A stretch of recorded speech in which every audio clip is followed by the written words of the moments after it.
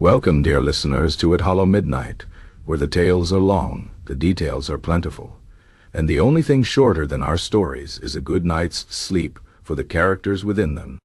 If you find yourself in the small hours, pondering the vastness of the universe, or the exact shade of gray in your ceiling, perhaps consider joining our little collection of insomniacs by subscribing to the channel.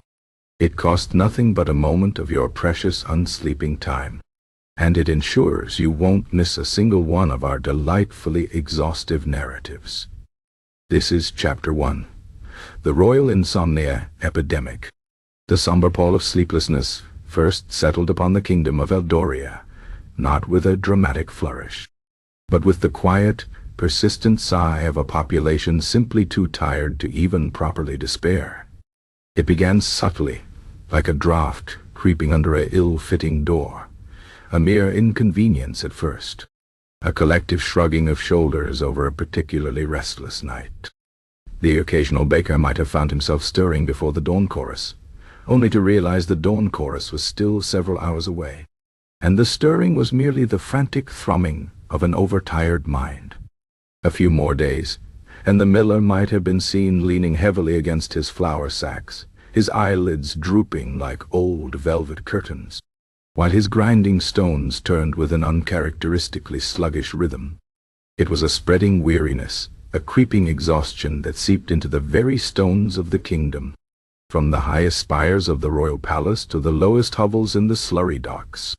King Reginald IV, a monarch known more for his impressive girth and even more impressive collection of exotic cheeses than for any particular administrative acumen, was among the first in the palace to truly feel the bite of this new, unwelcome epidemic.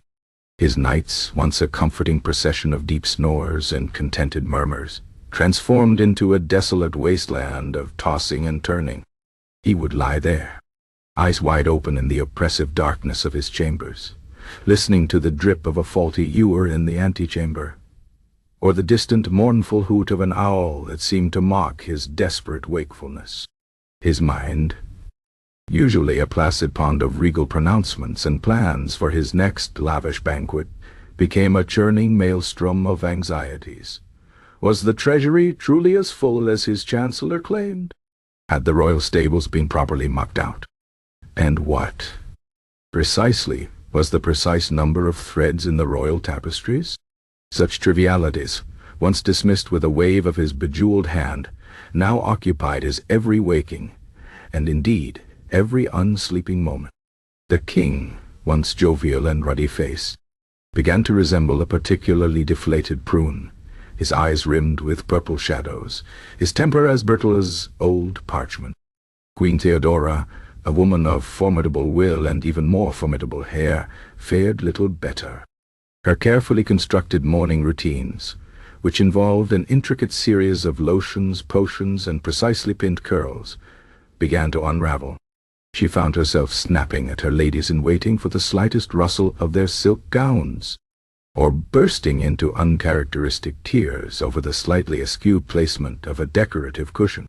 Her beauty's sleep, once a non-negotiable cornerstone of her regal existence, had vanished entirely, leaving her with a perpetually pinched expression and an increasing reliance on exceedingly strong black tea, which only seemed to exacerbate her agitated state.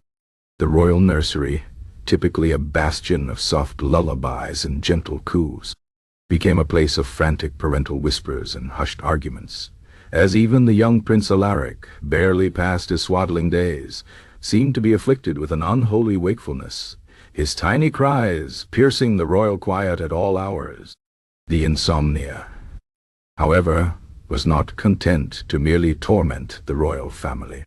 It began to weave itself into the very fabric of Eldorian society.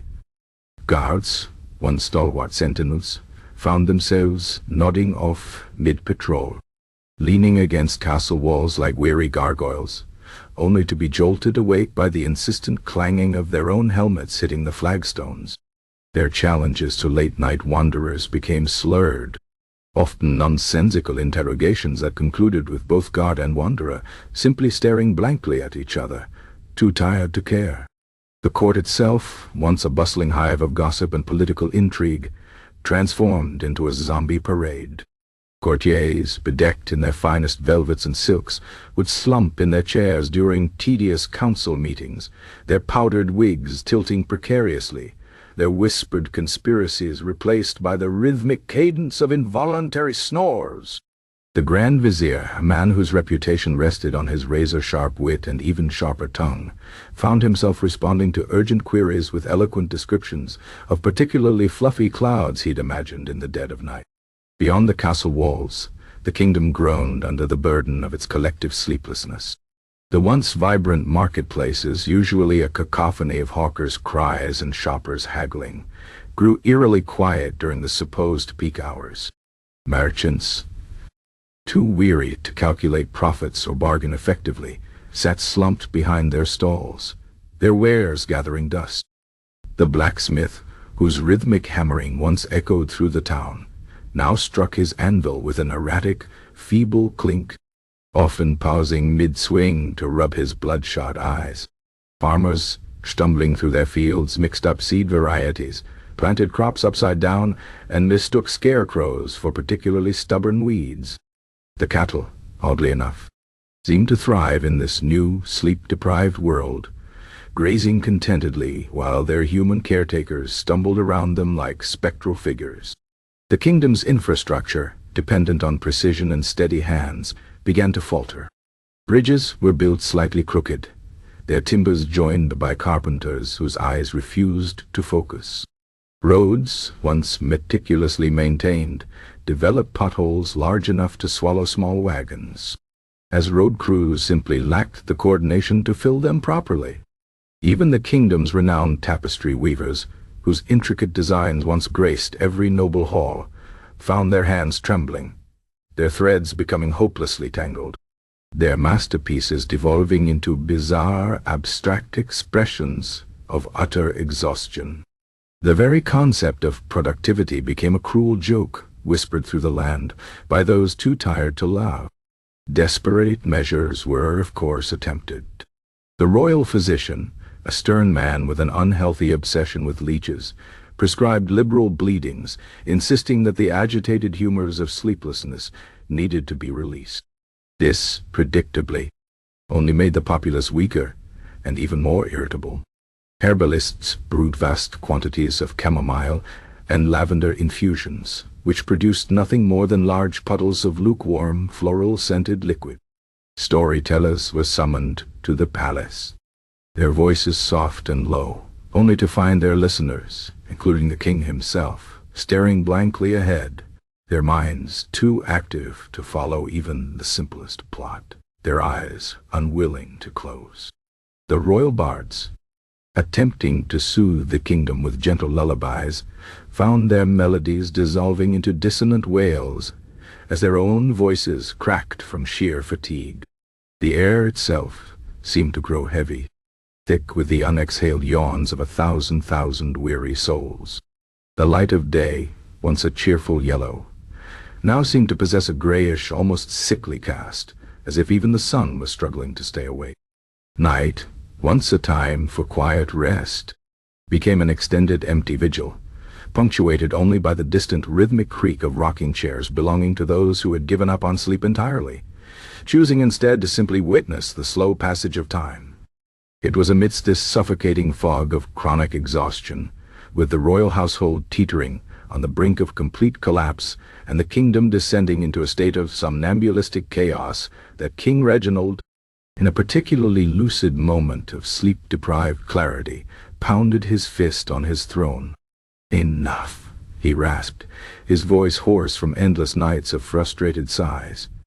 "This cannot stand. My kingdom is crumbling.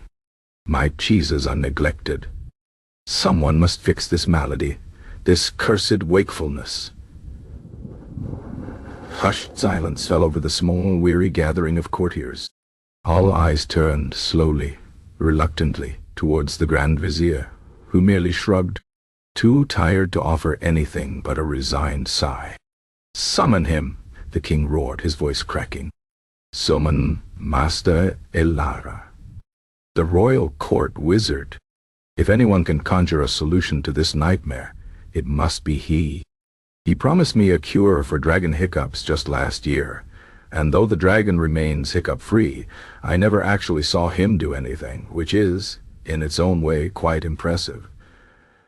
And so it was that amidst the drooping eyelids and desperate, whispered prayers for unconsciousness, Master Elira, the kingdom of Eldoria's most venerable and increasingly self-important practitioner of arcane arts, was finally summoned to address the royal insomnia epidemic, the fate of a kingdom.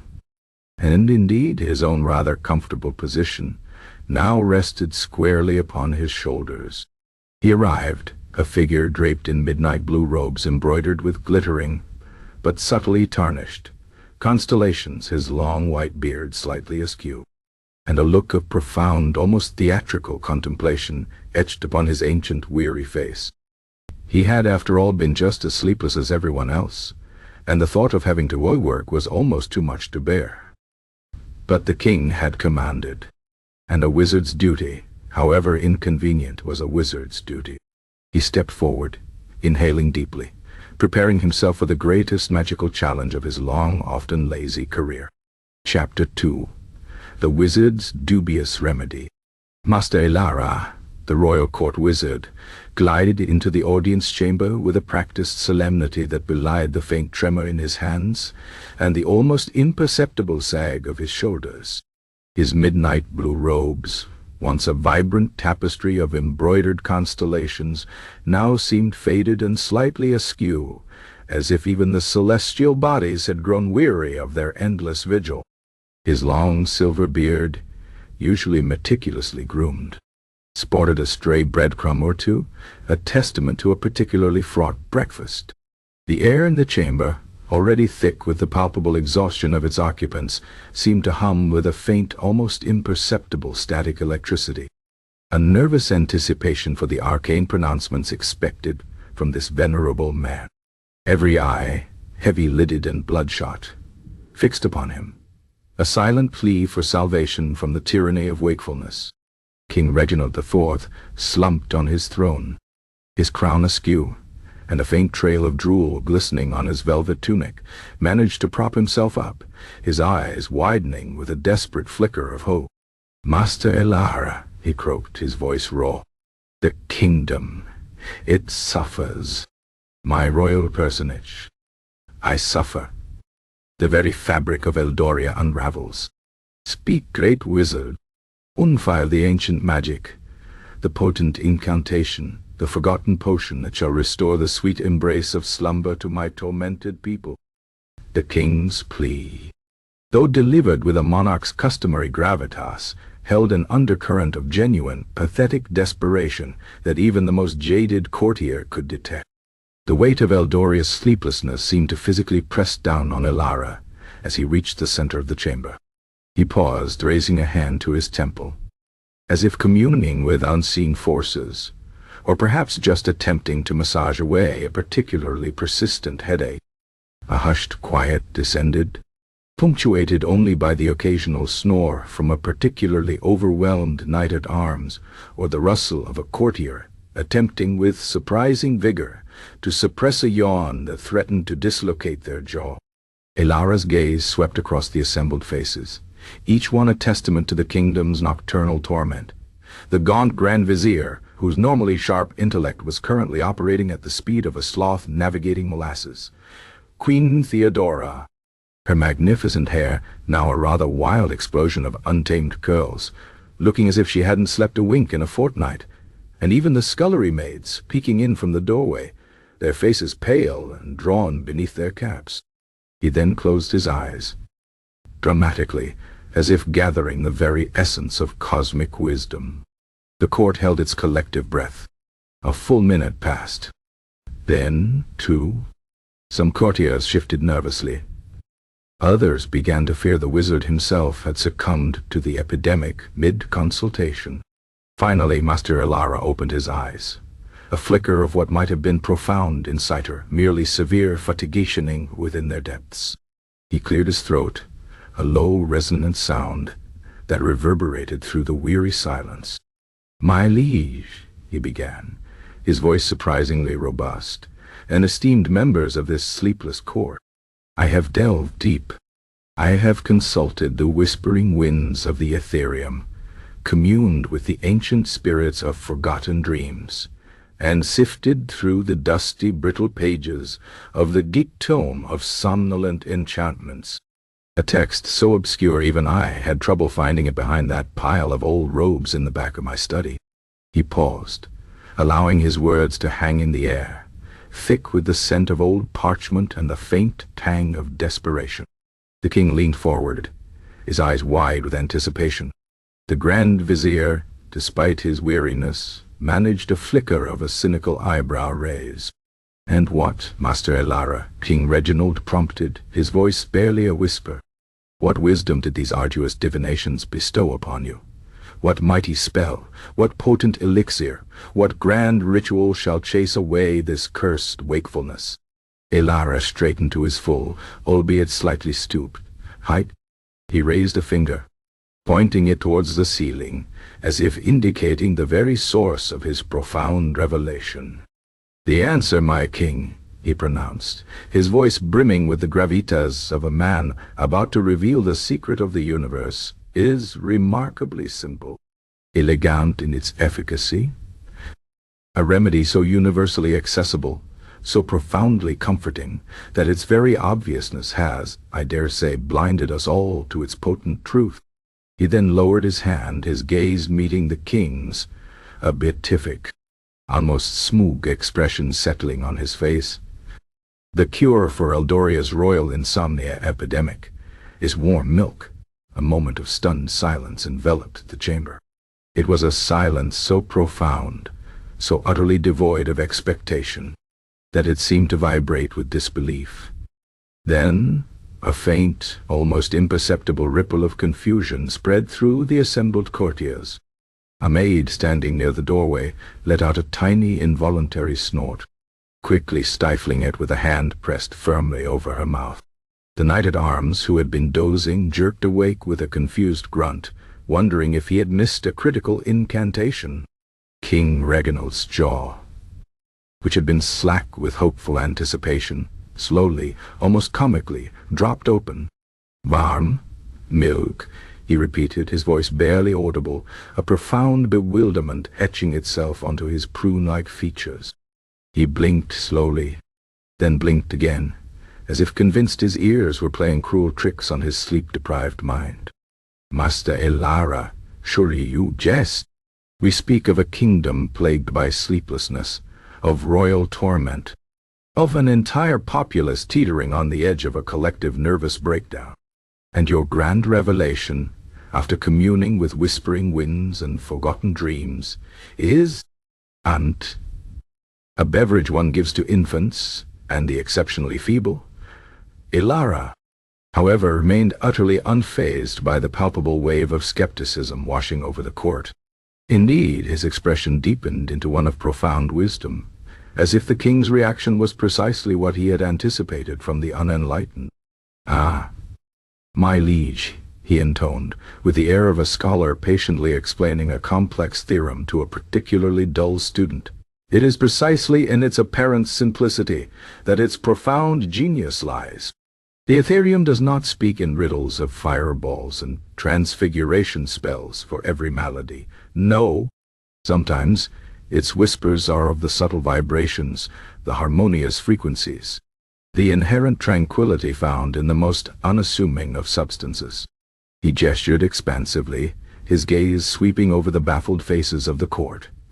"Consider, if you will, humble cow, a creature of unparalleled calm, of rhythmic chewing, of serene contemplation. Its very essence, its milk, carries within it the essence of bovine serenity. When warmed, these somniferous properties are activated, released into the very vapors that rise from the cup to be inhaled, to be imbibed, to gently coax the agitated humors of the sleepless mind back into a state of placid repose." He paused for dramatic effect, allowing his pseudo-scientific babble to sink in. "Furthermore," he continued, warming to his theme, perhaps inventing it on the spot, The very yakti of preparing and consuming the warm milk is a ritual in itself. The gentle heating, the slow deliberate sips, the quiet contemplation of the steaming liquid. It is a balm for the spirit, a sedative for the soul. It speaks to the ancient primal part of the brain that yearns for comfort, for nurture, for the security of the maternal embrace. It is a return to a state of pre-consciousness, a gentle journey back to the slumberous womb of existence. Queen Theodora, who had been attempting to repin a particularly unruly curl, dropped her silver hairpins with a soft clatter. Her eyes, though still weary, held a spark of incredulity that bordered on outright contempt. "Pre-consciousness, Master Elara," she drawled, her voice a silken lash. "Are you suggesting we all devolve into mewling infants for the sake of a good night's sleep?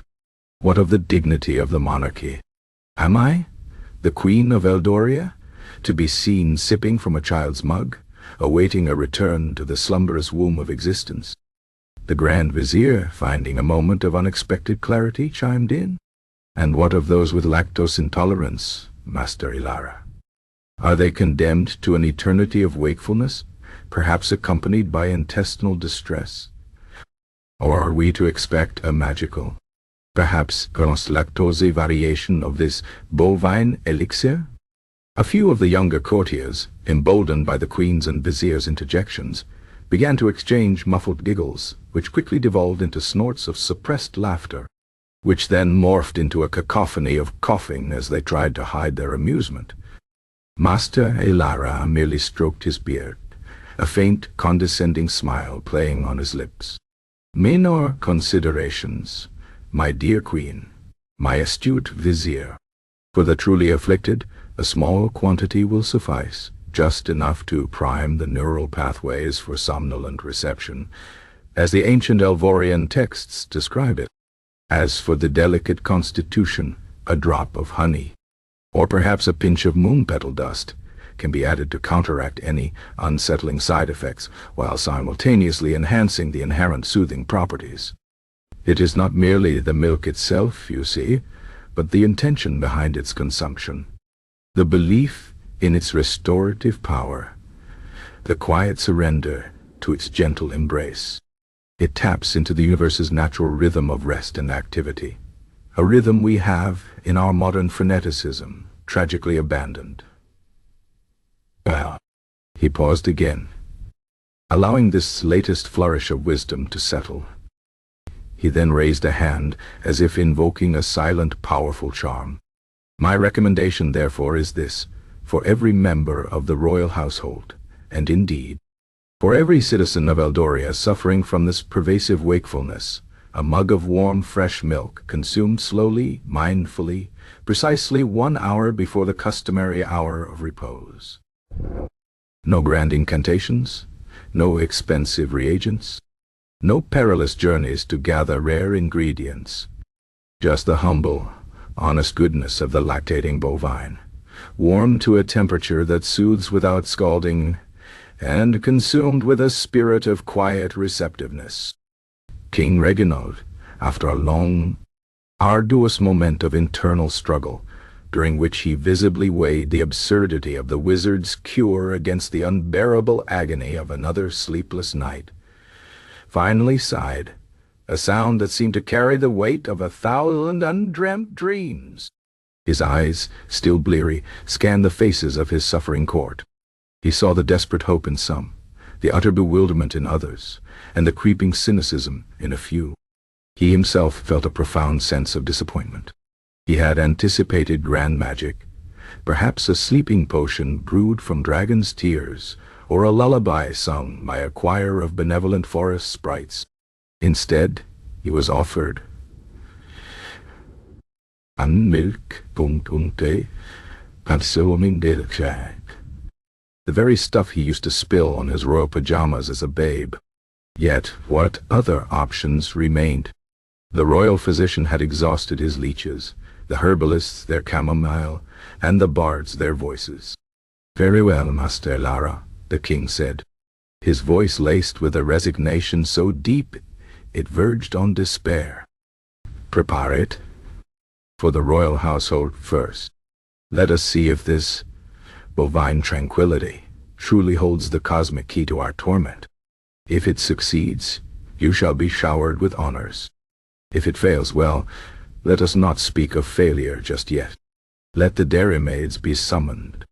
Let the royal kitchens be readied for this milk-warming endeavor. The Grand Vizier sagged further into his chair, looking as though he might spontaneously combust from sheer, unadulterated weariness and disillusionment.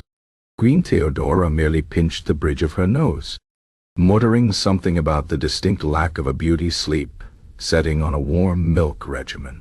And Master Lara, sensing his moment of triumph, however peculiar, gave a slight satisfied nod. He had spoken. He had consulted the Ethereum. He had delivered his profound, deceptively simple wisdom. The future of Eldoria's slumber now rested on the humble, unsuspecting shoulders of its dairy cattle, and the questionable efficacy of a heated beverage. The silent, creeping horror of a nation forced to consider warm milk as a legitimate medical intervention had truly begun. The kingdom, in its collective exhaustion, could only muster a faint communal groan as the first orders for vast quantities of fresh, whole milk were dispatched from the royal palace. Chapter 3. A History of Milk Myths.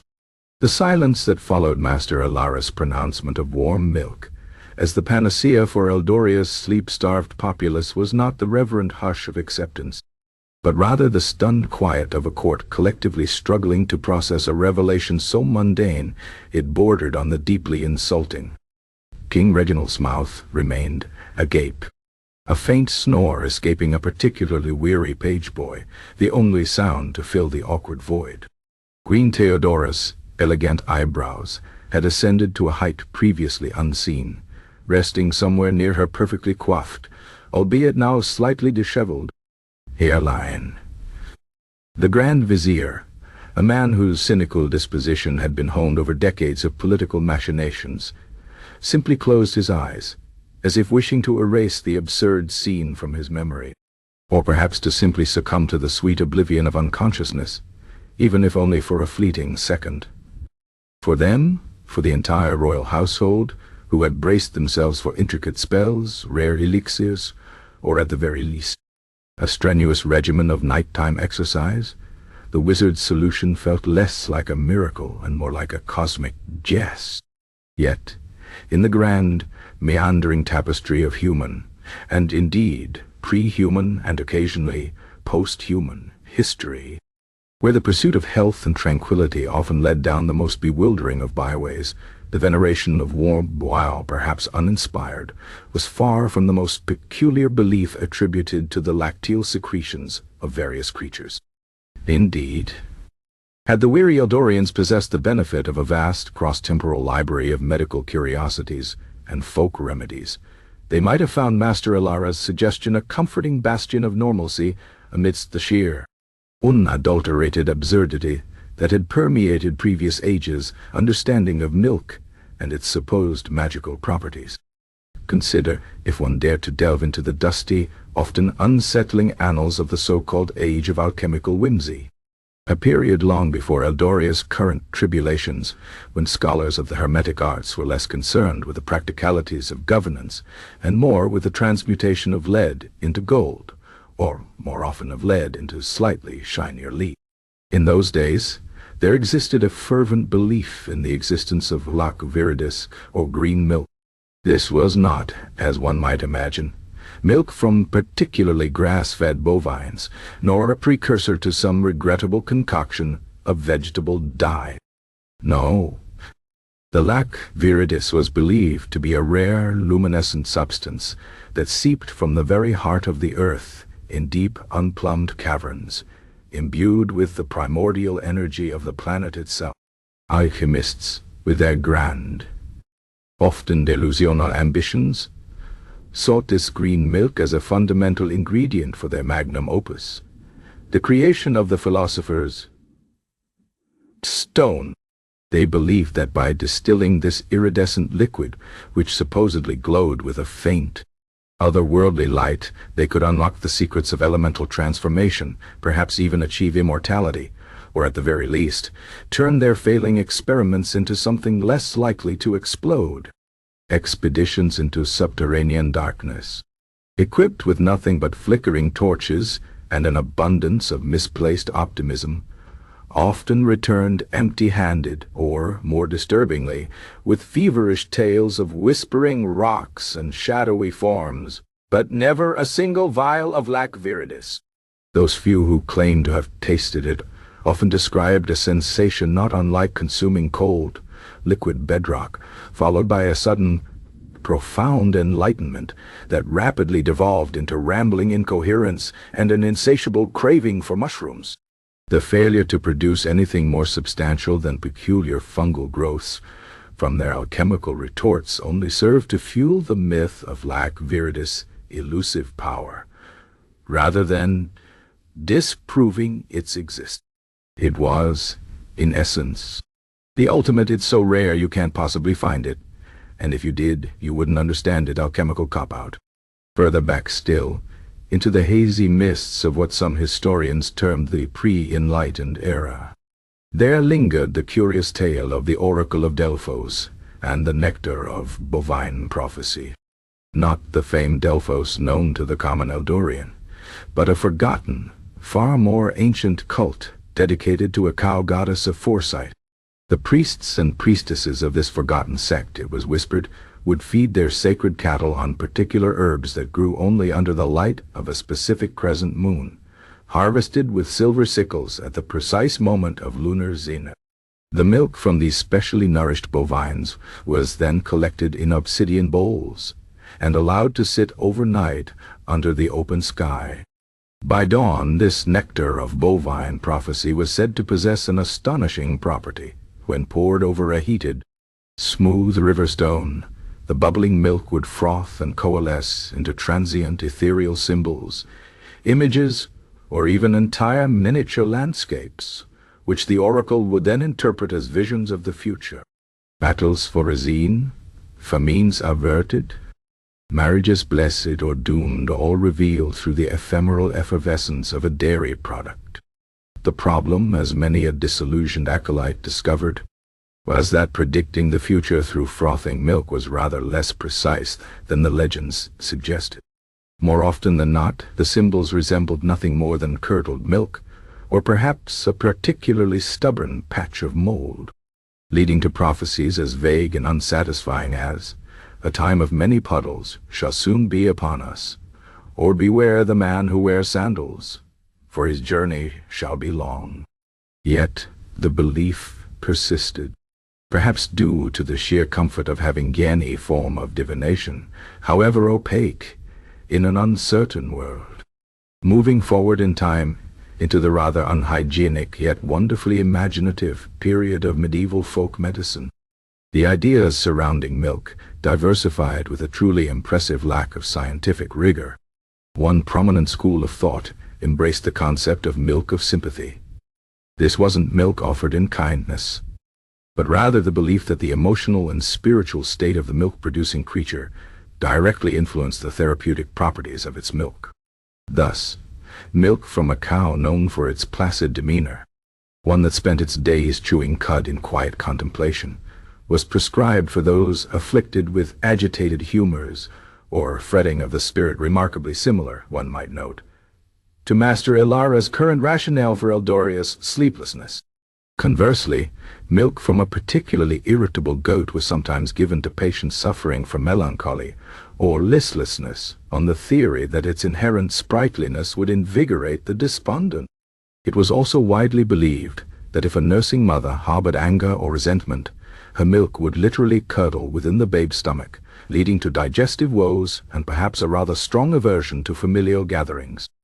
The efficacy of such treatments was, of course, highly debatable, often depending more on the power of suggestion and the robust constitution of the patient than on any actual curative properties of the milk itself. Still, it offered a comforting narrative in a world starved for explanations, however tenuous. And then there were the quacks. Oh, the glorious entrepreneurial quacks, whose ingenuity in parting the gullible from their coin knew no bounds. They peddled various patent milks, grandly advertised as miraculous elixirs. The most infamous was perhaps dragon's milk, a concoction widely proclaimed to grant immortality, immense strength, and the ability to breathe fire, though this last promise was rarely, if ever, demonstrated. Customers would pay exorbitant sums for a small dark vial of this mythical beverage, only to discover it tasted suspiciously like watered-down, slightly burnt cow's milk, perhaps with a dash of cayenne pepper for a fiery kick. Another popular, if equally fraudulent, offering was Pixie's dew milk, collected, so the purveyors claimed, from moonlit wildflowers by tiny, invisible fey folk. This luminous, often achieved with a dash of ground phosphorus, leading to various unfortunate internal glowings, liquid promised eternal youth and enchanting beauty. In reality, it was usually just goat's milk mixed with a generous amount of honey and, for good measure, a sprinkle of glitter from the bottom of an artisan's paint pot. The results, predictably, ranged from explosive gastrointestinal distress to merely very expensive, very sweet milk and a faint, embarrassing shimmer on the skin that would not wash off for days. The grand claims, the elaborate packaging, the persuasive rhetoric, all designed to appeal to the desperate hopes of a populace yearning for simple, magical solutions to complex problems. Sound familiar? Indeed, the belief in milk's extraordinary powers extended to the truly outlandish. There were isolated cults who believed in gnomes' grog milk, a substance said to be secreted from certain phosphorescent fungi found in the deepest subterranean caverns, consumed by gnomes and dwarves to grant them night vision and immunity to extreme cold. Its taste was universally described as akin to damp earth and forgotten minerals, often followed by a peculiar tingling sensation in the eyeballs.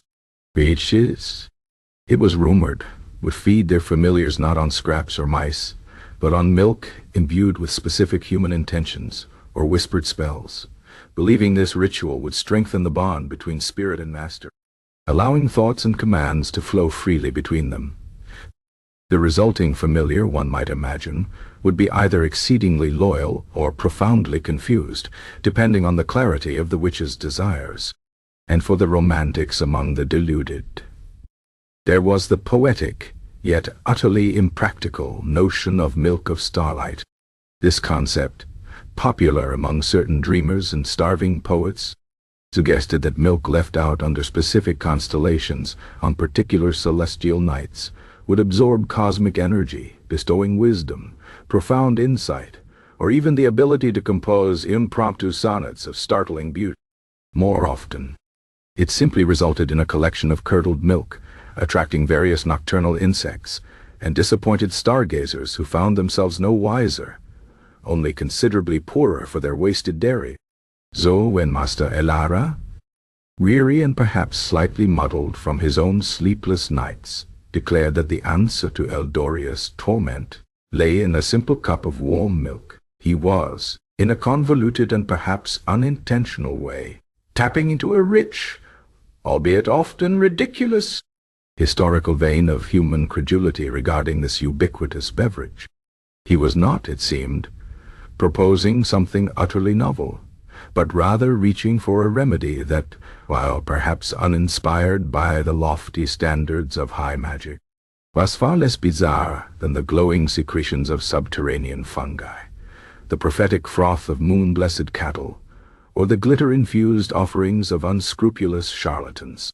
His warm milk, viewed through the distorting lens of history's more absurd, dairy-related doctrines, almost appeared sensible. Almost, as the royal dairymaids, summoned with urgent haste, began heating vast quantities of fresh cow's milk in enormous copper cauldrons within the bustling royal kitchens. The faint, comforting aroma of warm dairy began to drift through the palace corridors. It mingled with the lingering scent of stale sweat and unexhaled yawns, offering a strange promise that perhaps, just perhaps, this humble ancient liquid might indeed hold the key, however dubious, to unlocking the kingdom's sorely missed slumber. Chapter 4.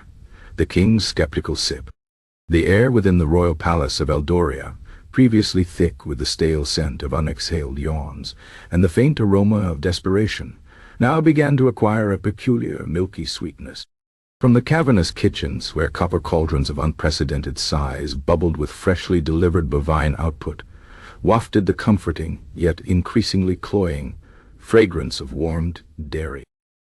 Dairy maids, summoned with the urgency usually reserved for invading armies, bustled about, their faces still etched with the pallor of sleeplessness, but now also tinged with a bewildered curiosity. They had, after all, spent their lives preparing various forms of curds, cheeses, and butter, but never before had they been tasked with the mass production of what was essentially a glorified nightcap for an entire kingdom. The clinking of ceramic mugs, the gentle hiss of warming milk, and the muttered instructions from Master Ilaris' apprentices, who seemed to possess a newfound, if entirely unearned, sense of self-importance, replaced the usual clatter of dinner preparations.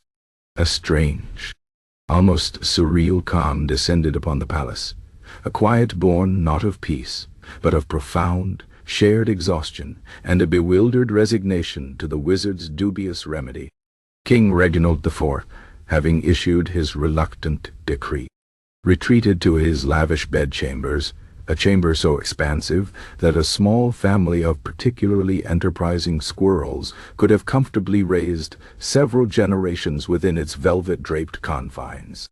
His usual evening routine, once a leisurely affair of selecting the finest silken nightcap and debating the precise fluffiness of his goose-down pillows with his royal valet, was now imbued with a grim, almost ritualistic solemnity.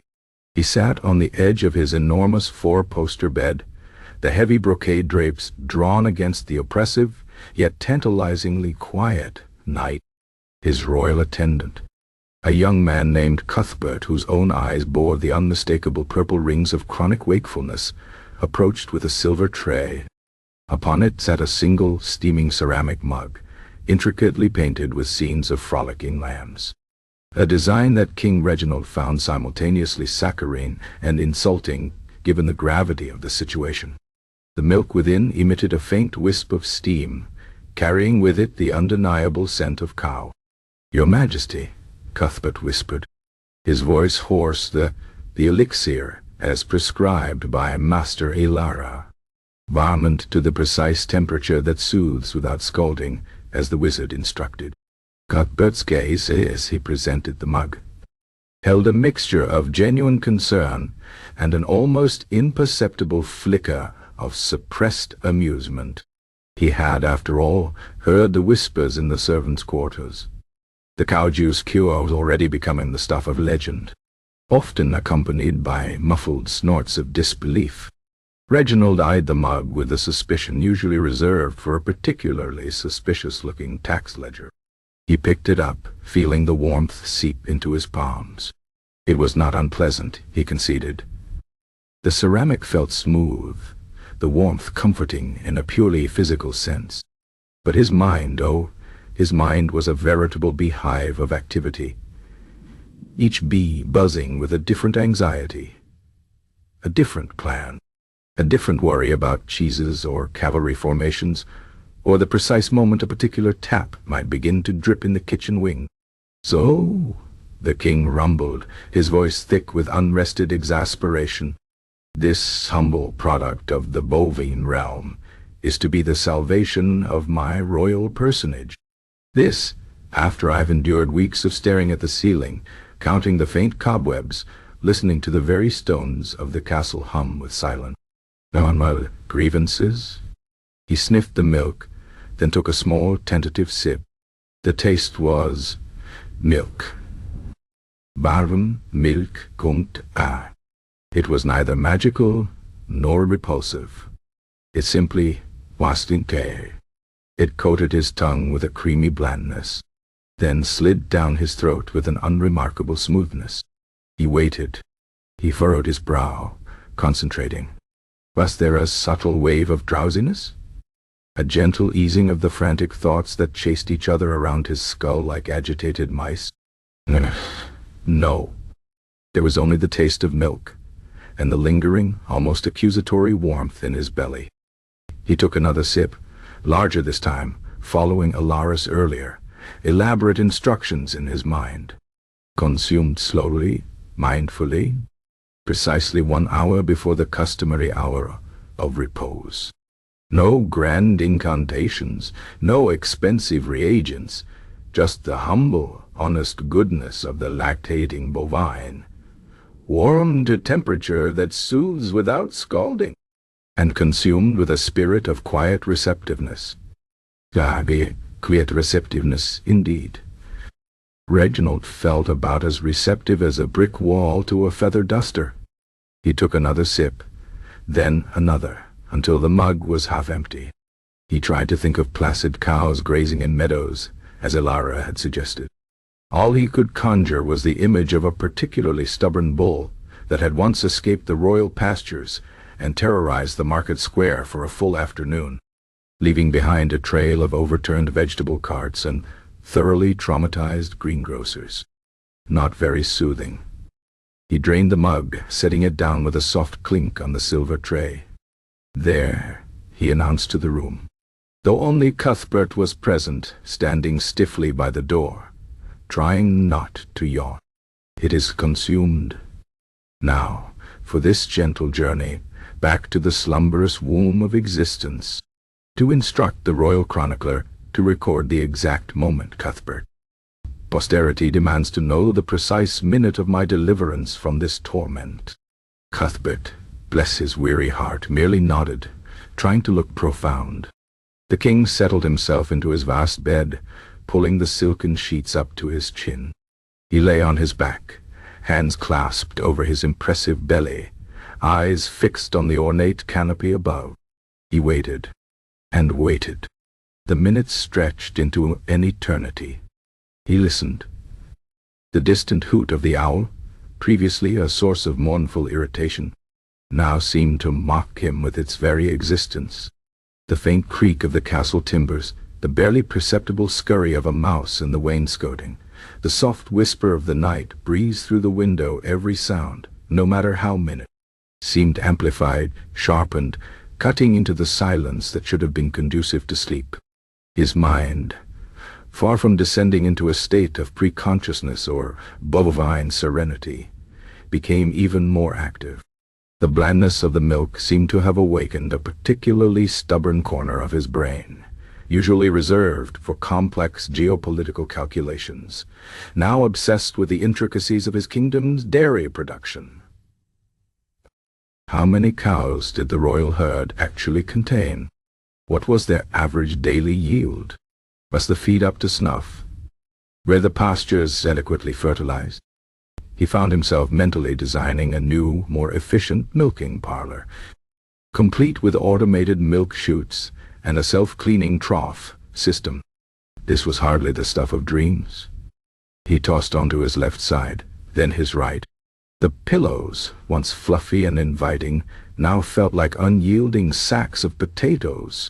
The sheets, previously smooth, seemed to develop imperceptible wrinkles that rubbed against his skin with an irritating insistence.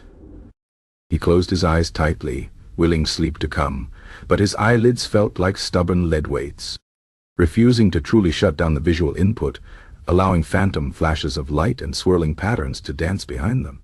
His muscles, though he had performed no strenuous activity, began to ache with a dull, persistent throb, the physical manifestation of his relentless mental activity. An hour passed. Then another. He felt not a jot of drowsiness.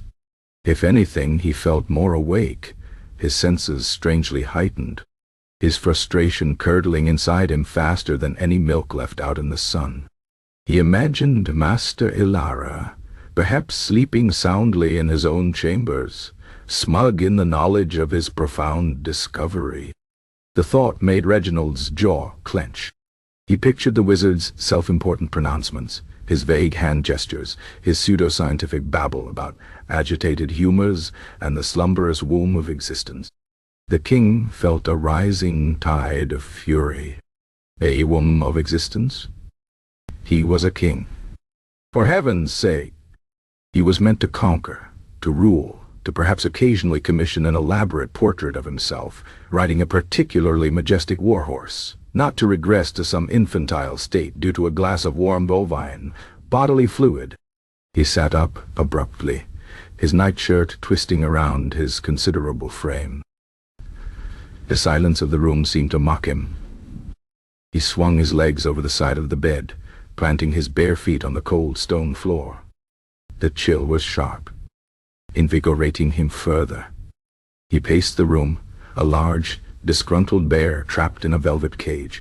He walked to the window, pulling aside the heavy drapes. The moon, a pale sliver in the vast inky sky, seemed to mock him, its quiet glow an insult to his wakefulness.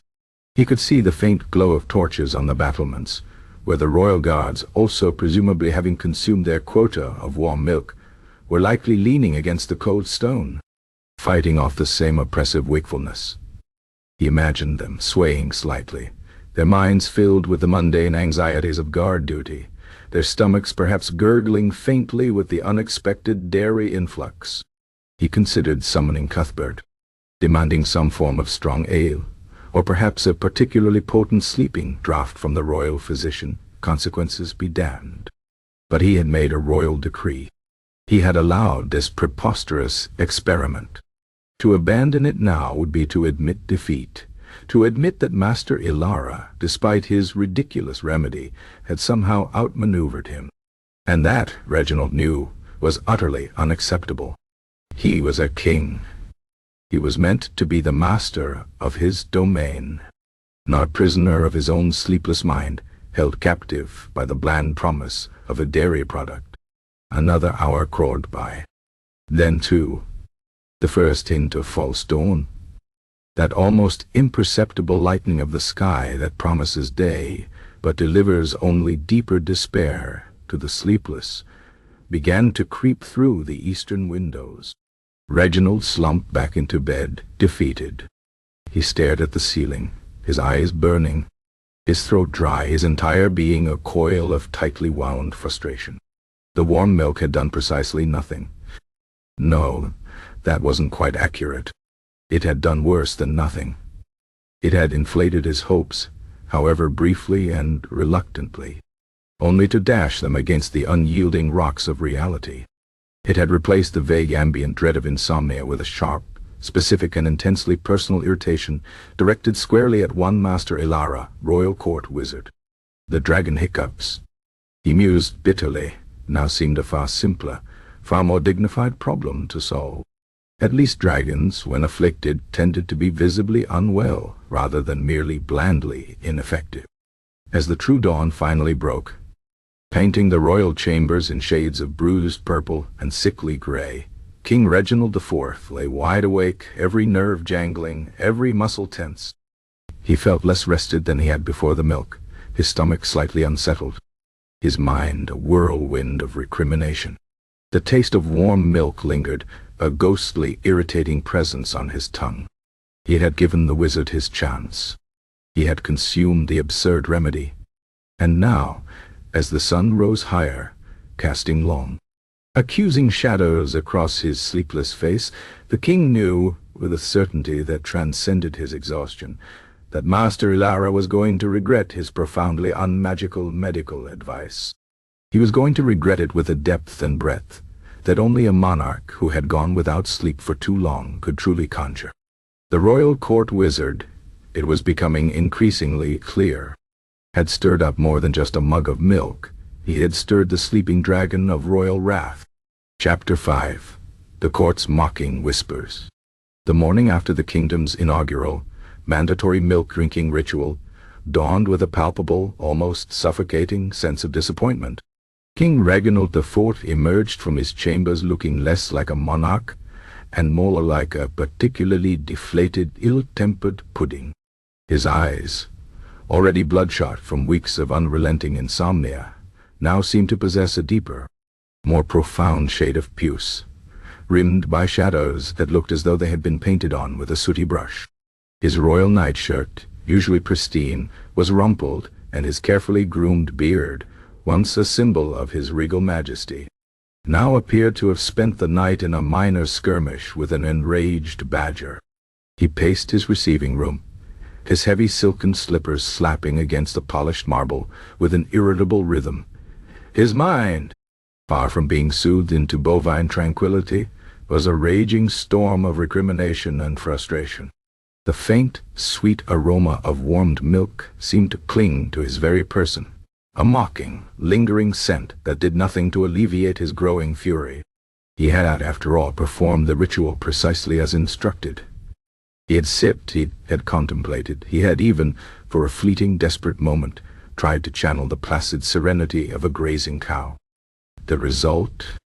A night of even more intense, hyper-aware wakefulness, punctuated by the faint, insistent gurgling of a stomach, unaccustomed to such a late-night dairy influx.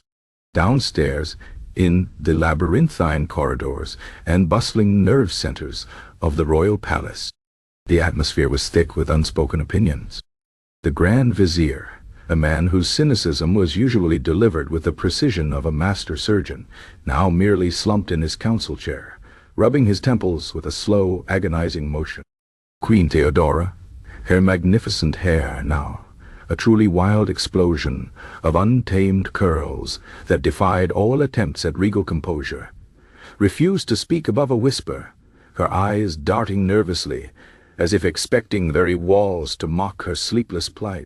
Even young Prince Alaric, who had apparently also been subjected to a carefully measured dose of Master Ilara's somniferous solution, spent the morning emitting a series of high-pitched, indignant wails, as if protesting the very injustice of infancy, compounded by unfulfilled promises of slumber. The mockery, as all good mockery does, began subtly, a faint ripple of suppressed snickers in the servants' quarters. The scullery maids, whose hands were usually occupied with scrubbing copper pots, found themselves exchanging knowing glances over the mountains of empty ceramic mugs returned from the royal chambers.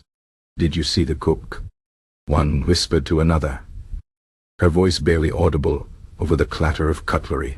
Said he spent the entire night staring at the ceiling, convinced he could hear the royal cattle whispering ancient bovine secrets.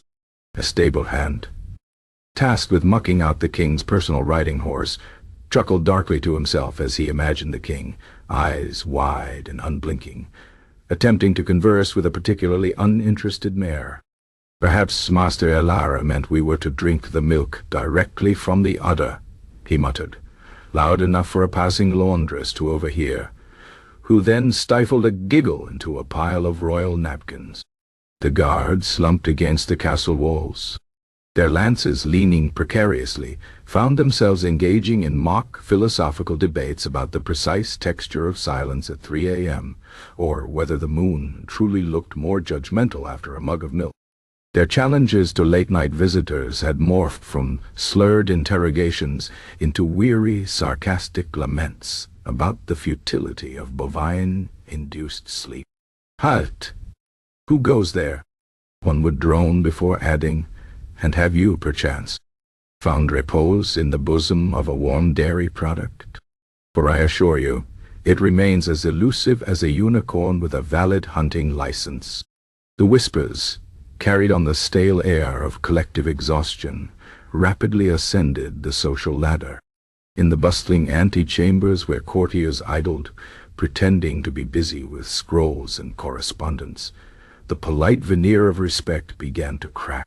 Lord Bartholomew, a man known for his perfectly sculpted beard and even more perfectly crafted sneer, leaned towards Lady Arabella, whose elaborate coiffure seemed to defy gravity as much as her eyes defied sleep. "Did you find His Majesty's prescribed remedy?" "Restaurative, my dear lady?" he murmured, a glint of malicious amusement in his weary eyes. Lady Arabella, fanning herself languidly despite the cool morning air, replied with a sigh that seemed to carry the weight of 1,000 sleepless nights. Restorative, Lord Bartholomew? I found it rather challenging. My humors, it seems, prefer to remain agitated. Perhaps Master Ilara meant for us to count the bubbles, rather than the sheep. A muffled snort from a nearby earl, who then quickly pretended to choke on a non-existent crumb, served as punctuation. The phrase Ilara's bovine bliss began to circulate, muttered with a mixture of irony and thinly veiled contempt. The royal physician, a gaunt man whose belief in the curative power of bloodletting had recently been overshadowed by the wizard's dairy decree, now walked with a noticeable spring in his step, or at least as much spring as a perpetually tired man could muster.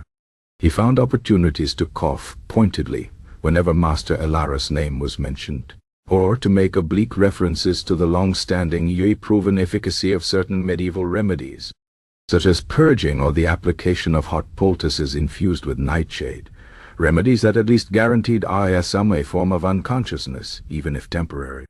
He even began to hint in hushed tones that perhaps the king's agitated humors had been merely transferred to his digestive system by the unexpected influx of milk, suggesting a secondary, more robust treatment might be required. Master Ilara, for his part, initially maintained a facade of serene confidence. He strode through the palace corridors, his midnight blue robes fluttering dramatically, though perhaps a little less dramatically than usual given the general exhaustion. He attributed the lack of immediate universal success to an insufficient spirit of quiet receptiveness among the populace. The Ethereum, he would declare to any poor soul who stood still long enough, does not grant its boons to the cynical.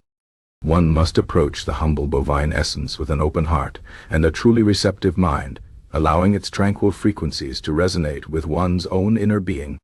He even started suggesting minor modifications to the milk-drinking ritual. A pinch of moon-kissed thyme for those with overly active imaginations, a drop of sunken river stone essence for those whose foundations of slumber were weak, or even, for the most stubborn cases, a single minuscule feather from a dream owl to be placed under the pillow while the milk was consumed. These additions, however, were less about genuine magical enhancement and more about desperately trying to justify his initial, spectacularly mundane diagnosis. The whispered jokes only grew louder. Courtiers began leaving tiny, suspiciously clean feathers on the wizard's lectern, or discreetly offering him sprigs of common garden thyme, accompanied by exaggerated winks. The royal bards, once tasked with composing epic ballads of Eldorian heroism, now found themselves subtly, and then not so subtly, weaving satirical verses into their morning performances. A mournful lute melody might accompany a verse about a wise old man whose beard flowed like curds, and whose wisdom was pure as the morning's milky words, promising slumber from the kindly old cow, though sleep remained elusive, even somehow. The king, despite his weariness, was not entirely oblivious to these subtle jabs. His eyes, though heavy-lidded, sharpened with a dangerous glint whenever he caught a glimpse of a smirking courtier or overheard a particularly sarcastic reference to bovine tranquility. His own frustration, already simmering, began to boil over as he realized that not only was he still sleepless, but he was now the unwitting star of a kingdom-wide comedy of errors, all thanks to his esteemed royal court wizard.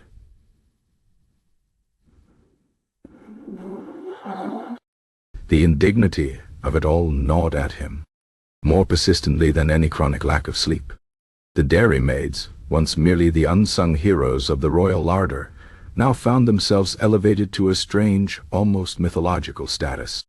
They were the purveyors of the miracle cure, the bovine elixir that had failed so spectacularly. Their once simple task of milking cows and churning butter had become a bizarre, high-stakes public health initiative.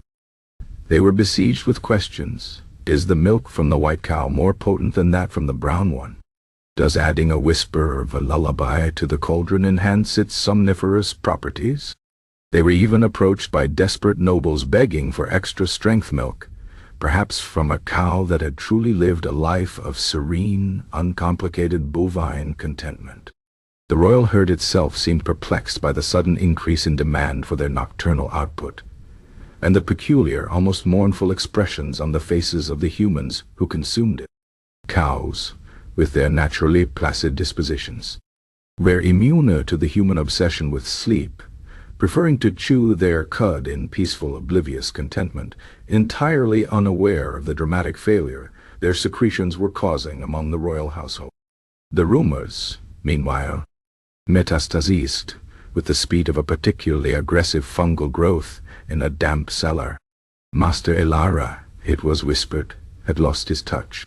His arcane powers were waning.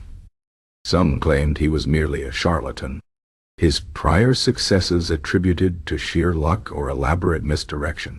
Others darkly suggested that the sleeplessness was not a malady at all, but a deliberate curse woven by Elara himself, designed to humiliate the kingdom before offering his miraculous yet useless cure. One particularly malicious rumor, started by a disgruntled former apprentice, claimed that Elara had simply forgotten all his actual spells, and was now resorting to increasingly desperate, mundane suggestions gleaned from old wives' tales. He had, the rumor stated, once tried to cure a royal toothache with a string pulled from a spider's web and a whispered prayer to the tooth fairy. The toothache, it was added, had persisted. The king, in his sleepless delirium, began to interpret every cough, every averted gaze, every barely suppressed chuckle as a direct affront. The sight of a mug of warm milk, which still permeated the palace air and was often seen being carried on trays by weary servants, became a trigger for a flash of cold, regal anger. His irritation, a slow-burning ember for days, was now fanned into a roaring inferno by the constant, mocking reminders of the wizard's incompetence and the kingdom's shared miserable wakefulness. He was no longer merely tired. He was incandescent with rage. This royal milk debacle was not just a personal inconvenience. It was a blot on his reign, a stain on his dignity, and a public humiliation. It was during a particularly dismal mid-morning council meeting, where the Grand Vizier had just finished describing the precarious state of the royal granaries, in a voice that sounded like gravel being dragged across a slate, and Queen Theodora had openly yawned, a wide, unladylike cavern of exhaustion, that King Reginald snapped. He had been listening, or rather, enduring, a whispered conversation between two courtiers nearby, one of whom distinctly used the phrase, "a cow's comfort," with a sneer of such condescending disdain that it grated on the king's frayed nerves. He slammed his fist on the armrest of his throne, a sound that, in the prevailing atmosphere of quiet despair, echoed like a thunderclap. Every head in the chamber jerked up, eyes wide with alarm, finally roused from their stupor by the sheer force of royal fury. "Enough!" King Reginald roared, his voice hoarse, but potent with a righteous wrath. "Enough of this mockery. Enough of this Gary-induced delirium. I tasked my royal court wizard with a solution, a magical intervention, a remedy fit for a kingdom, not a nursery. And what have I received? A kingdom of insomniacs, now additionally burdened by upset stomachs, and a collective, mocking sneer. This charade ends now." His gaze, blazing with sleep-deprived indignation, swept across the chamber, finally settling like a hawk on its prey, upon the slightly trembling form of Master Elara, who had until that moment been attempting to appear deeply absorbed in a particularly dusty tome of lunar charts. The wizard's face, already pale, seemed to drain of any remaining color. The era of gentle, dairy-based ridicule was over. The era of royal retribution had truly begun. Chapter 6. The Wizard's Desperate Defense.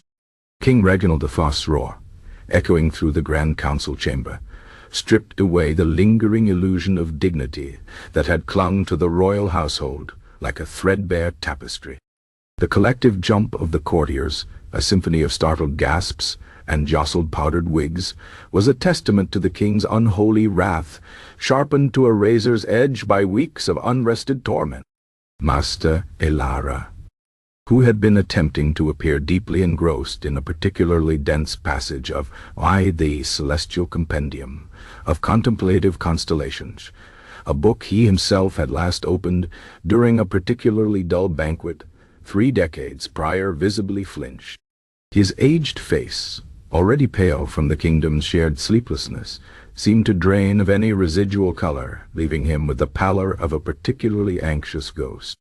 His hand, which had been stroking his lengthy beard with an air of profound intellectual absorption, froze mid-stroke, leaving a stray, almost phosphorescent, crumb of something resembling dried cheese clinging precariously to a silvery strand.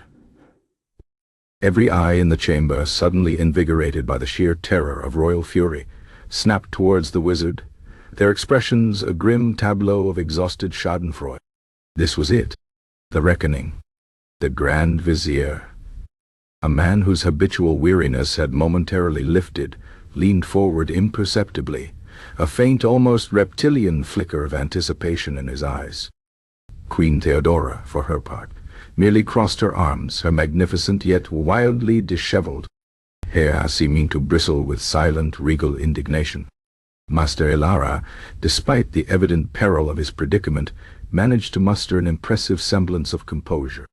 It was a composure born not of genuine confidence, but of decades of bluffing his way through minor magical mishaps and inconvenient royal requests. He cleared his throat, a sound that, in the sudden, oppressive silence, seemed unnaturally loud. "Your Majesty," he began, his voice wavering only slightly, a mere tremor in the profound basso of his usual pronouncements. I understand your disquiet. Indeed, I share it.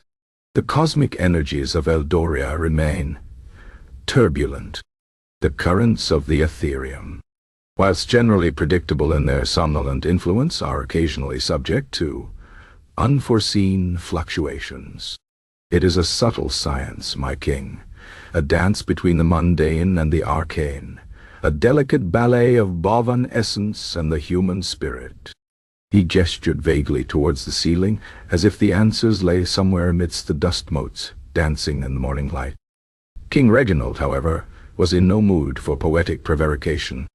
"Subtle science, Master Elara," he bellowed, his voice cracking with exasperation. "My good wizard, I have consumed your bovine essence. I have contemplated the quietude of the cow.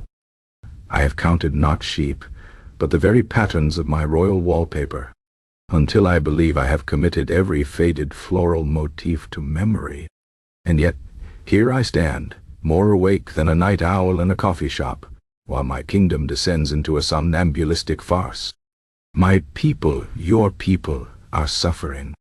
They whisper of cow comfort and dairy delirium in the very halls of my palace. Explain yourself, Master Elara. Explain why your grand remedy, after all your communing with spirits and dusty tomes, has produced nothing but a kingdom of milk-addled insomniacs." Elara shifted his weight, his eyes darting around the chamber, seeking some form of escape, or failing that, a plausible, increasingly convoluted justification. "Ah, yes, your Majesty. The whispers. Precisely. This, I confess, is a variable I perhaps underestimated in my initial analysis of Eldoria's spiritual fortitude. You see, the warm milk in its purest form contains potent somniferous lactones, which, when ingested, ache to align with the body's innate desire for rest. However, he paused, leaning in conspiratorially as if revealing a deep cosmic secret. This alignment requires an absolute unshakable belief in the milk's efficacy.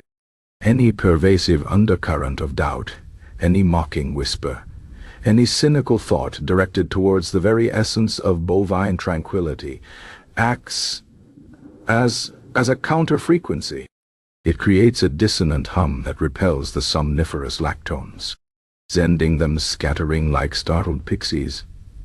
The collective skepticism of the court, The very air thick with uncharitable jests has, I regret to inform you, created an energetic repulsion field around the royal bedchambers, rendering the milk's properties inert. He finished with a flourish, as if this made perfect sense. The Grand Vizier snorted, a dry, rasping sound. So, Master Elara, you imply that it is Gore's fault, that our healthy skepticism, our understandable lack of faith in a cow's, utter as the fount of all slumber, has sabotaged your lactones. Precisely, my astute vizier. Elara latched onto the interruption with the desperation of a drowning man, grabbing a straw. The human mind, in its agitated state, can be a formidable obstacle to even the most ancient and subtle of magics. We need a kingdom-wide psychological conditioning, a collective affirmation of bovine goodness, perhaps a daily chant, milk is good, milk is kind, milk will soothe my troubled mind. King Reginald slammed his fist on his throne again. A chant? Master Elara, I am a king, not a kindergarten teacher. And what of my own chambers? I, your king, consumed the milk with as much receptiveness as I could muster. And yet I lie awake, mentally redesigning the royal sewers. Are my thoughts, my own royal anxieties, creating this repulsion field? Elara cleared his throat again, wiping a bead of nervous sweat from his brow. A most astute question, Your Majesty, and one for which I have, after much nocturnal contemplation, which I admit was far from restful, arrived at a profound understanding. It is not merely the consumption of the milk, you see, but the conditions surrounding the consumption. The very vessel itself.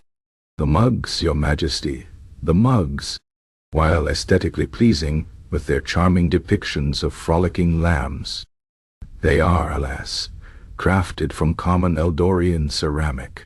This material, though robust, lacks the inherent crystalline resonance necessary to properly amplify the milk's latent somniferous properties. What is required are mugs crafted from moon quartz, painstakingly carved under the light of a waxing gibbous moon, and then ceremonially blessed by a coven of particularly placid hermits dwelling on the whisper-wind peaks. Only then can the milk's true energetic potential be unleashed into the sleeper's aura. Queen Theodora, who had been attempting to repin her hair with a brooch, let out a sound somewhere between a groan and a choked sob. Moon quartz mugs. Master Elara, do you know the cost of such an endeavor? And where, pray tell, are we to find placid hermits who are also amenable to blessing crockery, particularly when the entire kingdom is teetering on the brink of collapse from sheer fatigue? A mere oversight, Your Majesty, in the grand scheme of holistic somnolence. Elara pressed on, emboldened by the sheer audacity of his new theory. But there is more. The temperature. While I specified warm to soothe without scalding, I neglected to account for the subtle variations in ambient atmospheric humidity within the royal bedchambers. A slight drop in humidity, perhaps due to an errant draught from a poorly sealed window, could have caused the milk to cool by a fraction of a degree too much, thereby causing the somniferous lactones to become sluggish, inert, perhaps even to coagulate into tiny, wakefulness-inducing mental knots. He gestured with a frantic hand.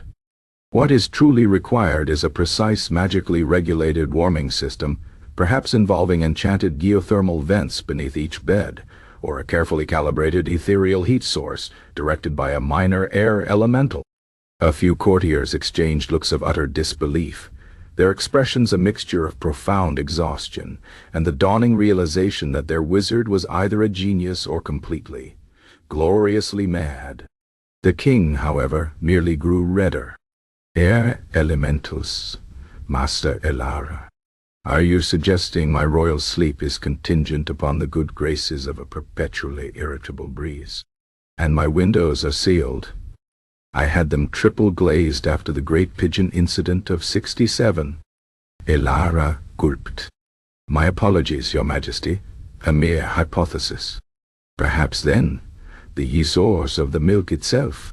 While a royal herd is indeed exemplary, I fear we did not account for the emotional resonance of the individual bovines. If a cow, even a placid one, has experienced a particularly distressing day, perhaps a particularly tenacious fly, or an unexpectedly loud sneeze from a nearby farmhand, its milk may carry a faint, imperceptible echo of that agitation. What is truly needed is milk from a blissfully ignorant cow, one that has known nothing but serene contentment, perhaps even a cow that has been serenaded by gentle lullabies and fed only the finest, most calming herbs, harvested under the gaze of a benevolent constellation, and milked by hands devoid of earthly worries, perhaps by ethereal spirits themselves. The Grand Vizier groaned audibly. So, we must hire celestial dairymaids, Master Elara. Is there a particular celestial union we should approach? A minor logistical challenge, I assure you. Elara retorted, now sweating profusely. But the most crucial factor, my king, the one that truly explains the widespread failure, is the post-consumption posture and the immediate mental engagement. While the milk begins its work, gently nudging the mind towards slumber, any sudden movement, any attempt to consciously force sleep, or any engagement in complex thought processes such as, dare I say, mentally redesigning sewer systems will utterly shatter the fragile, somnolent spell. The somniferous lactones are easily frightened, you see. They are timid things, requiring an immediate, profound surrender to unconsciousness. One must lie perfectly still, eyes gently closed, mind blank as a freshly laundered sheet, for a full 45 minutes after consumption. No fidgeting, no tossing, no turning, no pondering the precise number of threads in tapestries. Any deviation from this absolute stillness sends the lactones fleeing in terror, causing the sleeper to rebound into a state of even greater wakefulness, a sort of somnolent backlash. King Reginald's face was now a dangerous shade of purple. So, I am to blame myself. My inability to immediately fall unconscious after consuming your Jaco concoction is the problem. You offer a remedy for sleeplessness, and then blame the sleepless for not sleeping. This is preposterous. This is an insult to the very foundations of royal logic. Not blame, Your Majesty, merely observation. Elara insisted, backing away a step. The remedy is perfect. The application is flawed.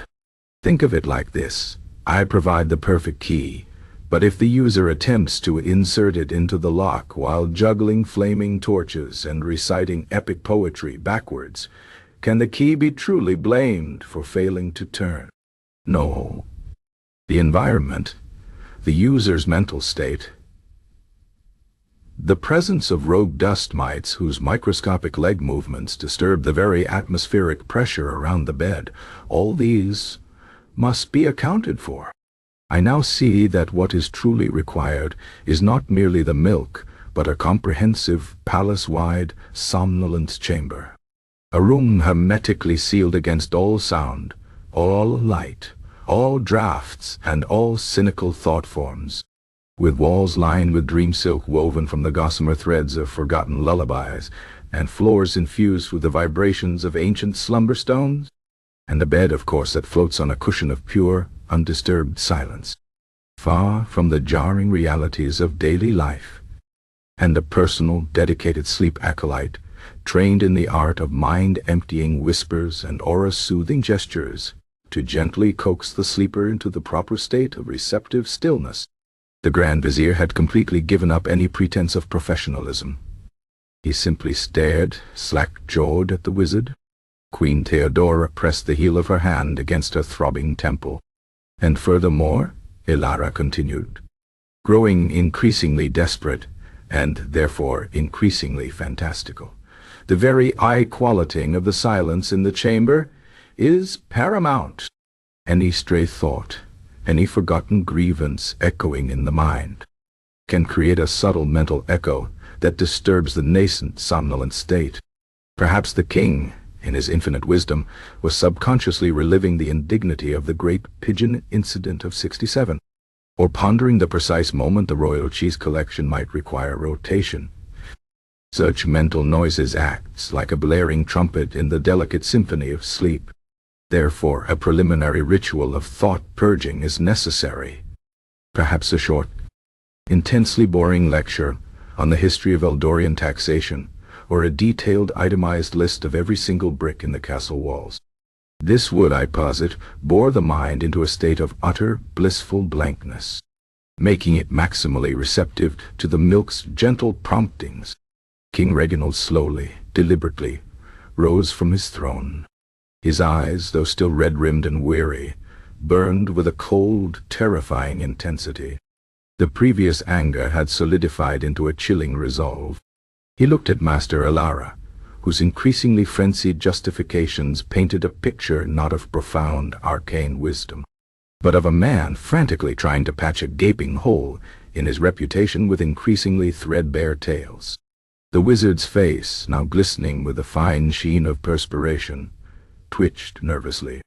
"Master Elara," the king said, his voice dangerously quiet, "you speak of somniferous lactones? Of repulsion fields, of moon quartz mugs, and of blissfully ignorant cows. You blame the very air, the very thoughts in our heads, the very fabric of our bed sheets, for the failure of your humilque."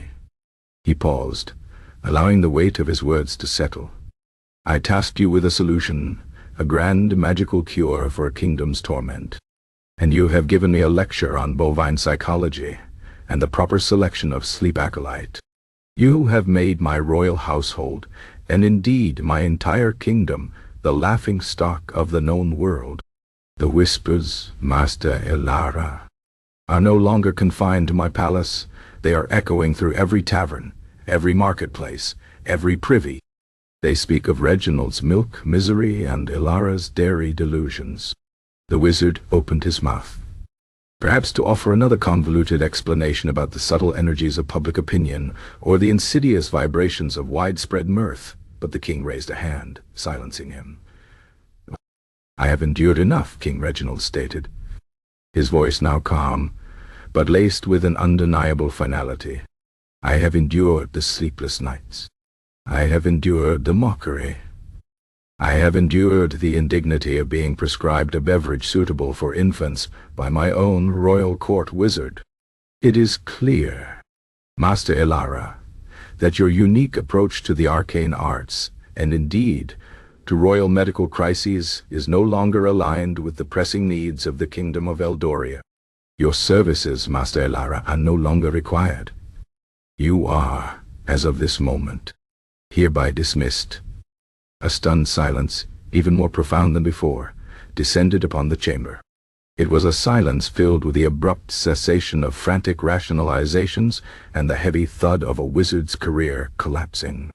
Master Elara swayed slightly, as if struck by an invisible, non-somniferous blow. His mouth worked, but no sound emerged. The stray cheese crumb, dislodged by the sheer force of the king's pronouncement, finally tumbled from his beard, landing with a faint, almost metaphorical plink on the polished marble floor. The irony, as Master Elara would later reflect in his undoubtedly sleepless exile, was that the only thing that had truly put anyone to sleep in Eldoria was the mind-numbing banality of his own defense. The royal court wizard, it seemed, had finally run out of absurd explanations, and consequently out of employment. Chapter 7. The Queen's Midnight Rage.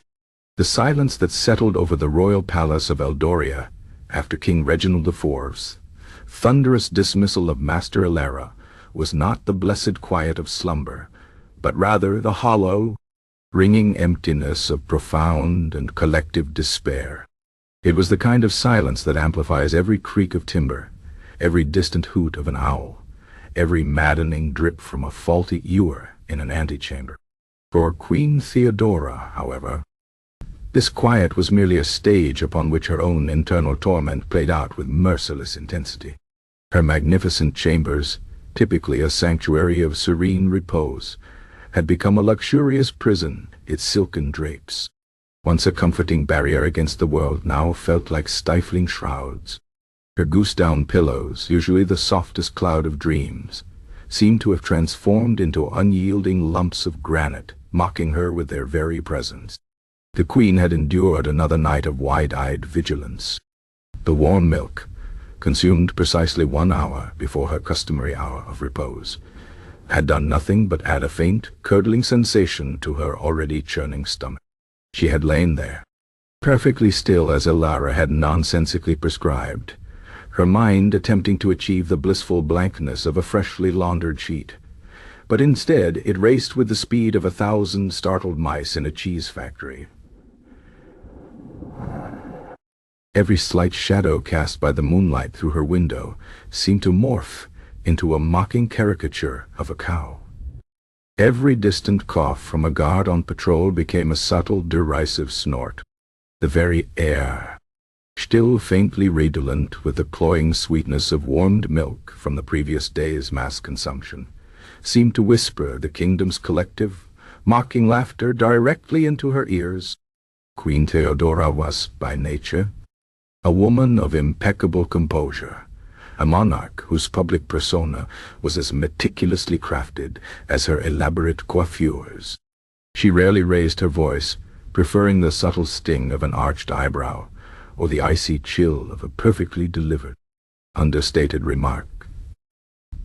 But weeks of relentless sleeplessness had gnawed away at her carefully constructed facade, leaving her a raw nerve, a frayed tapestry of royal dignity. Her usually luminous skin was now sallow, stretched out over prominent cheekbones. The famous, formidable hair, once her crowning glory, had devolved into a truly magnificent yet utterly uncontrollable explosion of dark curls that seemed to defy gravity and all known principles of hairdressing. She had attempted, in a fit of desperate frustration, to braid it, only to find her trembling fingers fumbling with the strands, tangling them into an impenetrable knot that now hung precariously over one eye. Her eyes themselves, once sparkling with intelligent wit, were now 2 cavernous pools of bloodshot exhaustion, their purple shadows deeper than any royal velvet. The king's earlier outburst, his furious dismissal of Ilara, had provided a brief, vicarious release.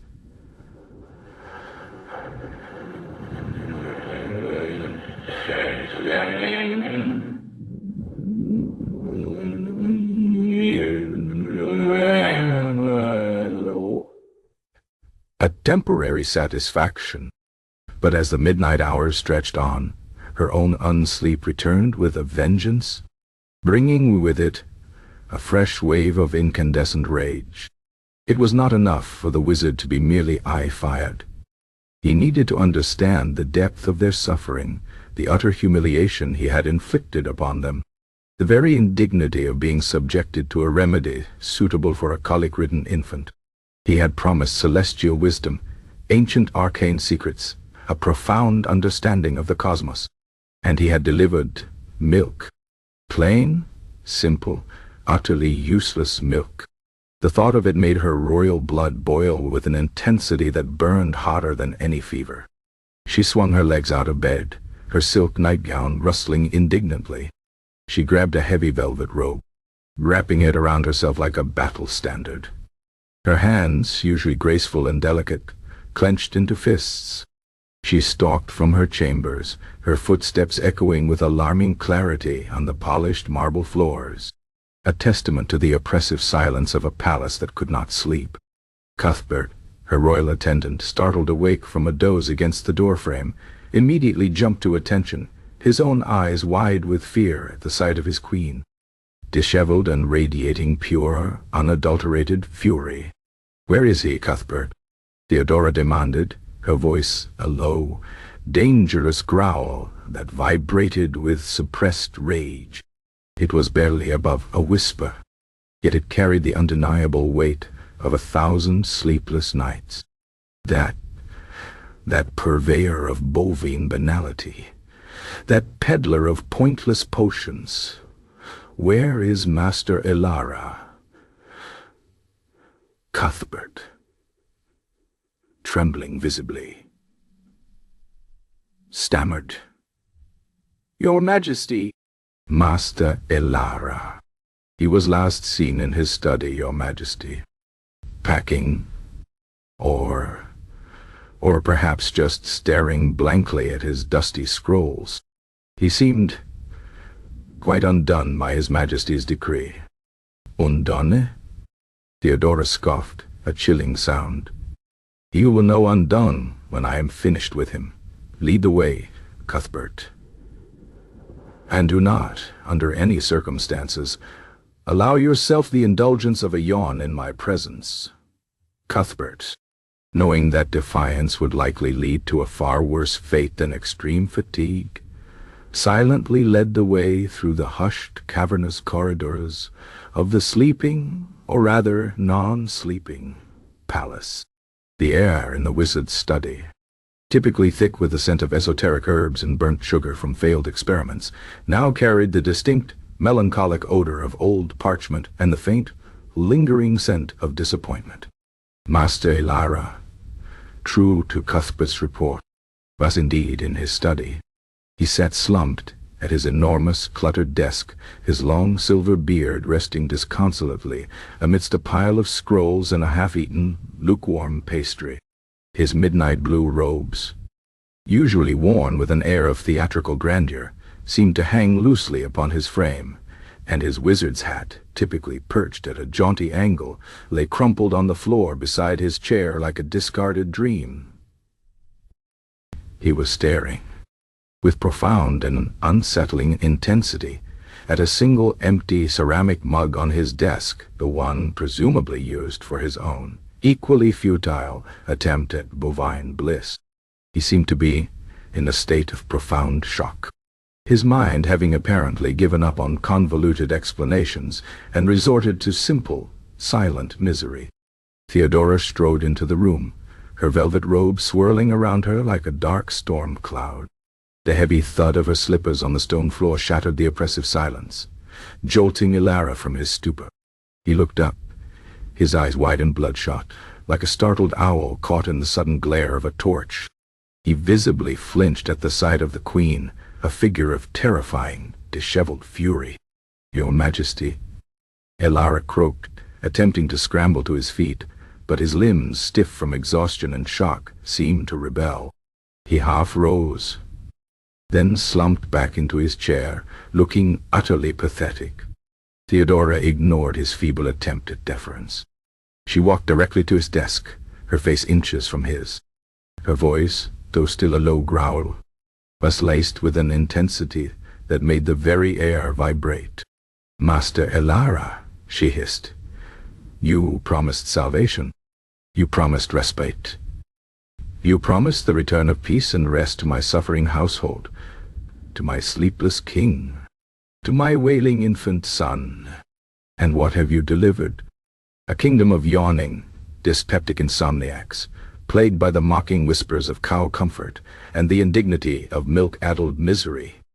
Elara opened his mouth, perhaps to launch into another convoluted explanation about dissonant frequencies, or the emotional resonance of dairy cattle, but Theodora cut him off with a sharp, imperious gesture. "Do not," she warned, her voice dropping to an even more dangerous whisper. "Do not, I beg of you, utter another word about somniferous lactones, or moon quartz mugs, or the inherent placidity of bovine anatomy. I have endured enough of your pseudo-scientific prevarications to last me a lifetime of wakefulness.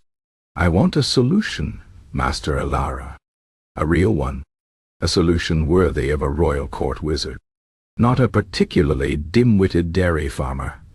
She leaned closer, her eyes blazing with the accumulated fury of countless sleepless nights. "My king in his infinite weariness has dismissed you. He has, in his profound disappointment, cast you aside like a discarded cheese rind. But I, Master Elara, am not so easily satisfied. I am queen, Theodora. And I am still wide, agonizingly, incandescently awake. She straightened, drawing herself up to her full, albeit weary, height. I do not care about your repulsion fields or your slumberous wounds. I care about results. My Prince Alaric has not slept soundly in a fortnight. His cries pierce the very stones of the nursery. My royal ladies-in-waiting are reduced to weeping puddles of despair. And I, Master Ilara, find myself contemplating the precise number of threads in the royal tapestries, a pastime that, I assure you, is utterly beneath my royal station, and infinitely less stimulating than a good game of chess. Ilara, now genuinely terrified, stammered, "Your Majesty, I assure you, my intentions were pure. The Aetherium can be capricious. The arcane forces often manifest in deceptively simple forms."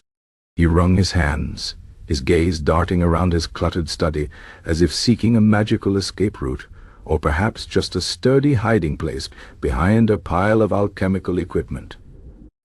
Deceptively simple? Theodora scoffed, a bitter laugh escaping her lips. It was merely simple, Master Ilara. So simple, it was insulting. My patience, unlike my wakefulness, is at an end. I demand a genuine magical intervention.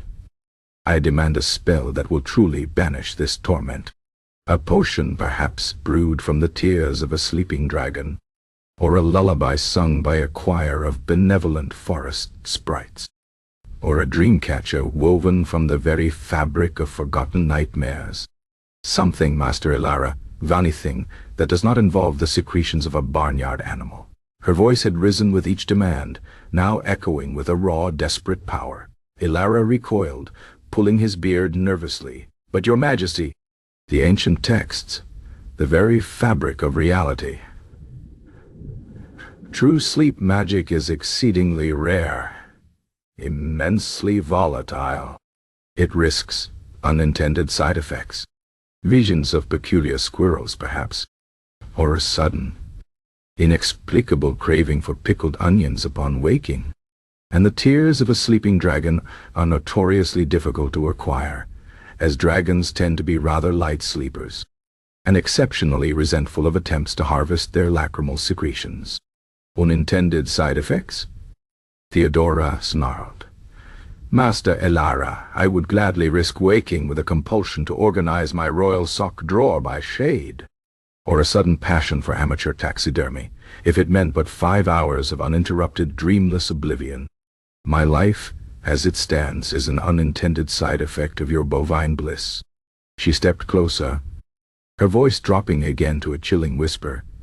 "You are no longer the king's wizard, Ilara, but you are still Yummy Wizard for the moment. And if I do not receive a viable magical solution by the next sundown, a solution that actually works, you will find yourself not merely dismissed, but personally escorted beyond the kingdom's borders, stripped of your robes, your staff, and your very name, left to wander the desolate plains, sleeping under the open sky while recounting the virtues of warm milk to indifferent sheep." Ilara's eyes, already wide with terror, seemed to bulge. The prospect of professional ruin was one thing, but personal humiliation, public banishment, and the utter indignity of explaining his theories to actual sheep, that was a bridge too far. He swallowed hard, his throat dry. "Your Majesty, please. Such powers, they require immense preparation, years of study, a lifetime of dedication. Then you have precisely 1 day, Master Ilara, to compress a lifetime of dedication into 24 agonizing hours," Theodora declared, her voice resonating with an unshakable resolve. "Find your dragon tears, summon your sprites, brew your potent draught, or face a fate that will make endless wakefulness seem like a pleasant afternoon nap." She glared at him, then spun on her heel, her velvet robe billowing dramatically as she stalked out of the study, leaving Ilara alone amidst his dusty scrolls and his now profoundly unsettling empty milk mug. The heavy thud of the study door closing behind her seemed to echo the final desperate thud of his last remaining hope. Elara slumped further into his chair, his mind reeling.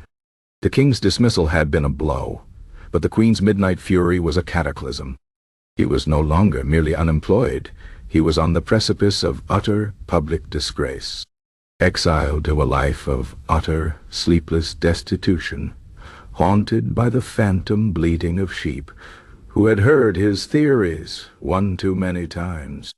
He looked at the empty mug. He looked at the pile of scrolls. He looked at the shattered remnants of his professional reputation. Sleep. Real sleep. He had to conjure it. Not for the kingdom, not for the monarchy, but for himself. For his future. For his very sanity. The thought of spending his banishment explaining the finer points of somniferous lactones to a particularly dull-witted shepherd filled him with a fresh wave of terror that banished any lingering hope of even a momentary doze. He had one day to pull a rabbit, or perhaps a slumbering dragon, out of his incredibly dusty hat, and he had absolutely no idea where to even begin. His eyes, still wide and burning, scanned his study, frantically searching for any forgotten spell, any overlooked incantation, any dusty vial of truly potent magic that did not, under any circumstances, involve the humble, infuriating cow. Chapter 8. The Wizard's Secret Library. The heavy oak door of Master Elara's study, which had just received the full force of Queen Theodora's indignant departure, shuddered on its ancient hinges, a lingering tremor that seemed to vibrate through the very air. Elara, still slumped in his chair, remained frozen in place, a figure of profound and utter desolation. The queen's words, sharp as shards of glacial ice, echoed in the cavernous space, each threat, each biting criticism, striking him anew. One a day. A real magical solution. Or banishment. Stripped of his robes, his staff, his very name, explaining warm milk to indifferent sheep. A sheer indignity of the latter prospect pierced through his general despair with a particularly cruel precision. His mind, usually a chaotic whirl of half-formed spells and grand, albeit often impractical magical theories, was now a blank slate, utterly devoid of inspiration, filled only with the chilling pronouncement of his impending doom. He cast his gaze around his study, the room that had for decades been his sanctuary, his laboratory, his intellectual playground. Now it seemed less a haven of arcane wisdom and more a monument to his own spectacular incompetence. The air, usually thick with the mingled scents of arcane reagents and burnt sugar from failed sweetening charms, now merely smelled of dust, old paper, and the faint, lingering, and utterly despised aroma of warm milk. Bookshelves, groaning under the weight of countless tomes, leaned precariously, their contents a jumbled, chaotic testament to a lifetime of eclectic, often irrelevant, magical pursuits. Scrolls spilled from overflowing baskets, unrolled to reveal faded diagrams of astrological charts, complex runic alphabets, and what appeared to be highly detailed, albeit poorly drawn, schematics for a self-stirring cauldron. Alchemical apparatus, dusty and unused, cluttered every available surface. Chipped retorts, tarnished alembics, and glass beakers containing the desiccated remains of experiments long abandoned. A pile of particularly pungent, vaguely glowing fungi sat in a corner, remnants of a failed attempt to cultivate phosphorescent dream moss. Everywhere, the accumulated detritus of a career built on equal parts genuine, if sporadic magical talent and prodigious amounts of strategic bluster, lay scattered in disarray. He pushed himself up from his chair, his limbs stiff, and began to pace, his midnight blue robes rustling softly like the wings of a trapped, oversized moth. His eyes, burning with sleeplessness and mounting panic, darted from shelf to shelf, from pile to pile. He needed a solution, a real solution. Something that didn't involve cows or cynical courtiers or the precise atmospheric humidity of a bedchamber. He needed magic. Potent, undeniable, sleep-inducing magic. But where to begin in this veritable labyrinth of forgotten lore and bizarre remedies? He started, as any self-respecting wizard might, with a shelf labeled Somnolent Enchantments and Nocturnal Lore, a section he hadn't truly engaged with since his early apprenticeship, preferring instead the flashier disciplines of elemental manipulation and minor transfiguration. His fingers, trembling slightly, brushed against a particularly dusty volume titled Guan Vi Oniric Ostrich, a compendium of feathered sleep-inducers. He pulled it out, blowing off a cloud of ancient dust that made him sneeze. The text, rarely illustrated with rather alarming depictions of large, ungainly birds, proposed that the most profound slumber could be achieved by sleeping beneath a canopy woven from the downy feathers of the rare oniric ostrich, a creature native to the desolate whispering wastes. The feathers, the book claimed, possessed a unique, subtle vibration that resonated with the pineal gland, gently coaxing the brain into a state of deep, dreamless repose. The catch. The oniric ostrich was notoriously aggressive, prone to kicking anything within a 10-foot radius, and its feathers were only shed during its annual highly unpredictable mating dance, which often involved violent displays of territoriality. Furthermore, the book added, if a single feather from a non-oniric bird was accidentally included, the sleeper would instead be plagued by visions of perpetually mocking waterfowl and an inexplicable craving for gravel. Elara shuddered. Collecting enough feathers to make a single nightcap would be a lifetime's work, let alone a canopy. This was useless. He tossed the ostrich book aside and pulled out another, slightly smaller volume. Whispers of the Deep, Subaquatic Somnolence Rituals. This one, bound in what felt suspiciously like dried fish skin, outlined a series of ancient Atlantean rites designed to induce sleep by simulating the pressure and darkness of the deep ocean. One method involved a prolonged immersion in a bath filled with heavily salted water, while chanting to the great sleeper of the abyss, followed by being wrapped tightly in seaweed and left in a darkened room for several hours. Another, more extreme method suggested actual submersion in a deep, cold lake, holding one's breath until a state of pre-death tranquility was achieved, which was supposedly conducive to profound rest. Elara grimaced. He was a wizard, not a pickled herring, and the king would hardly approve of a ritual that involved hypothermia or the distinct possibility of drowning. His eyes fell upon a slender scroll, tied with a faded ribbon. Ge Art of Boredom. A guide to unconscious persuasion through monotony.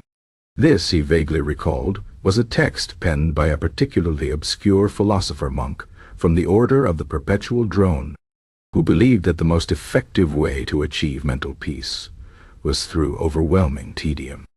The scroll detailed exercises like counting individual grains of sand for hours, meticulously cataloging every leaf on a specific tree, or transcribing endless, nonsensical bureaucratic forms.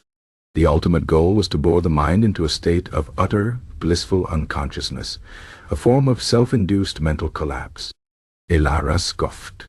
He had just endured weeks of staring at his ceiling, counting cobwebs, and had only become more awake, more irritable. The king himself had just condemned him for mentally redesigning the royal sewers. Clearly, monotonous thought was not the answer, at least not for Eldoria's current, particularly stubborn form of wakefulness. He rummaged through a pile of what appeared to be forgotten laundry, unearthing a small, leather-bound grimoire. The grimoire of gossamer dreams, spells for ethereal rest day. This looked promising. He flipped through the pages, his hopes momentarily rising. Here were spells for invoking dream sprites, for weaving illusions of tranquil meadows, for conjuring soothing scents.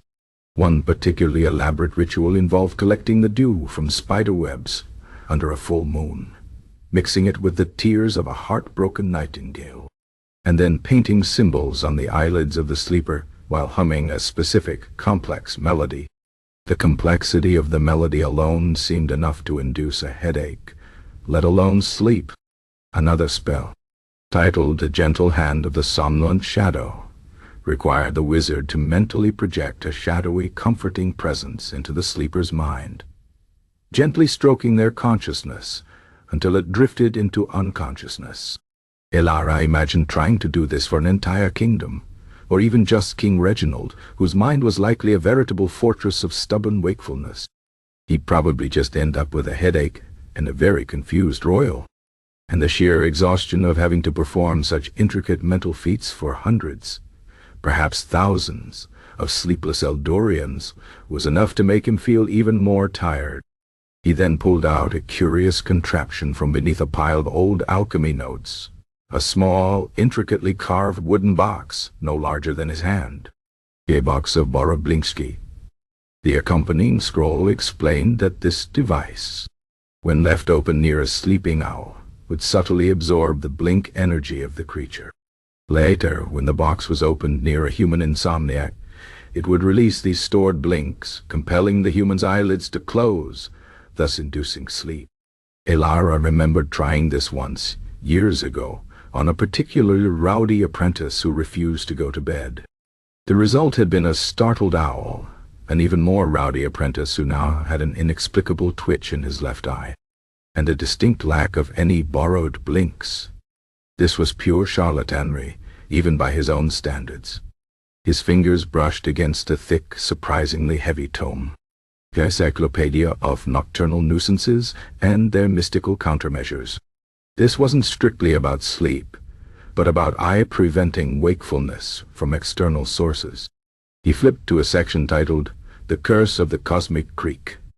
It detailed ancient beliefs that certain ill-aligned celestial bodies could cause the very timbers of a building to creak rhythmically, driving occupants to distraction and sleeplessness.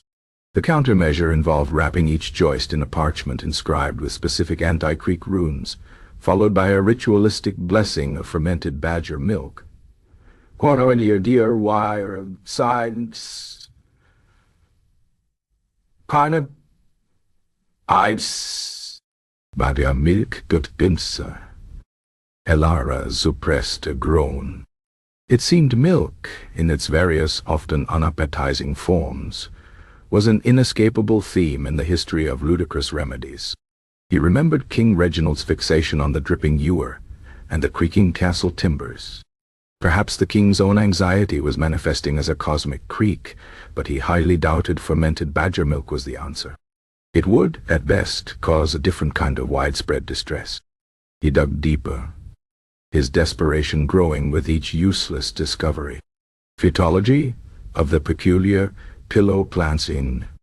This book, filled with vibrant, albeit crudely drawn, illustrations detailed various rare and mythical plants whose leaves, when stuffed into pillows, supposedly induce specific types of dreams or forms of sleep. The slumbering snapdragon, for instance, was said to bring dreams of flying, while the forget-me-not asleep was meant to erase all worries before sleep. The waking willow, ironically, was meant to induce a state of lucid dreaming, which was precisely the opposite of what Eldoria needed. The problem, as with most mythical plants, was their absolute non-existence.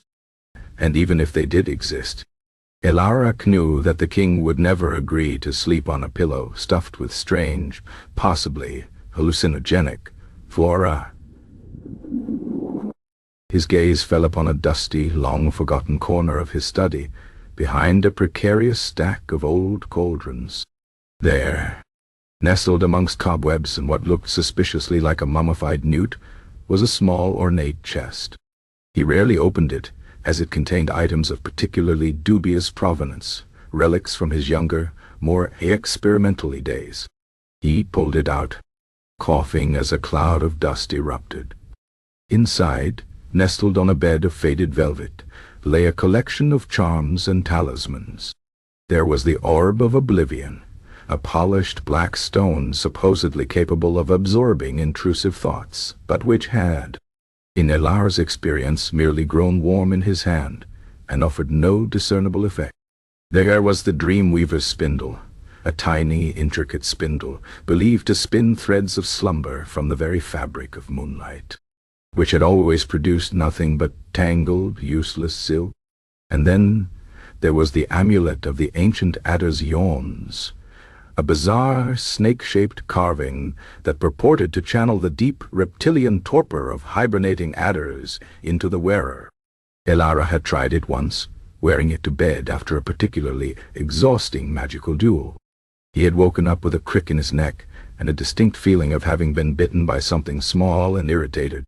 He stumbled upon a series of unbound parchments, brittle with age, analysis of nocturnal animal behaviors, and their human applications, but this fascinating, if ultimately unhelpful, series of observations posited that humans could learn to sleep by emulating the habits of various creatures. One section suggested mimicking the deep, uninterrupted slumber of bears during hibernation by consuming massive quantities of berries and honey, then curling up in a dark, confined space for several months. Another proposed the slumber of the slow worm, involving moving with extreme slowness and deliberately blinking at an incredibly leisurely pace until unconsciousness took hold. Yet another advocated for the nap of the nocturnal bat, which involved hanging upside down for prolonged periods. Elara imagined King Reginald, suspended from the rafters of his royal bedchamber, desperately attempting to channel his inner chiropteran, and almost, despite his profound despair, chuckled. The mental image was, he admitted, rather amusing, but utterly impractical. The hour was growing late. The moon, a cold, indifferent orb, had begun its slow descent, painting the study in long accusatory shadows. 24 hours. He had squandered several of them in the throes of self-pity, and now, in a fruitless search through the annals of magical nonsense, his mind, far from finding a solution, felt only more agitated, more desperate, burdened by the sheer volume of useless information he had accumulated over the years. He passed by a dusty globe depicting constellations long forgotten, and remembered his grand pronouncements about the Ethereum. How hollow they sounded now. He finally reached his oldest, most revered, and ironically least consulted section, a single leather-bound tome on a solitary pedestal, shrouded in a velvet cloth. The ultimate grimoire of primal sleep, lost arts of unconsciousness. This was the big one, the legendary book, supposedly containing the most powerful, most dangerous, and most rarely used sleep spells known to existence. It was rumored to be written in the blood of ancient dream demons, and bound with the very sinews of forgotten slumber gods. Elara had acquired it decades ago, in a trade for a particularly rare and unsettlingly sentient broom. He had always considered it too potent, too risky, too unpredictable for casual use. But now, with banishment looming, with the Queen's unblinking, furious eyes haunting his every thought, he had no choice. With trembling hands he pulled back the velvet cloth. The grimoire itself seemed to pulse with a faint, dark energy, emanating a subtle hum that vibrated in the air. The pages, thick and yellowed, were covered in intricate, swirling script that seemed to shift and writhe before his tired eyes. He needed to find a spell. A true, potent spell. Not some bovine banality, not some feathered folly, not some aquatic absurdity. He needed a guile cure. He flipped open the first page, the ancient parchment rustling like the dry wings of 1,000 forgotten moths, his heart hammering in his chest. The next hours would determine his fate, and the fate of Eldoria's slumber. For better or for utter, irreversible, sheep-filled worse. The irony was, of course, that the greatest challenge of his career was not mastering a complex magical art, but simply finding a way to make people fall, and stay, asleep. And the clock, like a relentless and judgmental taskmaster, ticked onward. Chapter 9. The Jester's Alternative Proposal. The morning after King Reginald IV's furious decree and Queen Theodora's terrifying midnight ultimatum, the royal palace of Eldoria resembled a particularly large, expensive, and exquisitely decorated tomb. The silence was not the hush of peaceful sleep, but the profound, unsettling stillness of a place where every occupant was wide, painfully, agonizingly awake. Even the dust motes seemed to hang motionless in the air, too weary to dance. Master Elara, the royal court wizard, remained conspicuously absent from the morning council, presumably locked away in his study, wrestling with ancient dust-choked tomes and the cold, unblinking gaze of impending banishment. A palpable tension hung over the great hall, thick with the unspoken question: what new, baffling attempt at a cure would emerge from the wizard's desperate scramble? And would it, too, involve a barnyard animal? King Reginald, a man now composed almost entirely of frayed nerves and a deeply entrenched sense of grievance, sat upon his throne like a particularly petulant statue, carved from exhaustion. His crown seemed to weigh him down, his robes felt like lead, and the very air in the hall seemed to vibrate with a low, incessant hum that only he, in his hyper-alert state, could perceive.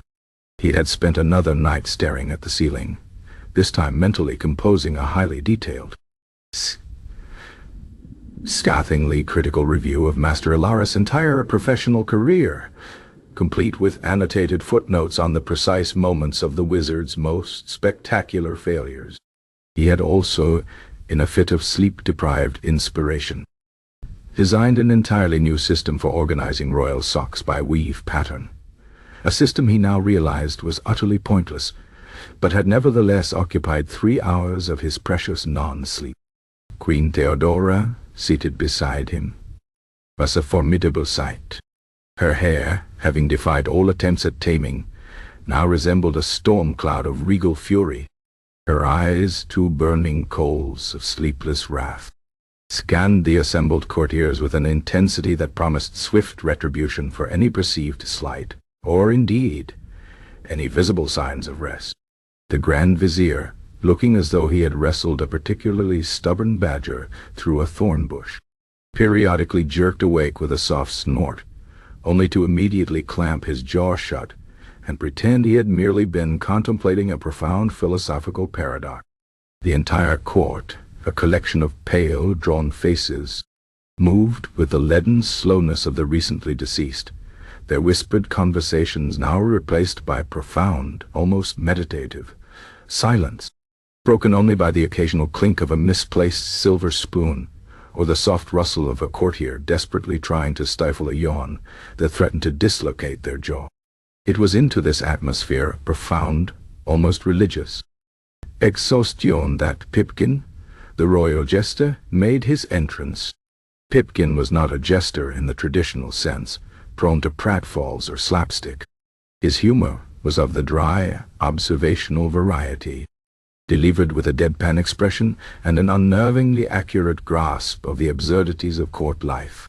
He was small, wiry, and dressed in motley colors that, in the prevailing gray pallor of the court, seemed unnervingly vibrant. His cap, adorned with bells that mercifully did not jingle, sat slightly askew on his head. He carried no lute, no bladder, only a small, highly polished silver ladle. Pipkin skipped, or rather, shuffled with a semblance of a skip, to the center of the hall, bowing deeply, though his eyes, like everyone else's, were rimmed with a faint, purplish exhaustion. "Your Majesties," he began, his voice surprisingly clear in the hushed chamber, though it held a faint tremor of weariness, and esteemed members of this highly vigilant court, "I trust your recent nocturnal adventures have been illuminating. Perhaps you have, like myself, spent the night cataloging the precise number of dust motes dancing in the moonlight, or contemplating the existential dread of a particularly stubborn hangnail." A few faint, almost imperceptible chuckles rippled through the court, quickly stifled by the withering glare of Queen Theodora. King Reginald merely grunted, a sound that conveyed volumes of unexpressed irritation. Ah, yes, Pipkin continued undeterred, the pervasive wakefulness. A truly persistent foe. It stalks us. It haunts us. It denies us the sweet oblivion of slumber. We have, of course, tried the esteemed Master Elara's Bebovine bliss. And while I personally found the experience quite milky, I must confess, my dreams were less of serene meadows, and more of exceptionally agitated milkmaids chasing me with enormous disgruntled udders. A few more muffled snorts escaped the courtiers, and even the Grand Vizier allowed a faint, dry chuckle to escape, quickly covering it with a cough that sounded suspiciously like a dying goat. "It has become clear," Pipkin stated, adopting a tone of profound, almost academic seriousness, "that the issue is not merely one of the body, nor even of the humors, but of the very soul. The soul, your majesties, when denied its nightly journey through the realms of unconsciousness, becomes fidgety, like a particularly restless maggot in an apple. It yearns for release, for the great unraveling that only true sleep can provide. And as our esteemed wizard's simple solution has proven, the solution must therefore be equally profoundly simple, but with a touch more theatricality." He paused for dramatic effect, holding up his silver ladle. The king, who had been absently picking at a loose thread on his royal tunic, paused, his bleary eyes focusing on the jester with a mixture of irritation and faint, sleep-deprived curiosity. "Therefore," Pipkin announced, his voice gaining a peculiar, almost mystical resonance, "I propose a remedy derived not from the common cow, but from the most ethereal and yet most tangible of slumberous creatures. The humble slug." A collective gasp, born of profound disbelief, rippled through the hall. Queen Theodora's eyebrows, which had only just descended from their earlier ascent, promptly shot back up to her hairline. The Grand Vizier, who had been attempting to appear as a mere piece of very tired furniture, very nearly toppled from his chair. "The slug?" King Reginald finally managed to croak, his voice thin with disbelief. "Pipkin, are you quite well? We are discussing the health of my kingdom, not a recipe for garden pest control." "Ah, but, your majesty," Pipkin interjected, his eyes gleaming with a strange, almost manic intensity, "consider the slug. What creature in all Eldoria is more devoted to the slow, deliberate, almost meditative path of its existence? What creature secretes a trail of such viscous, unhurried nescence? The slug, my king, is a living embodiment of unhurried repose.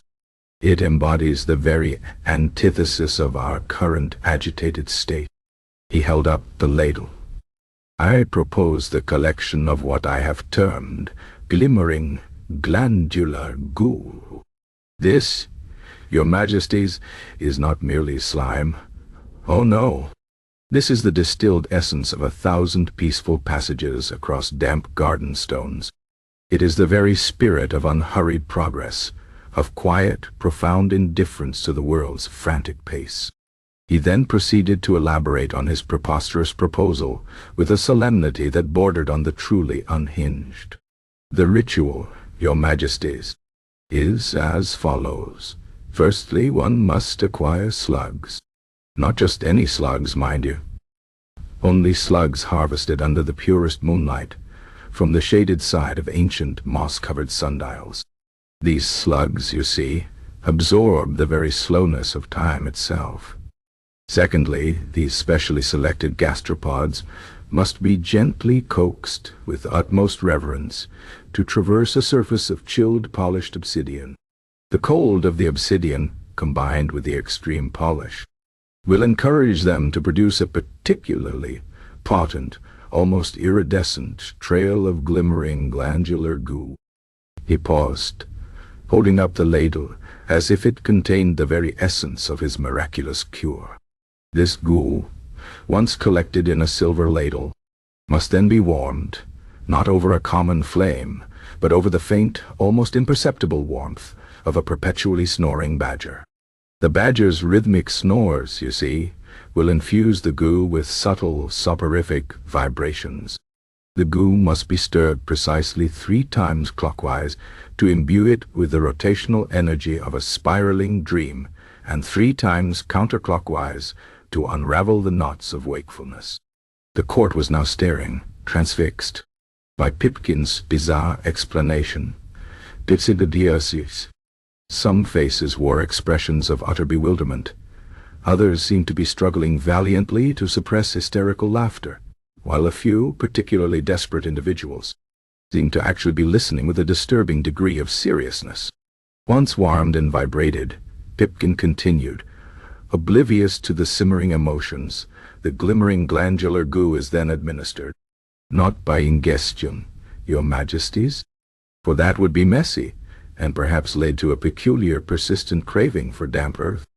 No, it is to be gently, delicately, painted onto the eyelids of the sleepless individual using a single, fine brush fashioned from the whisker of a slumbering field mouse. The goo, in its essence, forms a thin, shimmering film, which, as it dries, gently pulls the eyelids shut, creating a subtle, almost magnetic seal against wakefulness. Furthermore, the inherent stickiness of the goo provides a physical, yet gentle, barrier, preventing the eyes from involuntarily snapping open in the throes of sleep-deprived anxiety. One would simply sticky to slumber. He beamed, as if he had just revealed the secrets of the cosmos. And the scent, your majesties, the faint, earthy aroma of the goo, combined with the subtle musk of the snoring badger, creates an olfactory experience that speaks directly to the ancient, primal part of the brain that yearns for the quiet, damp comfort of a cool, dark burrow. It is a return to primordial tranquility, a journey back to the very first, most elemental form of rest. Queen Theodora raised a hand to her temple, her expression a mixture of profound exhaustion and the dawning realization that the entire kingdom had descended into a collective madness. So, she said, her voice strained, we are to smear slug slime onto our royal eyelid, bound by a snoring badger, in order to stick ourselves to sleep? Pipkin, are you quite certain this is not merely a particularly vivid dream you had while suffering from extreme fatigue? Your Majesty, I assure you my sleep, such as it is, has been remarkably free of such viscous of visions, Pipkin replied, entirely straight-faced. The beauty of it, you see, is its universality. No complex incantations, no moon quartz mugs, no fear of cynical thought frequencies. The slug, in its pure, unadulterated essence, is immune to human skepticism. It simply is not, and its goo simply works Think of the simplicity, the accessibility. Every royal garden, every cobblestone street, every damp cellar teems with these little purveyors of unconsciousness. We could have a veritable army of slug collectors and badger snoring facilities. Imagine, your majesties, an Eldoria where every citizen awakes refreshed, their eyelids gently unstuck, their minds clear, their dreams vivid, or perhaps delightfully devoid of content, if the goo is applied with particular diligence. King Reginald, for once, was speechless. He stared at Pipkin, then at the silver ladle, then at the assembled courtiers whose faces ranged from abject horror to a kind of desperate, silent pleading for the madness to end. The idea was so utterly ludicrous, so profoundly absurd, that it almost transcended the bounds of his sleep-deprived frustration. It was, in its own way, a masterpiece of ridiculousness. It made Master Elaris' warm milk, with all its talk of somniferous lactones and repulsion fields, seem almost implausible in comparison. And what of the aftermath, Pipkin? The Grand Vizier asked, his voice a dry rasp, now openly entertained despite his fatigue. Does one simply peel off the sleep in the morning? Are there lingering effects? A sheen, perhaps? A faint, iridescent glow that might compromise one's dignity at a royal banquet? Minor considerations, my astute vizier. Pipkin waved a dismissive hand. The goo, once dried, simply flakes away, leaving the skin feeling remarkably supple. A faint glow, perhaps, but one that merely enhances the natural radiance of a well-rested monarch. Think of the strategic advantage. A king so well-rested he glows. His enemies will be blinded by his vigor. The king, however, had reached the limits of his tolerance for absurdity, even of the delightfully dark, humorous variety. His face, still pale, now took on a dangerous ashen hue. He envisioned himself King Reginald IV, the portly, cheese-loving monarch, waking up with slug slime stuck to his royal eyelids, glowing faintly, and smelling of badger. The indignity. The sheer, unadulterated, utterly unspeakable indignity. Pipkin, King Reginald said, his voice slow, deliberate, and chillingly quiet, a sound that made the bells on the jester's cap seem to tremble despite their stillness. While I appreciate your creativity and your unwavering commitment to the absurd, I must remind you that we are at the precipice of a royal crisis. My kingdom teeters. My very sanity is in question. And you, my dear Jester, propose that I, the King of Eldoria, resort to smearing the secretions of a mollusk upon my royal face, in the hope of catching a few hours of uneasy unconsciousness. He paused, a long, pregnant silence stretching through the hall. Your enthusiasm, Pipkin, is commendable. Your ingenuity, alarming. But your solution makes Master Elaris' cow-based lunacy seem like the height of profound medical wisdom. At least cows are somewhat dignified. They are symbols of prosperity. Slugs, Pipkin, slugs. They consume my prize-winning lettuces. They are not, and will never be, the arbiters of royal repose. Pipkin's usually impassive face finally registered a flicker of disappointment. But, Your Majesty, the scientific basis is quite slimy enough. King Reginald roared, his patience thin as stretched parchment, finally snapping. I commend your spirit, Pipkin. But I require solutions, not an infestation of slimy dignity-sapping proposals. This is the glimmering glandular goobay. It shall not pass.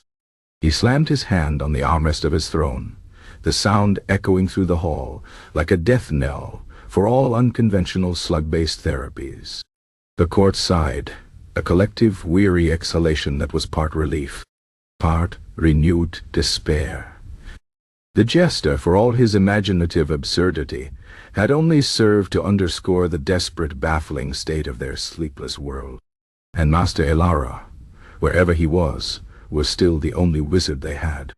The truly terrifying implications of that fact settled upon the court like a suffocating blanket woven from undreamt sleep, and the lingering scent of badger-warmed slime. Chapter 10. The Royal Decree of Dismissal. The dawn that followed the Jester Pipkin's preposterous proposal of glimmering glandular goo did little to alleviate the kingdom's profound and pervasive sleeplessness. If anything, the very absurdity of the suggested slug-based remedy seemed to have etched itself into the minds of Eldoria's populace, a final, maddening detail for their already overactive brains to obsess over.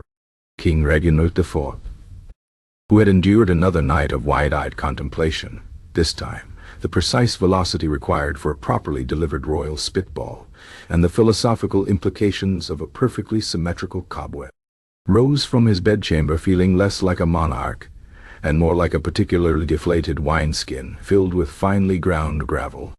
His customary morning chocolate, usually a source of immense pleasure, tasted like bitter ash in his mouth. The faint, cloying scent of warm milk still lingered in the palace corridors, a spectral olfactory reminder of Master Elara's spectacularly failed cure, now compounded by the imagined faint, earthy aroma of slug slime. The king's irritation. which had been simmering for days like a neglected stew, had now boiled over, leaving behind a thick, acrid residue of pure, unadulterated regal wrath. He paced his private study, a room usually reserved for quiet contemplation, and the occasional secret consumption of an illicit second breakfast. But there was no quiet now, only the relentless thrumming of his own exhausted mind, and no thought of breakfast, only the burning desire for retribution.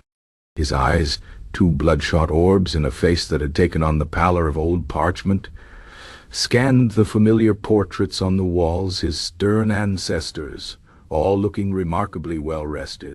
The sight only intensified his fury. They would never have tolerated such an insult to the royal dignity, such a grotesque public humiliation delivered by a man who claimed to commune with the Ethereum, but offered solutions fit for a garden slug. The very concept of Master Elara, royal court wizard, now tasted like a mouthful of sour milk. "Cuthbert!" the king roared, his voice cracking from disuse and lack of sleep, yet imbued with an undeniable, terrifying authority. The royal attendant, who had been attempting to discreetly doze behind a particularly large fern, sprang to attention, nearly overturning a priceless Ming vase. "Summon the royal chronicler. Summon the herald. Summon every member of my court who is not currently engaged in the vital task of staring blankly at a wall. I have an announcement to make. An announcement that shall be recorded for posterity, etched into the very fabric of history, and broadcast to the furthest reaches of my kingdom by even the most weary of voices." Cuthbert, pale and trembling, scurried off, the faint slap of his slippers on the polished marble echoing the profound dread that now enveloped the palace. Word spread like wildfire, a rare burst of energy in the sluggish, sleep-deprived court. A royal proclamation, delivered by a king pushed beyond the brink of endurance, was always a spectacle, especially one that promised to address the great Insomnia. Courtiers, roused from their various states of stupor, began to trickle into the grand hall, their movements stiff, their expressions a mixture of apprehension and a morbid curiosity. The Grand Vizier, his face a mask of weary cynicism, took his place, bracing himself. Queen Theodora, having spent another night tracing the intricate patterns of her ceiling by moonlight, arrived, her hair an even wilder tempest than usual, her eyes burning with an almost feral intensity. She sat beside the king, her back ramrod straight, a silent, formidable presence. Then Master Elara was led in. He shuffled, rather than glided, his midnight blue robes, once so grand, now seemed to drag on the floor, heavy with the weight of his ignominy. His long silver beard was disheveled, and his wizard's hat, usually a proud symbol of his arcane station, was clutched limply in his hand, crumpled like a forgotten dream. His eyes, wide and unfocused, darted nervously around the hall, avoiding the king's blazing gaze, the queen's icy stare, and the collective, weary, accusatory gaze of the assembled court. He looked less like a powerful mage and more like a particularly confused, very old badger who had accidentally wandered into a formal gathering. He had spent the last 24 hours in a frantic, utterly fruitless search through the ultimate grimoire of primal sleeper, finding only spells too dangerous, too complex, or too utterly ridiculous to contemplate. His last attempt, a complex invocation of a dreamweaver's moth, which involved chanting while holding a particularly rare and pungent mushroom, had resulted in nothing but a pervasive fungal odor in his study, and an even greater sense of impending doom. He stood before the king's throne, a figure of profound, pathetic helplessness. King Reginald IV slowly, deliberately rose from his throne. His portly frame, usually a symbol of jovial abundance, now seemed rigid with indignation. He surveyed the assembled court, his gaze sweeping over their tired, expectant faces. He took a deep, shuddering breath, then began to speak, his voice, though still hoarse, now possessing a dramatic resonance, a theatrical flair born of sheer, unadulterated fury and exhaustion. Hear ye, Good people of Eldoria, the king boomed, his voice echoing through the silent hall, bouncing off the velvet drapes and the polished marble floors. Let the royal chronicler record these words for all time. Let them be inscribed upon tablets of lead. So heavy shall be their truth, and disseminated by weary pigeons who alas have also been denied the sweet balm of unconsciousness. He paused, allowing the pronouncements to hang in the air, thick with the weight of his unslept nights. For weeks, nay, for what feels like eons, this noble kingdom of Eldoria has suffered under a most grievous affliction, a plague of wakefulness, a torment of relentless vigilance. Our people, once known for their robust slumber and hearty snores, have been reduced to shuffling wraiths, haunted by the ceaseless tyranny of their own overactive minds. Our markets stand silent. Our artisans fumble. Our very cattle gaze upon us with a bewildered pity that cuts deeper than any assassin's blade. I, your king, have endured nights of staring at the spectral dancing of dust motes, of counting cobwebs, of mentally redesigning the royal sewers with a precision that would shame any master architect, only to find myself more awake than a tavern keeper on a tax holiday. He pointed a trembling accusatory finger at Master Ilara, who visibly quaked. And in this time of unprecedented crisis, when the very fabric of Eldorian society threatened to unravel into a tangled knot of chronic fatigue and irritable grumbling, who did I summon? Who did I entrust with the sacred task of conjuring salvation? Master Ilara, our esteemed royal court wizard, a man whose robes glitter with, admittedly tarnished, constellations, a man whose beard, though occasionally adorned with ancient cheese crumbs, nevertheless whispers of cosmic secrets, a man who promised profound insight, ancient arcane wisdom, and a swift, decisive end to our nocturnal torment. The king leaned forward, his voice dropping to a dangerously quiet, yet intensely venomous whisper that carried to every corner of the hall. And what, pray tell, did this esteemed master of arcane arts, this purported master of celestial secrets, this conjurer of cosmic tranquility, present as his grand miraculous remedy? Not the tears of a sleeping dragon, not a lullaby sung by benevolent forest sprites, not a potent elixir distilled from the very essence of forgotten dreams. Oh no, he presented warm milky.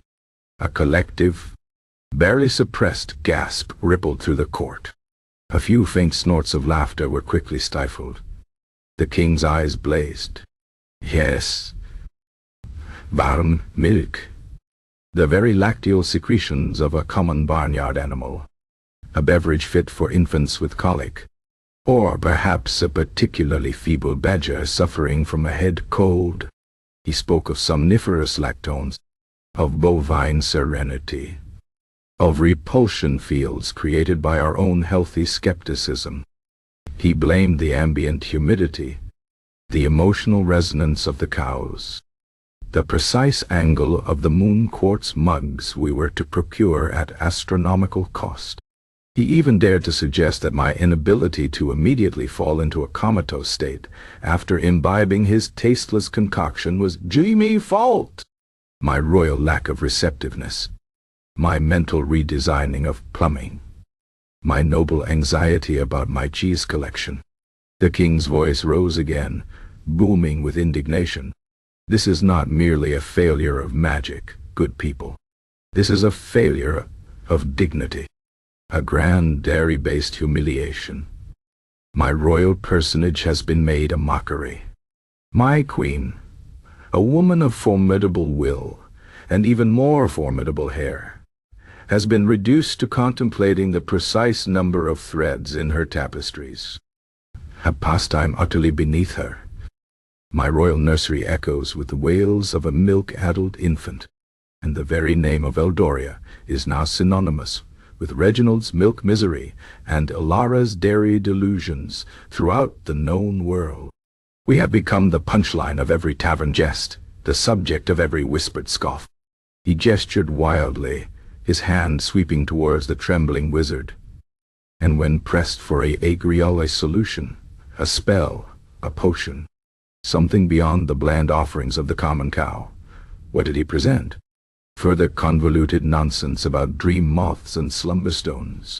And when the jester, in a fit of sleep-deprived brilliance, proposed a remedy of slug slime warmed by snoring badgers, it made the wizard's own bovine bluster seem almost sensible. By comparison, this cannot stand. This indignity shall not be endured. The king took another deep, furious breath. Therefore, by the power vested in me, King Reginald IV, sovereign of Eldoria, defender of the realm, and currently a monarch in dire need of a proper nap, I hereby issue this solemn and irrevocably binding royal decree of dismissal. He pointed a rigid, trembling finger at Master Elara. Master Elara, your services as royal court wizard are, as of this very instant, terminated, dismissed, discharged, divested of all duties, responsibilities, and the rather fetching midnight blue robes that have, I now realize, merely served to conceal a profound lack of actual magical efficacy. You are to vacate your study immediately. Your arcane apparatus, your dusty tomes, your questionable alchemical reagents, and indeed any lingering scent of bovine tranquility, are to be removed from the palace grounds before the moon rises tonight. You shall be stripped of your staff, your ring, and any claim to your title. You shall be escorted beyond the farthest borders of Eldoria, beyond the Whisperwind peaks, beyond the festering fens, to a place where, I trust, the only creatures you will encounter are utterly devoid of skepticism, and perhaps unusually receptive to lengthy lectures on the spiritual essence of warm beverage. Let them be your audience, Master Elara. Let the sheep of the desolate plains be your only confidantes, and their contented bleating your only consolation. Elara swayed on his feet, his mouth opening and closing like a fish out of water. No sound emerged. He was beyond shock, beyond humiliation. The sheer, glorious, theatrical overblownness of the king's pronouncement had completely flattened him. He had anticipated dismissal, perhaps even banishment, but never this exquisitely detailed, utterly merciless public vivisection of his career. The vision of explaining somniferous lactones to a flock of indifferent sheep for all eternity was a fate far worse than any immediate magical explosion. His wizards had slipped from his nerveless grasp, landing with a soft, pathetic thud on the polished marble. The small, phosphorescent cheese crumb, which had clung to his beard through weeks of insomnia and endless justifications, finally, mercifully, detached itself and floated gently to the floor, a tiny, glittering monument to a wizard's spectacularly failed dairy experiment. The court, despite their profound weariness, sat in stunned silence. The sheer, unadulterated fury of the king, combined with the hilariously detailed nature of the dismissal, had momentarily banished their own fatigue. It was a moment of profound, shared catharsis. The villain, such as he was, had been publicly vanquished. There was no joy in their faces, only a quiet, almost reverent awe at the spectacle of a king utterly consumed by sleep-deprived rage. "Let it be so," King Reginald declared, his voice ringing with a terrible finality.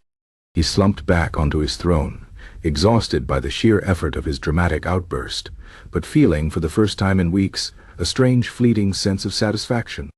The royal guard, stiff but alert, immediately moved to usher the bewildered Master Elara from the hall. As Elara was led away, his robes dragging, his head bowed, the last anyone heard from the once esteemed royal court wizard was a faint, choked whisper. But the moon quartz mugs. The grand hall fell silent once more, a quiet that was still not the peace of slumber, but the aftermath of a storm, leaving behind a lingering sense of anticlimax, and the faint, unsettling scent of disappointment. Warm milk, and the ghost of badger-warned slug slime. Eldoria, however, remained wide awake. Chapter 11. The Wizard's Exit in Shame. The Grand Hall of the Royal Palace of Eldoria, moments after King Reginald II's hilariously overblown, yet utterly devastating royal decree of dismissal, remained steeped in a profound, albeit temporary, instant. It was the silence of a packed theater immediately after the final climactic scene, where the audience is too stunned to applaud, too breathless to stir. Master Elara, royal court wizard no more, was a pitiable sight. He stood frozen, a statue of abject humiliation, his once proud midnight blue robes hanging limp, his long silver beard, recently a source of pseudo-scientific pronouncements, now merely a disheveled tangle. The discarded wizard's hat lay on the polished marble floor like a forgotten promise. Two royal guards, their faces impassive, but their eyes gleaming with the faint, almost imperceptible spark of weary satisfaction, approached him, their polished breastplates reflecting the morning light with a cold indifference. Master Elara swayed, his mind struggling to grasp the full, horrifying implications of King Reginald's theatrical pronouncement. Banishment tunt tok deti.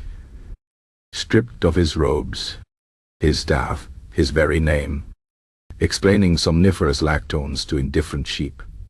The thought, once a mere rhetorical flourish from the Queen, now seemed a terrifyingly concrete reality.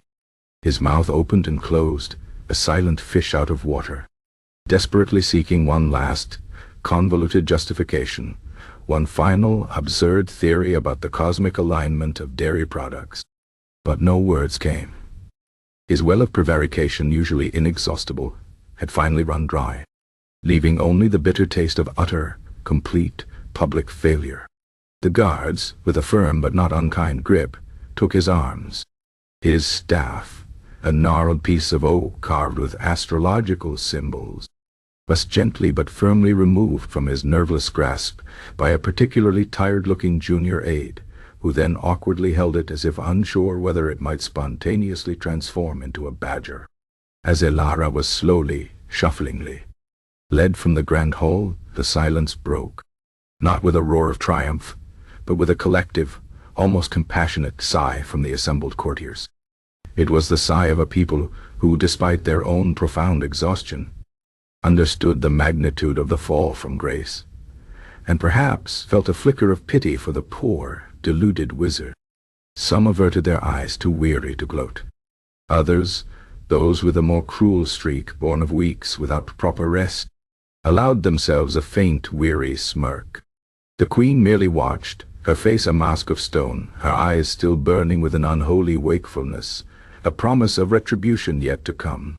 As Elara was led through the outer antechambers and towards the palace gates, word of his dismissal, carried by the frantic, sleep-deprived whispers of servants and guards, had already spread like wildfire through the capital.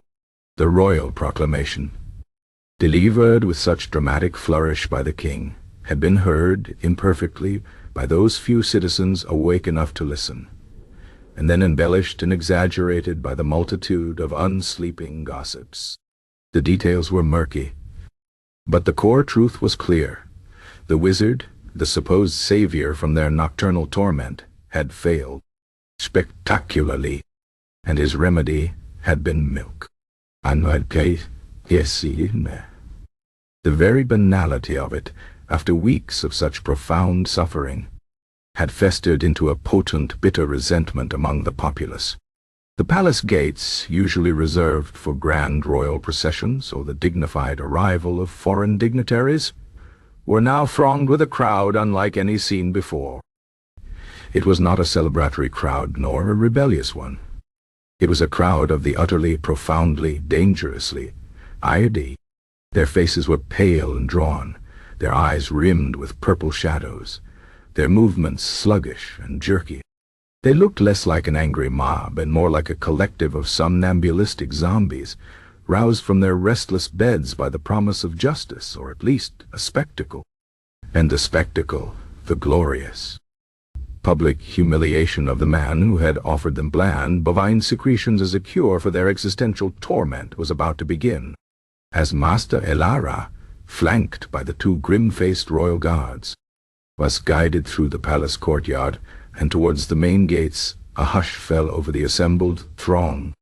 It was the precursor to a storm, the brief, unsettling quiet before the full force of collective exhaustion and disappointment unleashed itself. Elara, blinking in the harsh morning light, caught his first glimpse of the crowd. He saw their gaunt faces, their burning eyes, their expressions a chilling mix of accusation and utter weariness. The collective resentment, a palpable force, seemed to physically push against him. Then a single voice, hoarse and cracked from lack of sleep, rang out. "Milk? Is that all your magic conjures, wizard? My child has not slept a wink in a fortnight. And you offer us the comfort of a cow's teat?" A ripple of low, derisive laughter spread through the crowd, quickly followed by a cacophony of jeers. "Bovine charlatan!" someone else bellowed, their voice surprisingly strong despite their obvious fatigue. "Where are dreams, wizard? Did you drink them all yourself?" And then the first vegetable flew. It was a potato, small and somewhat shriveled, clearly a reject from the market. It spun through the air with a pathetic trajectory, bouncing harmlessly off the shoulder of one of the guards. But it was a signal. A dam had broken. Suddenly, the air was thick with flying produce. Not the ripe, juicy tomatoes one might expect from a well-fed, well-rested populace, but the bruised, the overripe, the frankly sour vegetables of a kingdom whose farmers were too tired to pick anything better. Shriveled carrots, limp lettuces, small, hard cabbages that bounced with a surprising force, and a few truly offensive, squishy, overripe gourds began to rain down upon Master Elara. A rotten turnip splattered wetly against his midnight blue robes, leaving a pungent, earthy stain that mingled unpleasantly with the lingering scent of warm milk.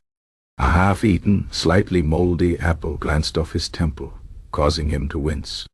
The guards, accustomed to the occasional hurled insult or drunken brawl, seemed slightly out of their depth. They tried to shield Elara, but their movements were slow, their reflexes dulled by their own pervasive sleeplessness. One guard, attempting to bat away a particularly tenacious onion, merely swatted it into the face of his companion, eliciting a muffled grunt of protest. The jeers grew louder, more personal, fueled by the tangible frustration of their collective wakefulness. "Sleepy wizard? More like sleepy. Geka herding. Your spells are curdled, Elara. Did you consult a dairymaid or a demon for your wisdom?" A woman, her face pinched with exhaustion, held up a small, empty ceramic mug. "This is all you gave us, wizard. This mockery of a cure." And then she hurled the mug, which shattered with a satisfying clatter against the stone wall beside Elara's head. Elara stumbled, clutching his crumpled wizard's hat to his chest like a shield. His long silver beard, once a symbol of his sagacity, was now matted with turnip pulp and the squishy remains of something green and unidentifiable. His midnight blue robes, previously pristine, were now a stained, vegetable-strewn mess, a sad parody of their former glory. He no longer looked like a wizard, but like a man who had lost a particularly aggressive, agriculturally-themed brawl. His eyes, wide with terror and a profound sense of injustice, darted between the blurry, angry faces of the crowd. Each jeer, each mocking laugh, each squishy impact of a forgotten vegetable seemed to chip away another piece of his already shattered dignity. The jester, Pipkin, stood to one side, a safe distance from the flying produce, watching the scene with a peculiar, detached amusement. He still held his silver ladle, and occasionally, almost imperceptibly, he would mime a small, precise stirring motion, as if for a particularly potent batch of glimmering glandular goo. He offered no jeers, no thrown vegetables. His comedy, after all, was of the dry, observational variety. The raw, unadulterated humiliation of Master Alara was, he acknowledged, far more entertaining than anything he could conjure himself. As Ilara was finally pushed through the narrow opening of the palace gates and onto the main thoroughfare, the barrage intensified. It seemed every fruit stand, every vegetal cart, had contributed its most undesirable produce to the cause of collective outrage. A shower of soft, overripe berries exploded against his back. A cabbage, particularly well aimed, struck him squarely in the posterior, eliciting a pained gasp. The road ahead, leading out of the capital, stretched out long and desolate, a grim testament to his impending exile. He stumbled forward, his dignity shattered, his spirit crushed, his robes clinging to him like a second, vegetable-infused skin. He could hear the triumphant shouts fading behind him, slowly replaced by the mournful hoot of an owl and the gentle bleating of sheep from a distant pasture. The irony, bitter and unavoidable, was not lost on him. He had failed to bring sleep to Eldoria, and now he was banished to a life of explaining his theories to the very creatures whose lacteal secretions had been his undoing. As he shuffled down the road, his head bowed, his once esteemed name sullied forever by the ignominy of the milk debacle, he passed a small solitary cow grazing contentedly by the roadside. The cow, utterly oblivious to the drama it had inadvertently caused, merely looked up, blinked slowly, and then returned to its placid chewing. Master Elara, unable to resist, stopped and stared at the creature, his eyes burning with a peculiar blend of frustration and a faint, almost desperate flicker. Continued. Unbastini see. And a thump. But and already was very almost desperate. Perhaps, he thought, if he just had a moment, a quiet moment, he could explain the nuances of somniferous lactones to this one. Receptive, bovine. Perhaps this cow, unlike the king, unlike the queen, unlike the entire damn kingdom, would finally understand. The road stretched out before him, long and dusty, leading towards a future filled with nothing but the profound, unsleeping silence of exile, and the quiet, rhythmic sounds of indifferent livestock. Chapter 12. The Aftermath of the Milk Scandal. The reverberations of King Reginald IV's grand, theatrically infuriated decree of dismissal echoed through the halls of Eldoria's royal palace long after Master Alara, royal court wizard no more, had been summarily escorted through the jeering, vegetable-throwing throngs and out onto the dusty road of ignominious exile. The air in the grand hall, still faintly redolent with the ghost of warmed dairy and the more recent, pungent aroma of bruised produce, settled into a heavy, thoughtful quiet. It was not the quiet of peace, but the profound, unsettling silence that descends after a particularly explosive display of royal wrath. King Reginald, having expended the last vestiges of his sleep-deprived energy on his magnificent vitriolic speech, slumped back onto his throne, his breathing ragged, his eyes still burning with a lingering, almost feverish intensity. For a fleeting moment, a sliver of profound satisfaction, perhaps even a nascent flicker of peace, seemed to settle upon him. He had acted decisively. He had purged the court of incompetence, or at least of the most spectacularly incompetent individual. But the moment was as ephemeral as a dream, quickly dissipating like morning mist in the face of the stark, unyielding reality. He was still wide awake, and Eldoria, despite the dramatic ousting of its dairy-obsessed wizard, remained a kingdom plagued by a profound, pervasive, and increasingly desperate insomnia.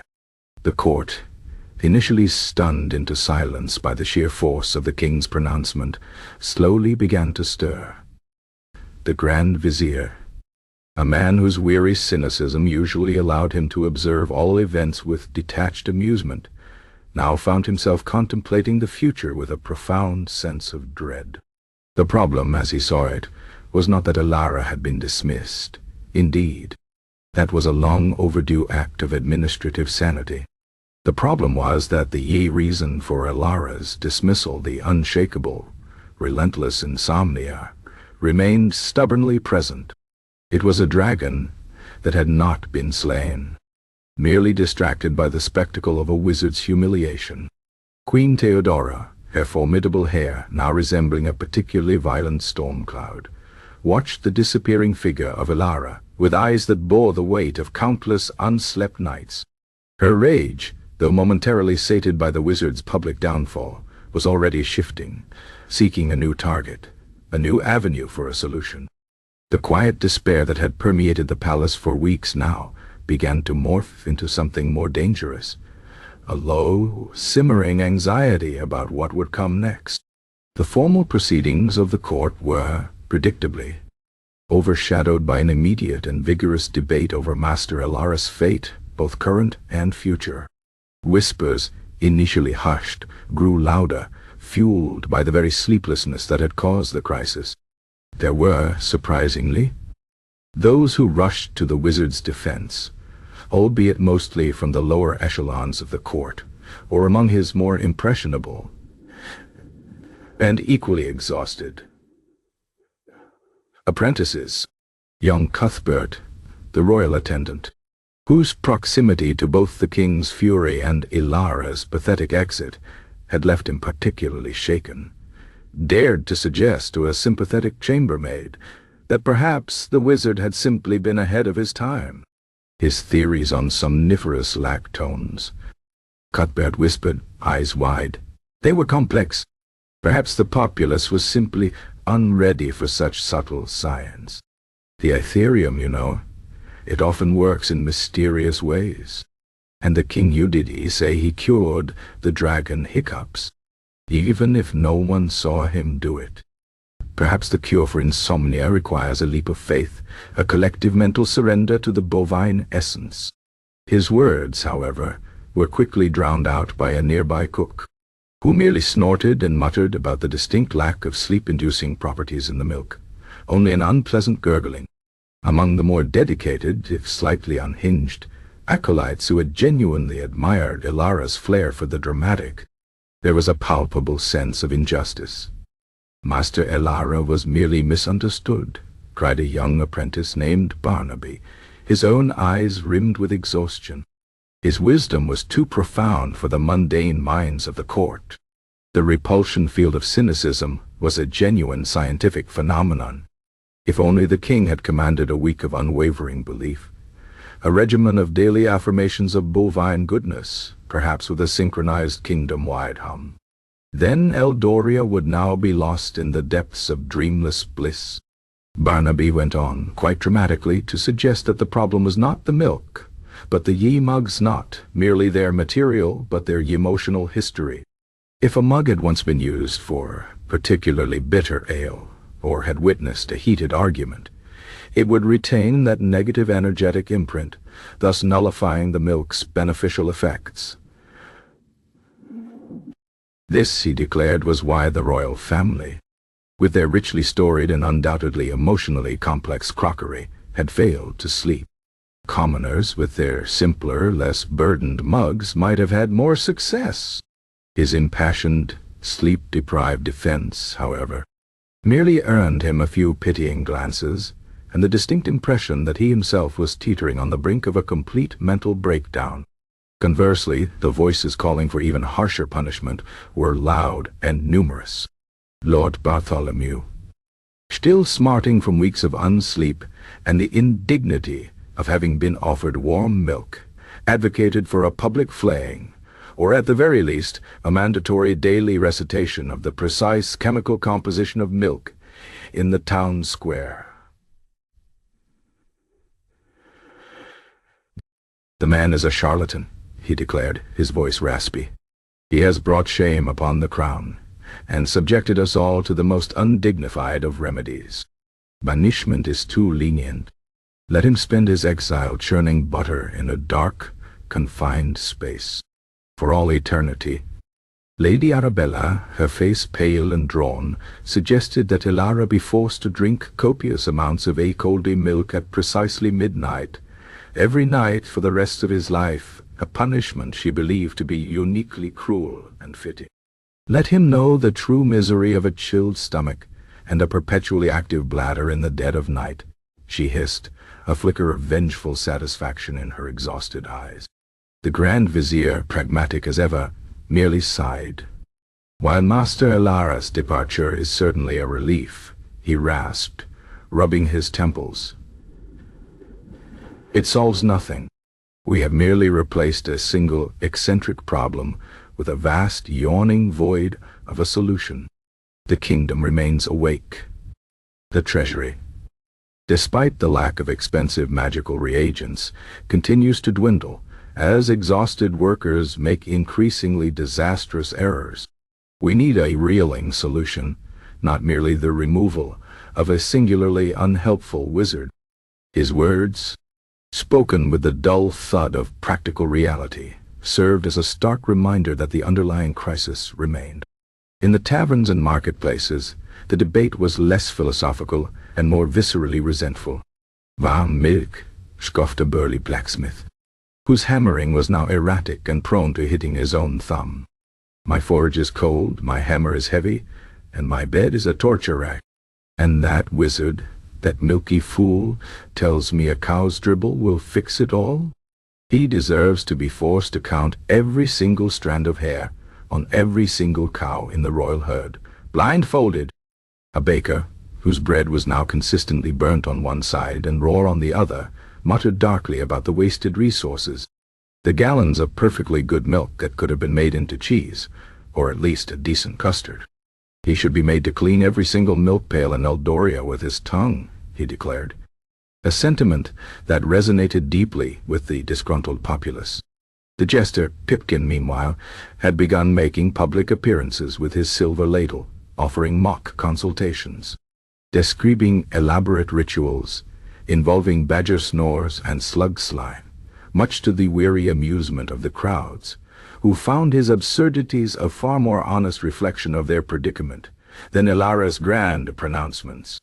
He even began to sell tiny, empty vials labeled concentrated bovine bliss, claiming they were infused with the spirit of Master Ilara's forgotten theories, purely for humorous purposes, of course.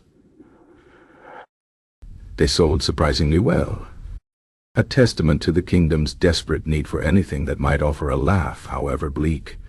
Despite the collective relief at Ilara's departure, the fact remained that the royal insomnia epidemic had not abated. If anything, the renewed focus on their sleeplessness, coupled with the exhausting drama of the wizard's dismissal, seemed to exacerbate the problem. King Reginald, after his brief moment of cathartic fury, found himself even more acutely awake, his mind replaying every word of his proclamation, editing it, polishing it, until the early hours of the morning. Queen Theodora, her rage still burning, began to demand that new walk-jewel wizards be found, scouring distant lands for practitioners of genuine sleep magic, sending out royal emissaries who themselves were on the verge of collapsing from sheer fatigue. The atmosphere in the palace, and indeed throughout Eldoria, remained thick with a profound, almost tangible weariness. People continued to stumble through their days, their conversations punctuated by involuntary yawns. Mistakes multiplied in every trade. The kingdom's famed tapestries now featured alarming, unintentional abstract designs. Roads were more potholed than ever. Even the royal scribes, once meticulous in their penmanship, now produced scrolls filled with looping, illegible scrawls, their ink smudged by teary, sleep-deprived blinks. The royal astrologers, their charts swimming before their eyes, declared that the stars themselves seemed to be suffering from a universal bout of cosmic wakefulness, their alignments unusually restless, casting a perpetual shadow of agitation over the land. In the vacuum left by Ilara's dismissal, a new wave of desperate, often equally bizarre, home remedies began to proliferate among the populace. One particularly zealous herbalist, emboldened by Ilara's fall, began peddling Dreamweaver's brew, a murky concoction of fermented turnip juice and crushed beetle shells, which promised to induce visions of tranquil forests, but more often led to bouts of violent nausea and a faint, persistent metallic taste in the mouth. A wandering mystic from the southern provinces introduced the practice of shadow gazing, where insomniacs would stare at their own reflection in a darkened pool of water for hours, hoping to bore their consciousness into submission. This, predictably, resulted in nothing but eye strain and a profound existential crisis for many. Even the royal physician, temporarily regaining some of his lost authority, attempted to reintroduce his favored leech therapy, though his patients were now so weak from lack of sleep that they often fainted before the leeches could even properly attach.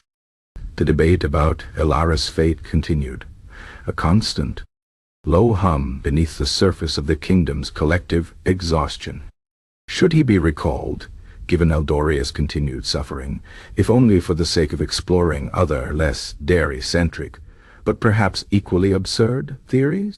Or should his banishment be made even more permanent, his name struck from all records, his existence wiped clean, as if he had merely been a collective hallucination brought on by mass sleep deprivation?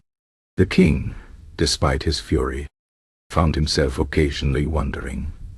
He had been so certain of Elara's incompetence. Yet, with no alternative in sight, and the kingdom sinking deeper into its sleepless stupor, a faint, terrifying question began to echo in the royal chambers in the dead of night. Had he been too hasty? Had Elara, in his own convoluted, maddening way, been attempting a solution that was simply too subtle, too profound, too milking for a kingdom as boorishly awake as Eldoria? The very idea was enough to keep him awake for another 3 hours, mentally drafting a new, even more intricate system for counting the threads in his tapestries, if only to distract himself from the terrifying possibility that the solution to Eldoria's torment had, in fact, been a cup of warm milk all along, and they had simply spectacularly misunderstood. The kingdom, like its king, remained in limbo, caught between the memory of a ridiculous remedy and the desperate empty promise of a good night's sleep. The moon, a silent, unblinking witness, continued its slow, indifferent journey across the vast, unsleeping sky. Chapter 13. The New Court Wizard's First Act. The days that followed Master Elara's undignified exodus were not, as many had wearily hoped, marked by the sudden, blessed return of universal slumber. Instead, Eldoria remained caught in the oppressive, unblinking grip of its insomnia epidemic, now compounded by the lingering sour taste of collective humiliation. The grand hall of the royal palace, once the stage for King Reginald's theatrical fury, had settled back into its customary state of profound, exhausted quiet, broken only by the occasional sigh, yawn, or the faint, distant sounds of a particularly desperate courtier attempting to bore themselves to sleep by counting every single tile in the sprawling royal kitchens. The air still held the phantom scent of warm milk, now irrevocably tied to the memory of dashed hopes and public ridicule. King Reginald IV, despite the fleeting satisfaction of his grand dismissal, found himself more awake than ever, his mind a buzzing hive of anxious thoughts, his body aching with the relentless fatigue that had become his constant companion. He had purged the court of the offending wizard, but the ailment, the true torment, remained, a mocking echo in the silence of his vast bedchamber.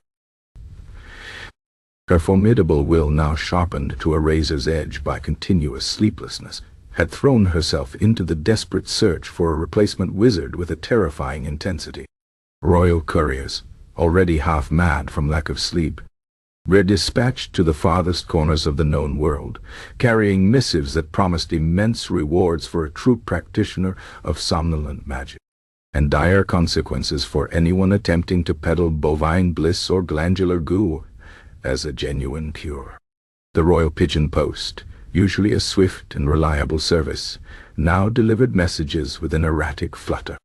As many of the birds themselves seemed to be suffering from a curious avian insomnia, their eyes red-rimmed and their coos unusually shrill.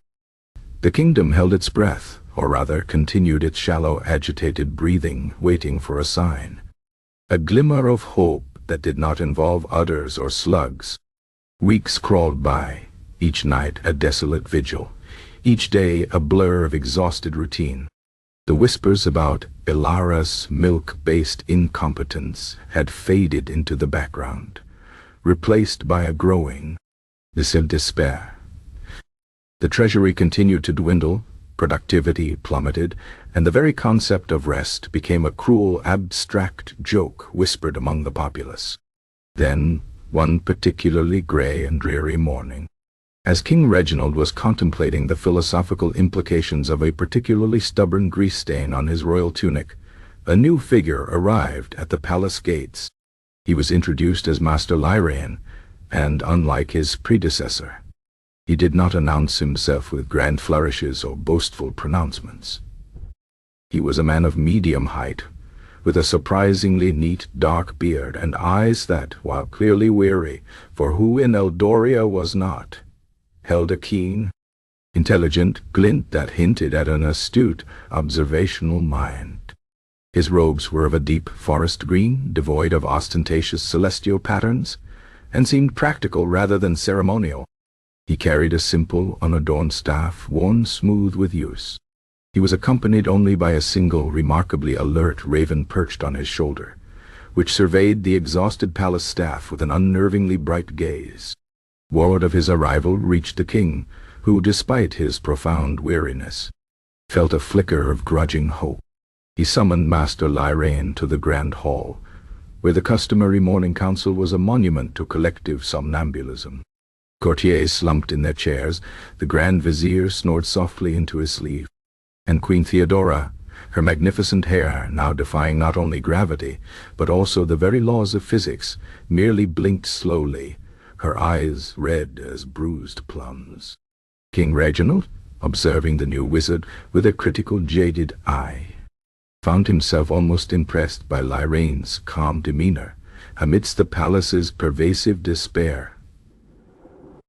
Master Lyrain bowed deeply, his movements economical and precise, lacking the theatrical preening of Ilara. "Your Majesty," he began, his voice clear and measured. "Quite unlike Ilara's booming pronouncements, I have traveled far, drawn by the whispers of a kingdom in distress, a kingdom that, by all accounts, has forgotten the simple art of slumber. I have heard tell of the royal household's valiant efforts to combat this widespread wakefulness, and indeed of the innovative, if perhaps unconventional, methods that have been attempted." His gaze flickered almost imperceptibly towards Queen Theodora's wild hair, then back to the king. King Reginald grunted. "Unconventional, you say, Master Lyrain?" He leaned forward, his voice a low, gravelly rasp.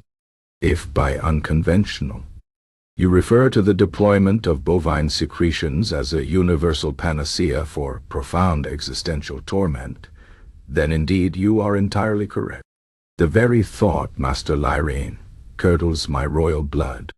It curdles it, I tell you." He slammed a fist lightly on the armrest of his throne, a sound that, though muffled by velvet, caused a few dozing courtiers to jerk awake. Master Lyrain nodded, his expression unreadable. "I understand completely, Your Majesty.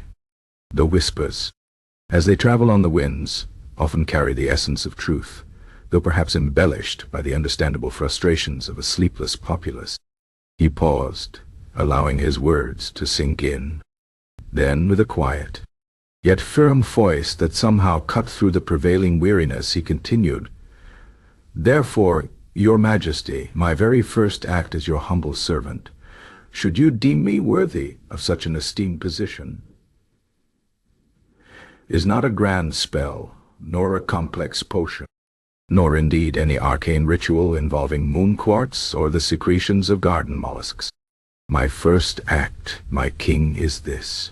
He took a deep breath, and then, with a clear, resonant voice that carried to every corner of the grand hall, he declared, I hereby issue a royal edict effective immediately that all milking is, from this moment forward, absolutely and unequivocally, I banned from the royal palace of Eldoria, and indeed from all royal residences, stables, and even, should it be found lurking with malevolent intent, from the royal mouse traps. There shall be no more lukewarm, bland concoctions presented to the sleepless. No more bovine promises. No more dairy-induced disappointment. The very scent of it shall be purged from these hallowed halls. Should any subject, noble or common, be found attempting to present, consume, or even contemplate the consumption of warm milk within the king's purview, they shall face the severest of royal displeasure. Let the cows graze in peace, for their services in the pursuit of slumber are hereby respectfully and permanently declined. A stunned silence, thicker and more profound than any that had preceded it, descended upon the grand hall. It was not the silence of weariness, but the silence of utter, unadulterated shock, quickly followed by a ripple of astonished murmurs. The Grand Vizier, who had been attempting to appear as a particularly convincing piece of furniture, suddenly sat bolt upright, his eyes wide, a faint tremor running through his jaw. Queen Theodora, her gaze fixed on Lyrene, slowly, almost imperceptibly, allowed a faint, almost beatific smile to grace her lips. Even the king, his face a mask of profound exhaustion, felt a sudden, unexpected jolt of something akin to pure, unadulterated joy. No more warm milk? King Reginald croaked, his voice barely a whisper, as if afraid to break the fragile spell. No more bovine bliss? He looked at Lyrene, then back at the bewildered faces of his courtiers, then back at Lyrene. The idea, so simple, so utterly unsatisfying, bypassed all logic, all reason. It was precisely what his sleep-deprived, milk-loathing soul yearned to hear. Precisely, Your Majesty, Lyrene affirmed, his expression unwavering. The path to true slumber, I assure you, does not lie in the secretions of a barnyard animal. That, I believe, has been demonstrated with ample, and indeed rather pungent, clarity.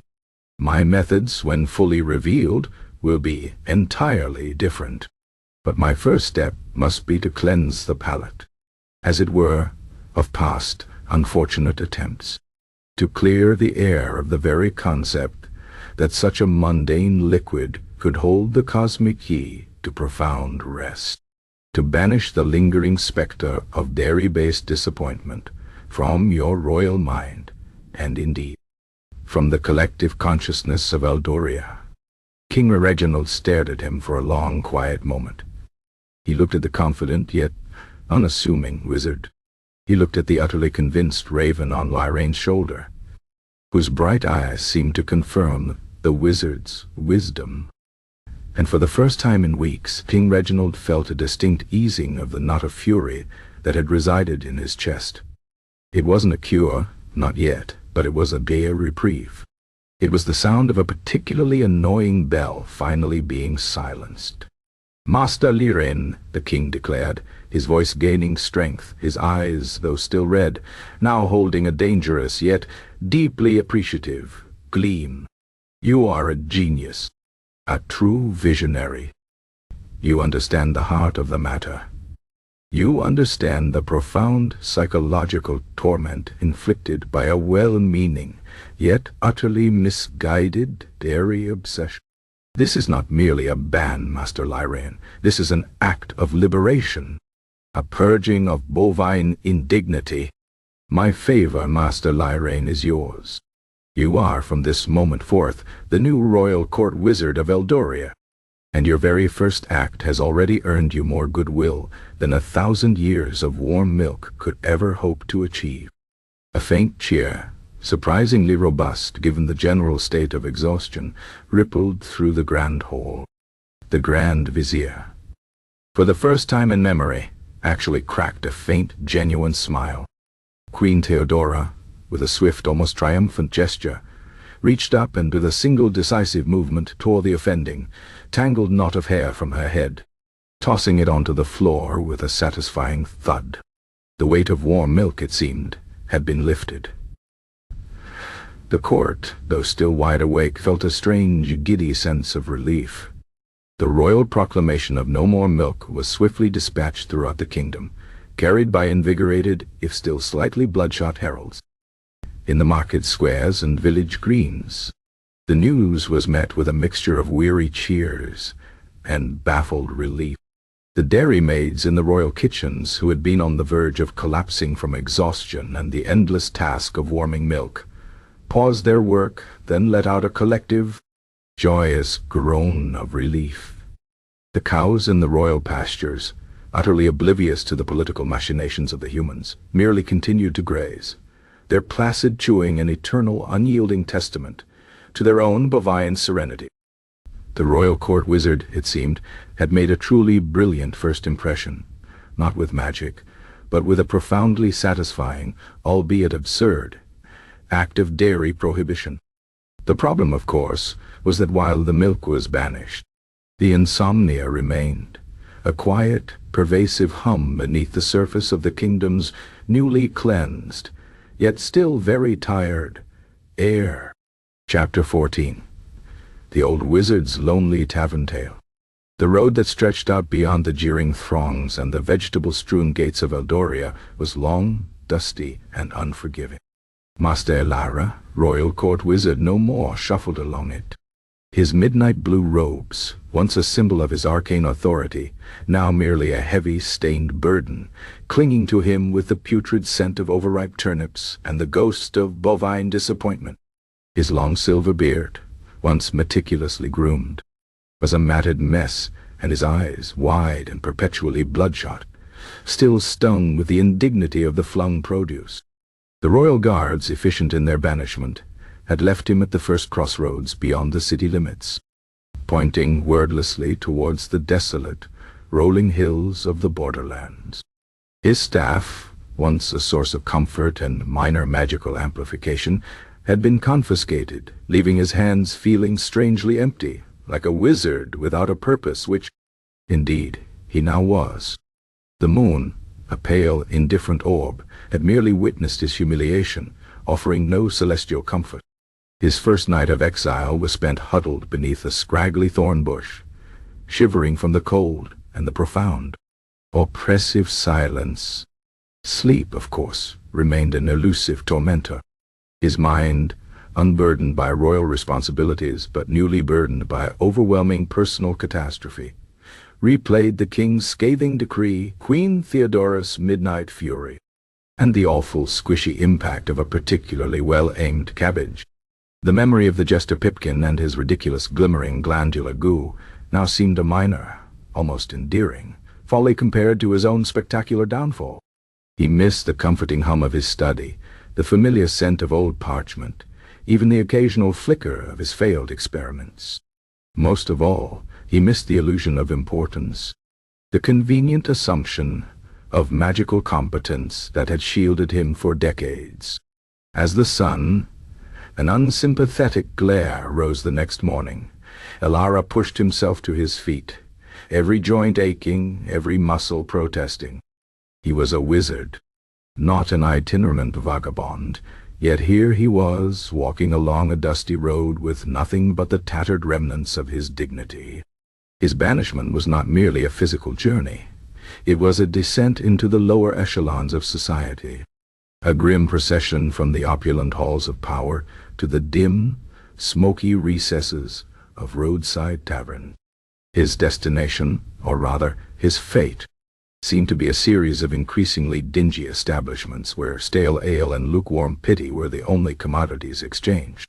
He stumbled into the first such establishment, a ramshackle inn named the Grumbling Golem, several days later, his robes caked with dust, his stomach rumbling with an unfamiliar emptiness. The interior was dark, smelling of spilled beer, unwashed bodies, and the faint, unsettling aroma of questionable stew. A few figures, slumped over scarred wooden tables, looked up as he entered, their eyes, like everyone else's in Eldoria, red-rimmed and weary. Farmers, their hands gnarled from the fields, stared blankly into their mugs. A handful of scruffy merchants haggled listlessly over bolts of coarse cloth. A lone, unshaven mercenary, his armor dented, snored softly at a corner table. None of them seemed to have slept in weeks. Elara, despite his personal tragedy, was just another face in a kingdom of insomniacs. He ordered a weak ale, his voice hoarse from disuse, and settled onto a rickety stool. The common room was filled with a low drone of exhausted conversation, punctuated by hacking coughs and the occasional surprisingly loud yawn. He wanted to tell his story, to explain the profound injustice of his dismissal, to justify his theories to an audience that might perhaps offer a shred of understanding. He cleared his throat. "Good sirs," he began, his voice attempting to reclaim some of its former grandiosity. "I am Master Elara, formerly the royal court wizard of Eldoria, and I have recently endured a most grievous injustice, a cosmic misinterpretation of my profound arcane wisdom, all concerning the vexing matter of sleep, or rather, the distinct lack thereof." A farmer, whose head had been resting on the table, merely lifted one bloodshot eye. "Sleep, eh? Never heard of it. Got some pigs that sleep sometimes. Lazy beasts." He dropped his head back down with a thud. Elara tried again, undeterred. "You see, the entire kingdom was afflicted by a most virulent insomnia, a malady of the spirit, a torment of the mind. And I, in my profound wisdom, delving into the very currents of the Ethereum, discovered a remedy of unparalleled simplicity and profound efficacy." He leaned forward, eyes wide. "Van Milk."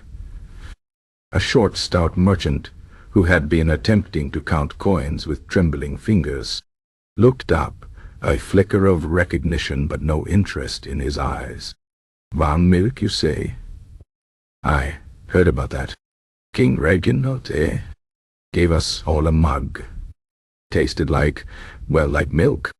Didn't do much. Just made my belly rumble something fierce." He returned to his coins, sighing. Elara felt a familiar, despairing wave wash over him. His audience was unmoved. Their own suffering, their own mundane realities, eclipsed any interest in a wizard's dramatic downfall. He tried to explain the nuances. "Ah, but you misunderstand. It was not merely the milk, you see, but the isomniferous lactones, the repulsion feeling created by collective cynicism, the precise temperature fluctuations due to ambient humidity, the emotional resonance of the individual bobbing. These were subtle, profound variables." The mercenary snored, a loud guttural sound that rattled the wooden beams. The farmer lifted his head again. "Lactones, you say? Sound like something that'd give a good stomach ache. Got a remedy for that, wizard. Been sleeping on my gut for a week now, and it just grumbles." Elara sighed. This was not the audience for nuanced magical theory.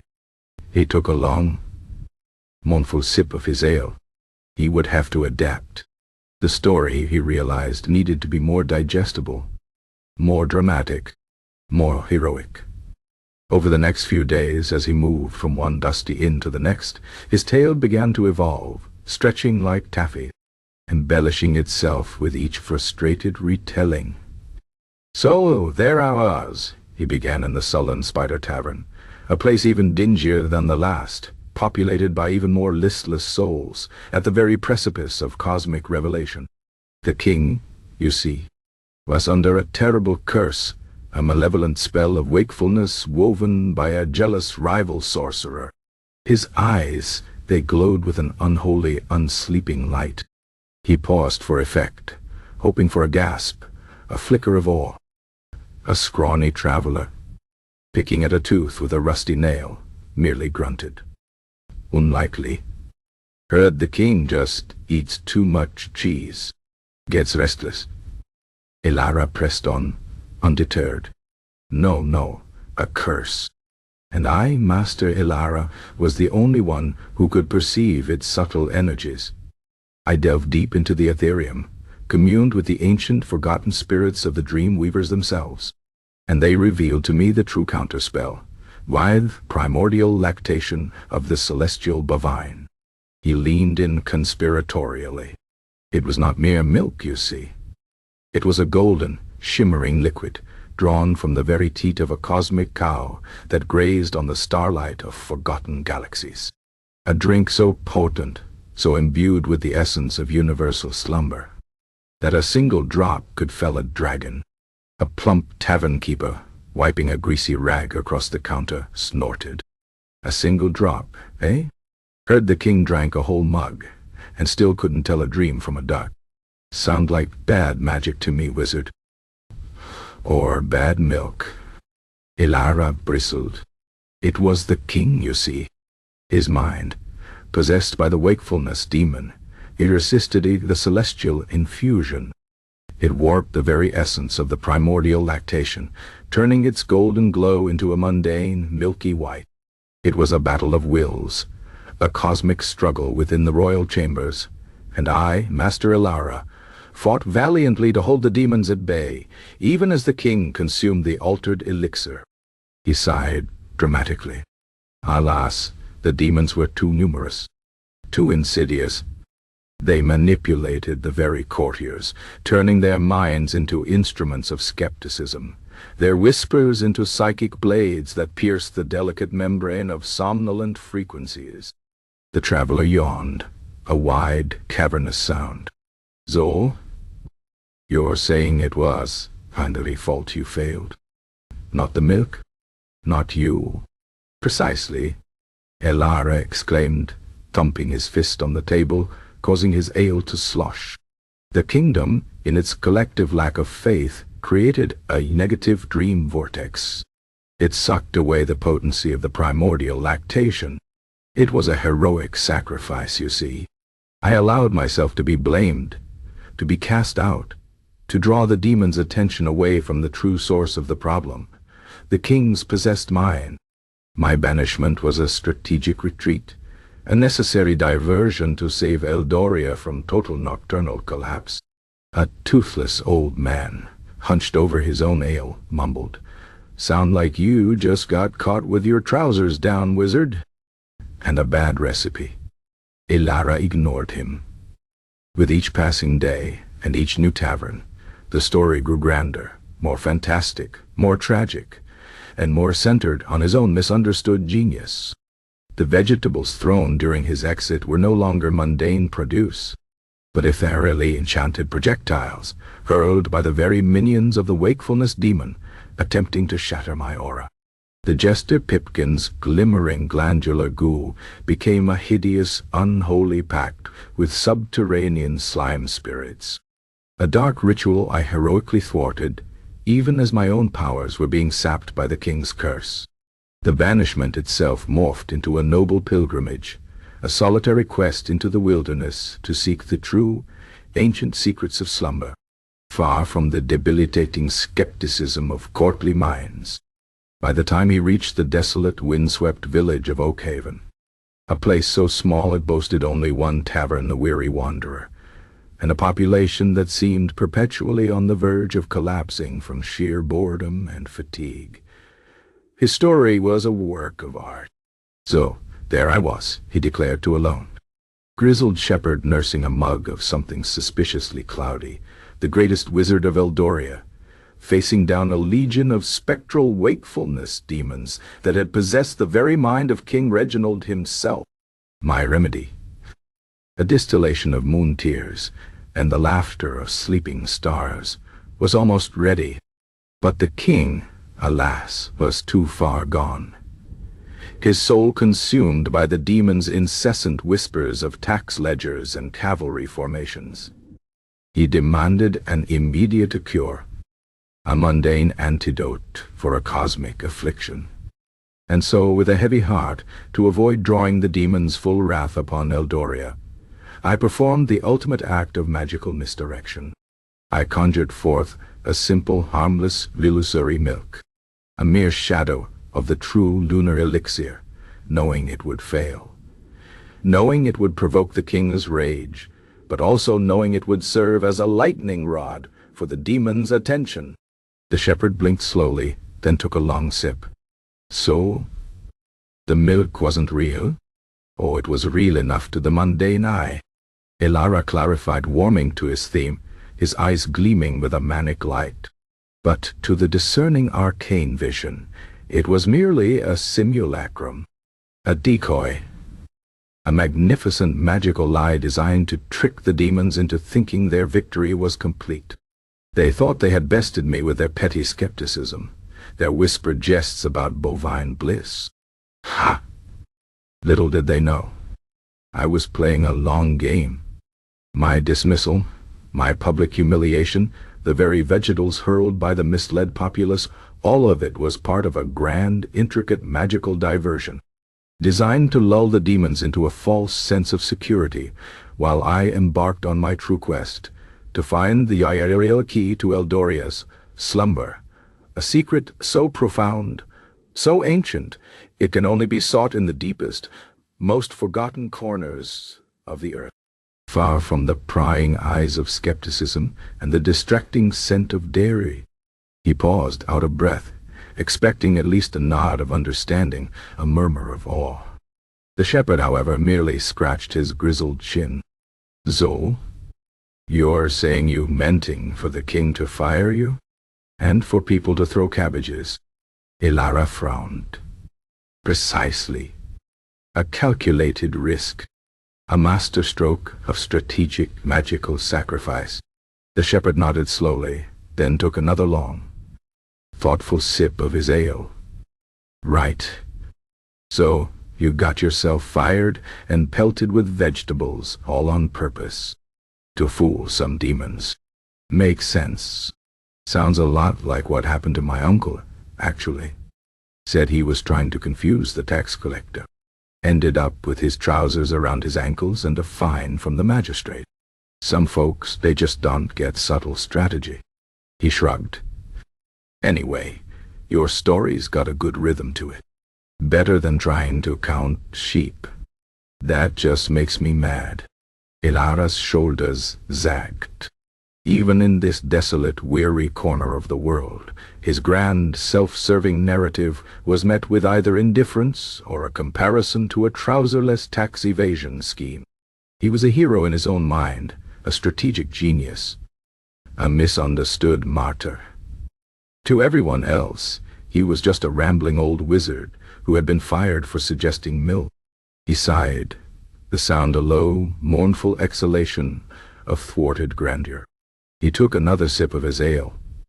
Perhaps, he mused, the true magic lay not in the spells, but in the ability to convince oneself of a better, more dramatic reality.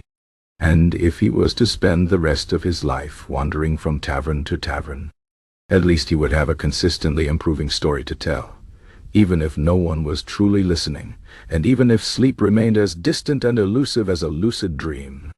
The moon, silent and ever-present, continued its slow, unblinking vigil over a kingdom that remained wide awake, and a wizard who, despite his best efforts, was just as sleepless as everyone else. Chapter 15. The Milkmaid's Unexpected Rise.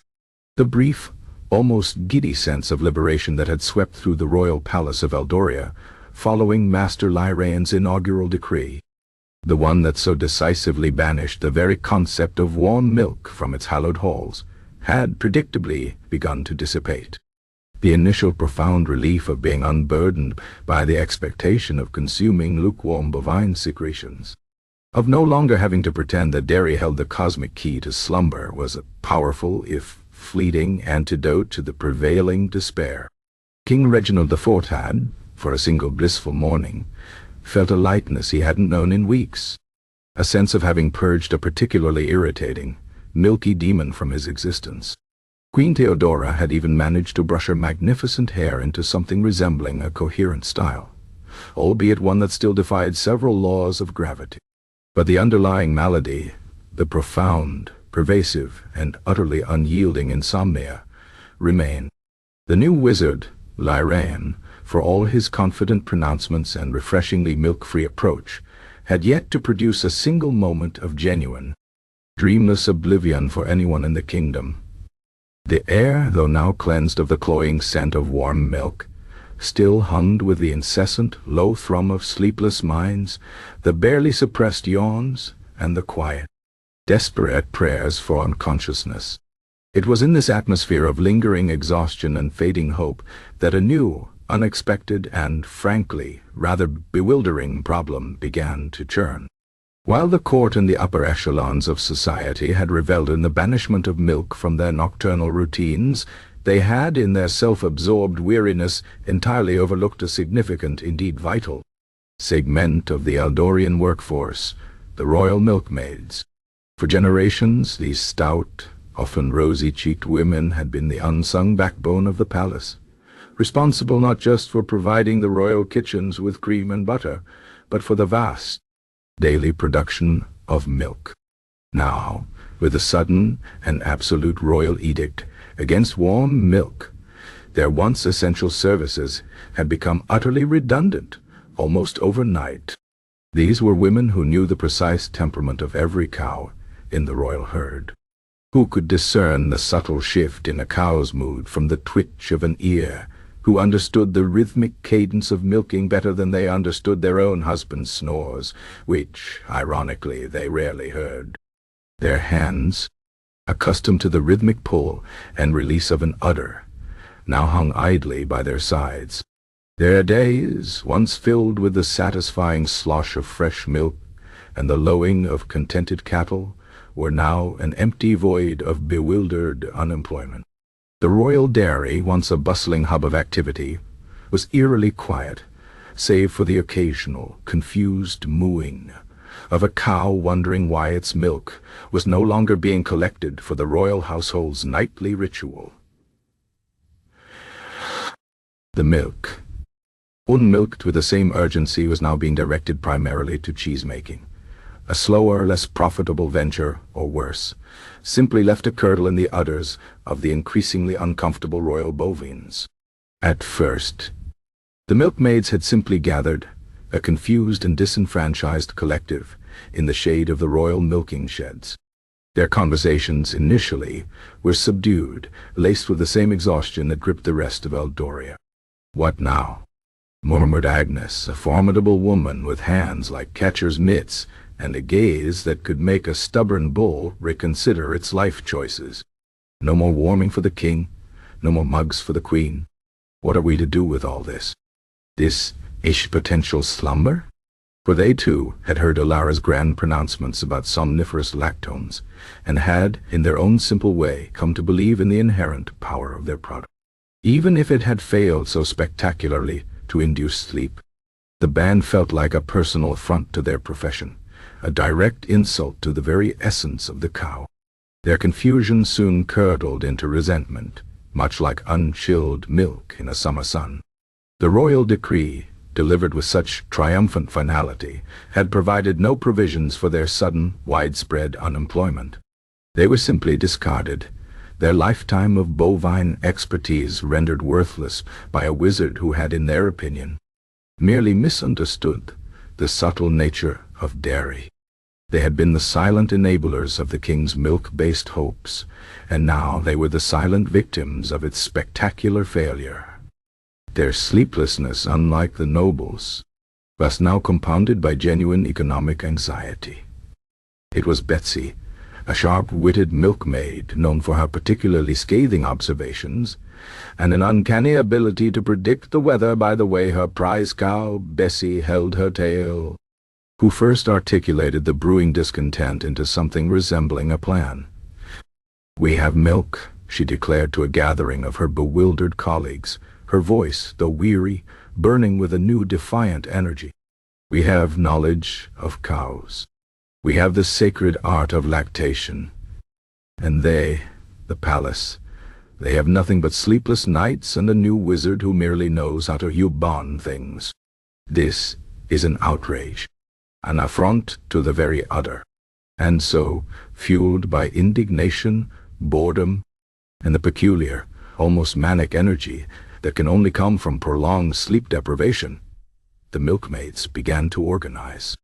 They met secretly in the deepest, most aromatic corners of the royal dairy, their whispers echoing amongst the empty pails and idle churns. They were no longer mere milkmaids. They were the Order of the Unmilked Udder, a formidable if slightly ridiculous guild of disenfranchised dairy artisans. Their crest, designed by a surprisingly artistic former cheesemaker, featured a stylized cow's udder weeping a single solitary tear. Their motto, chosen after much debate and several almost physical altercations, was, "Though the sleep eludes, the milk endures." Their demands, brainstormed during long sleepless nights in the communal dairy quarters, were a magnificent blend of the absurd, the indignant, and the deeply, profoundly specific to their unique profession. They were not merely seeking reinstatement. They were seeking a complete re-evaluation of Eldorian society's relationship with milk, and indeed with sleep itself. Their first demand, presented in a petition meticulously handwritten on parchment, stolen from the royal scribes, whose penmanship had become too illegible to be useful, was for a royal apology to all bovines of Eldoria. This apology, they insisted, must be delivered personally by King Reginald IV at dawn in the royal pastures, directly to the royal herd. He must, the petition specified, look each cow in the eye and express profound regret for questioning the inherent efficacy of their sacred lacteal secretions. Furthermore, he was required to acknowledge their contribution to the kingdom's economy and their immense, though unappreciated, patience. Their second demand was for the immediate establishment of sacred cow sanctuaries within the palace grounds. These would be lush, tranquil meadows, perpetually bathed in soothing moonlight via magically enchanted lanterns, if necessary, where the royal herd could graze in undisturbed bliss, free from the prying eyes of skeptical courtiers or the clatter of human industry. No longer would they be mere producers. They would be revered symbols of tranquility. Their very presence meant to inspire calm. The third demand escalated sharply.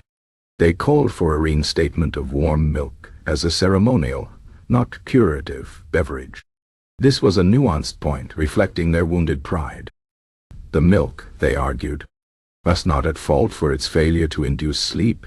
It was the expectations placed upon it by an unenlightened court.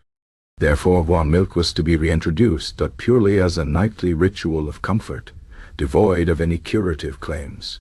Furthermore, only milkmaids of the Order of the Unmilked Udder would be permitted to warm and serve this ceremonial milk, ensuring its proper non-medicinal presentation. They also demanded that each serving be accompanied by a brief, solemn reading of a newly composed ode to the bovine spirit, a poem that celebrated the cow's placid nature and forgiving heart. Their fourth demand was a masterpiece of sleep-deprived indignation, mandatory royal napping protocols. Since the kingdom was sleepless anyway, they argued, the king and queen, and indeed all members of the court, must be legally obliged to take a minimum of 2 15-minute power naps during the day, whether they felt tired or not. These naps were to be overseen by designated nap supervisors from the Order of the Unmilked Udder, who would ensure proper napping posture, straight back, hands folded over belly, and absolute silence. Any observed fidgeting, snoring, even from exhaustion, or accidental awakening would result in a stern reprimand and the imposition of a lullaby tax upon the offender, to be paid in fine cheese. The fifth demand, undoubtedly influenced by Betsy's particular affection for Bessie, was for a royal decree of bovine empathy. This decree would legally mandate that all citizens, from the highest noble to the lowest serf, treat all cattle with the utmost respect and understanding, avoiding loud noises, harsh words, or any action that might cause distress to these inherently tranquil creatures. Violations, they insisted, would be met with a penalty of forced public contemplation of a particularly agitated bull. Their grandest and perhaps most absurd demand was for the establishment of a Royal Academy of Somnolent Dairy Arts. This academy, to be run exclusively by the Order of the Unmilked Udder, would research the untapped potential of milk beyond mere sleep. They envisioned breakthroughs in cream of contemplation, yogurt of universal understanding, and cheese of celestial cognition, turning Eldoria into a global leader in dairy-based enlightenment, rather than mere slumber. The petition, a surprisingly lengthy document for a group as exhausted as its authors, was finally delivered to King Reginald by a delegation of 3 particularly stern-faced milkmaids, their expressions a testament to weeks of unrested indignation. They stood before the king, his new wizard Lyrane, and the gathered, weary court, their backs ramrod straight, their eyes unblinking with exhaustion and determination. King Reginald, upon receiving the petition, had initially scoffed. More madness, he grumbled, his eyes, still bloodshot, scanning the meticulously penned demands. Bovine apologies? Sacred cow sanctuaries? He handed the petition to the Grand Vizier, who read through it, his face slowly transforming from weary cynicism to utter, wide-eyed disbelief. "Your Majesty," the Vizier rasped, clearing his throat, "it seems the ban on warm milk has unleashed a new form of organized discontent. These demands, Your Majesty, they are quite specific, and rather bovine day." Queen Theodora, who had been attempting to soothe the perpetually restless Prince Alaric, whose cries seemed to have taken on a distinctly indignant quality since the milk ban, looked up, her expression a mixture of profound weariness and dawning horror. "They want you to apologize to Aija Cowie, Reginald, and for us to take a mandatory napsy overseen by women with milking buckets?" She clutched her head, her magnificent hair seeming to deflate in despair. Lyrane, the new wizard, remained impassive, observing the proceedings with a keen, analytical gaze. He seemed to be mentally dissecting the absurd demands, searching for some underlying logic, some hidden magical current within the madness. King Reginald, however, finally lost his already tenuous grip on composure. He had endured weeks of sleeplessness, the public humiliation of Elara, the preposterous suggestion of slug slime, and now this Gundunaya. He slammed his fist on the armrest of his throne, a sound that, in the profoundly quiet hall, echoed with astonishing force. "Enough!" he roared, his voice cracking. "Enough of this. First, a wizard tries to drown us in dairy. Then a jester proposes we become mollusks.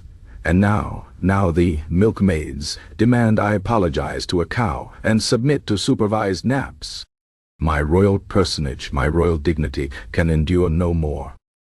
This is mutiny, a rebellion of the dairy-deprived." He glared at the 3 milkmaids who, despite the king's fury, remained unblinking. "We, the Order of the Unmilked Udder, merely seek justice, Your Majesty, for the bovine spirit and for our noble profession," Agnes declared, her voice firm, despite the faint tremor in her hands. "Justice?" Reginald spluttered, his face turning a dangerous shade of puce. "You shall have justice. The kind of justice reserved for those who propose mandatory naps and cow apologies. Guards, at them. Arrest them for sedition." The royal guards, roused from their perpetual stupor by the king's renewed fury, moved forward, slowly, sluggishly, towards the milkmaids. The air crackled with tension, a new kind of crisis, utterly bizarre, yet utterly real, unfurling in the sleepless court. The milkmaids, however, were not intimidated. They had endured weeks of sleep deprivation, the ignominy of unemployment, and the profound insult to their beloved cows. They were prepared for this. One of them, a tiny, wiry woman named Clara, who had an astonishingly loud voice for her size, suddenly produced a small, silver whistle. She put it to her lips and blew. The sound, a high, piercing, oddly mournful whistle, echoed through the grand hall, a sound familiar to every cow in the royal herd. And from outside, faintly at first, then growing louder, came a response, a lowing. Not just a single low, but a chorus of deep, resonant moos growing closer, louder, more insistent, until the very foundations of the palace seemed to tremble with the collective lament of hundreds of remarkably agitated royal cattle. The cows, it seemed, were in solidarity with their milkmaids, and the king, utterly exhausted, and faced with a bovine rebellion, could only stare, wide-eyed, as the sound of 1,000 aggrieved udders approached his royal palace. The kingdom, in its collective weariness, could only wonder what further absurdity awaited them in this endless night of unsleep. Chapter 16. The king's new, equally useless remedy. The piercing, mournful lowing of Eldoria's agitated royal cattle, summoned by the defiant whistle of the milkmaid Clara in the previous chapter, had indeed shaken the very foundations of the royal palace. It was a sound that spoke less of pastoral serenity and more of bovine indignation, a deep, resonant rumble that vibrated through the stone and mortar, causing chandeliers to sway and the Grand Vizier to emit a particularly alarmed squeak. King Reginald IV, despite his profound exhaustion, had found himself confronted not with a mere delegation of disgruntled dairy workers, but with the full, formidable force of a bovine rebellion. The sight of hundreds of cows, their large, soulful eyes fixed accusingly upon the palace, their collective mooing a surprisingly powerful testament to their aggrieved udders, had been enough to quell the king's immediate instinct for arrests. A quick, whispered conference with the new royal court wizard, Master Lyrane, had led to a hasty, if temporary, truce. The milkmaids were not arrested. Their demands were not accepted, but a vague promise of future consideration was reluctantly issued, and the cattle, appeased for the moment by the king's reluctant retreat, were slowly, mournfully herded back to their pastures. The incident, however, had left King Reginald even more frayed, his nerves rubbed raw by the sheer, bewildering absurdity of it all. He had banished the old wizard, banned the milk, and now faced a potential insurrection of livestock and their caretakers. The quest for slumber continued, more frustrating than ever. The palace, once a place of subtle intrigue and grand pronouncements, had descended further into a state of somnambulistic chaos.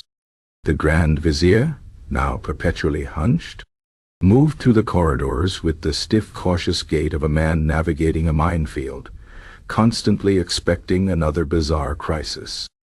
Queen Theodora, her formidable will unwavering, but her physical form increasingly resembling a particularly elegant, yet thoroughly deflated, balloon, continued her relentless pursuit of a genuine solution, her eyes scanning every newcomer, every traveler, for any hint of genuine magical prowess.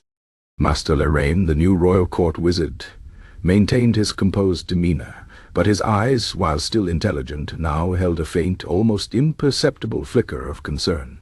He had successfully purged the kingdom of warm milk, but the insomniac beast remained, more restless and unpredictable than ever.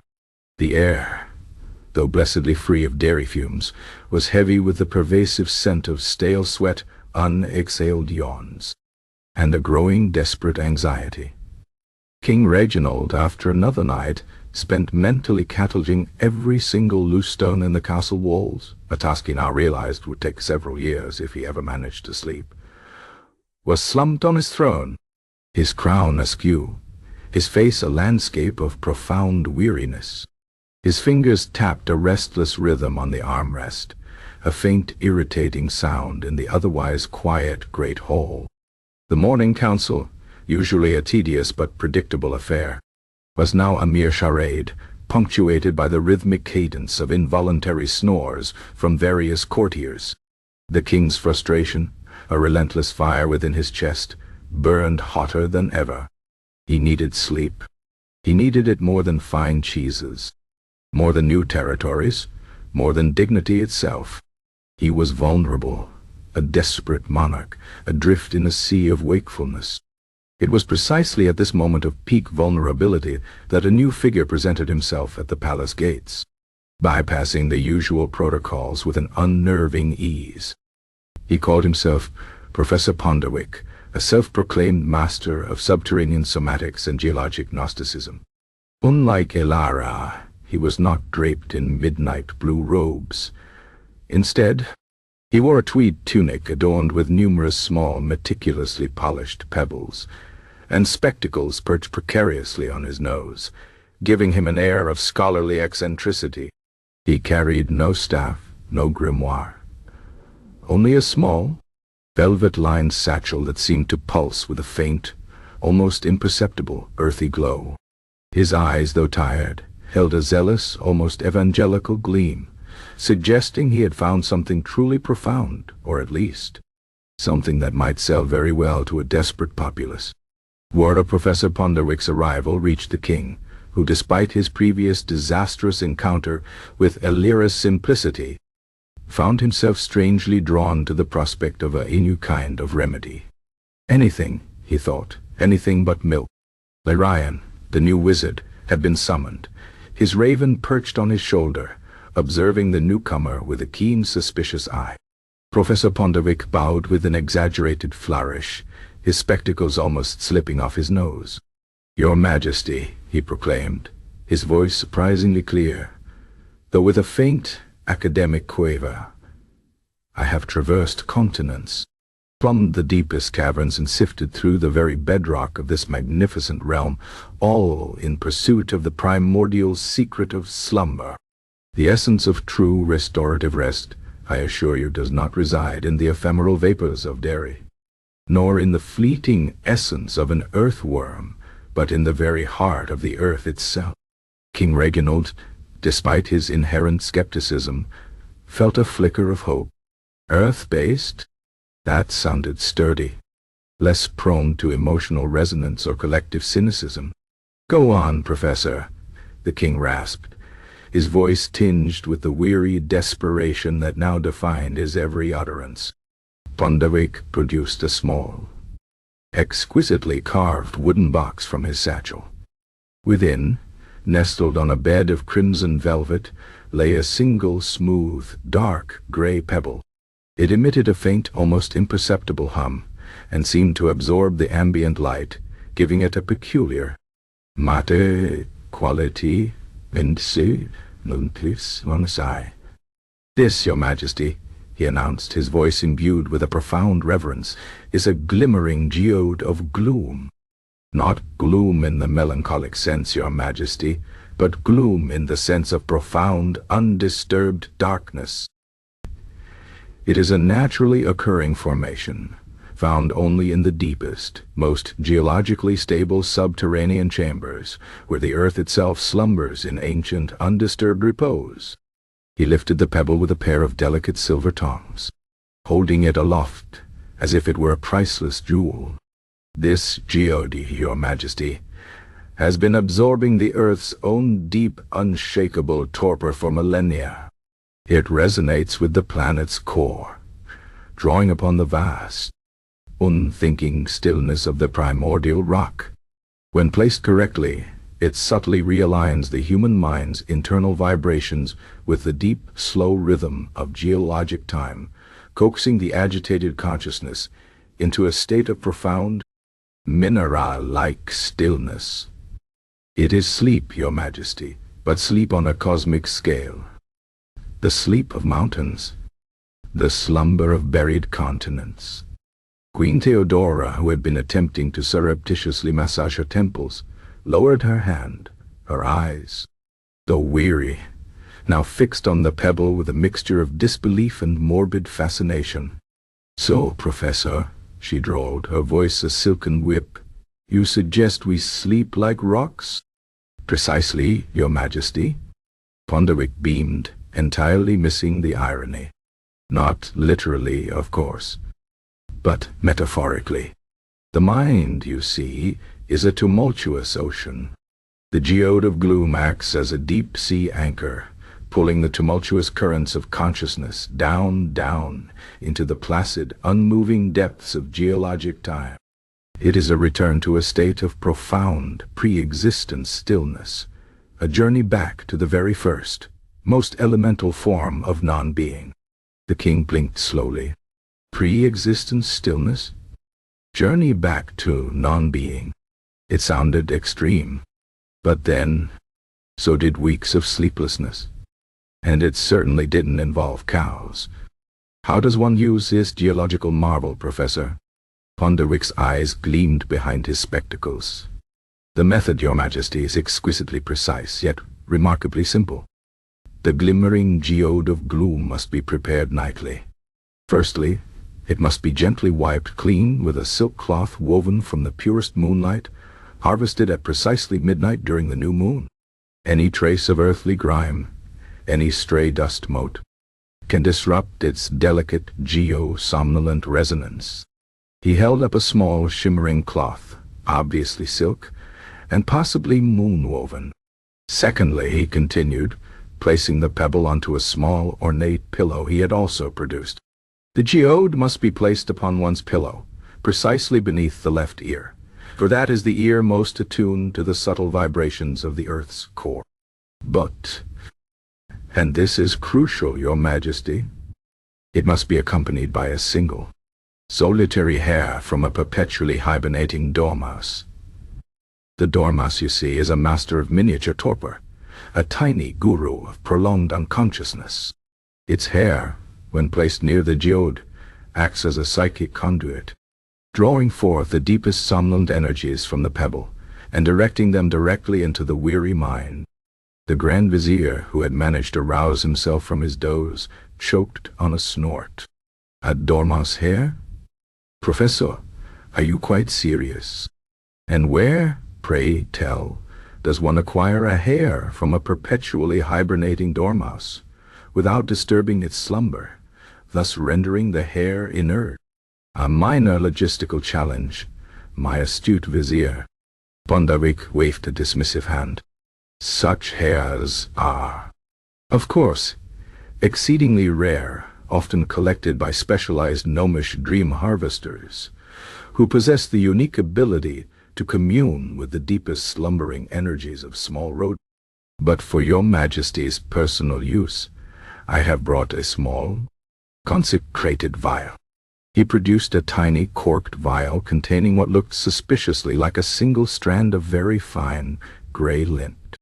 And thirdly, and perhaps most importantly, Professor Ponderwick declared, his voice rising to a crescendo, the user, immediately upon placing the geode and dormouse hair, must utter a specific, ancient affirmation. Not a loud chant, Your Majesty, for sound disrupts the delicate geo-somnolent wave.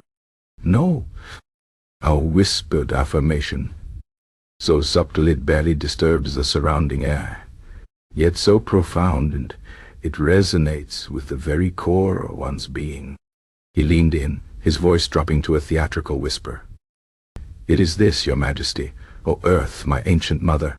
Draw my consciousness deep. Let me be but dust, and in that stillness, sleep. King Reginald stared at the pebble, then at the vial of lint, then at Professor Ponderwick's earnest, if slightly manic, face. He had endured enough absurdity to be wary. Yet the idea of sleeping like a mountain, of a profound geologic stillness, appealed to his exhausted soul in a way that warm milk never could. It sounded less, personally, less humiliating, and the professor seemed so utterly, unequivocally confident. Master Lirain, the new wizard, stepped forward, his raven tilting its head, observing Ponderwick with an almost human skepticism. Your Majesty, he began, his voice cautious. While the principles of terrestrial resonance are indeed fascinating, the efficacy of such a singular approach to widespread biological phenomena can often be unpredictable.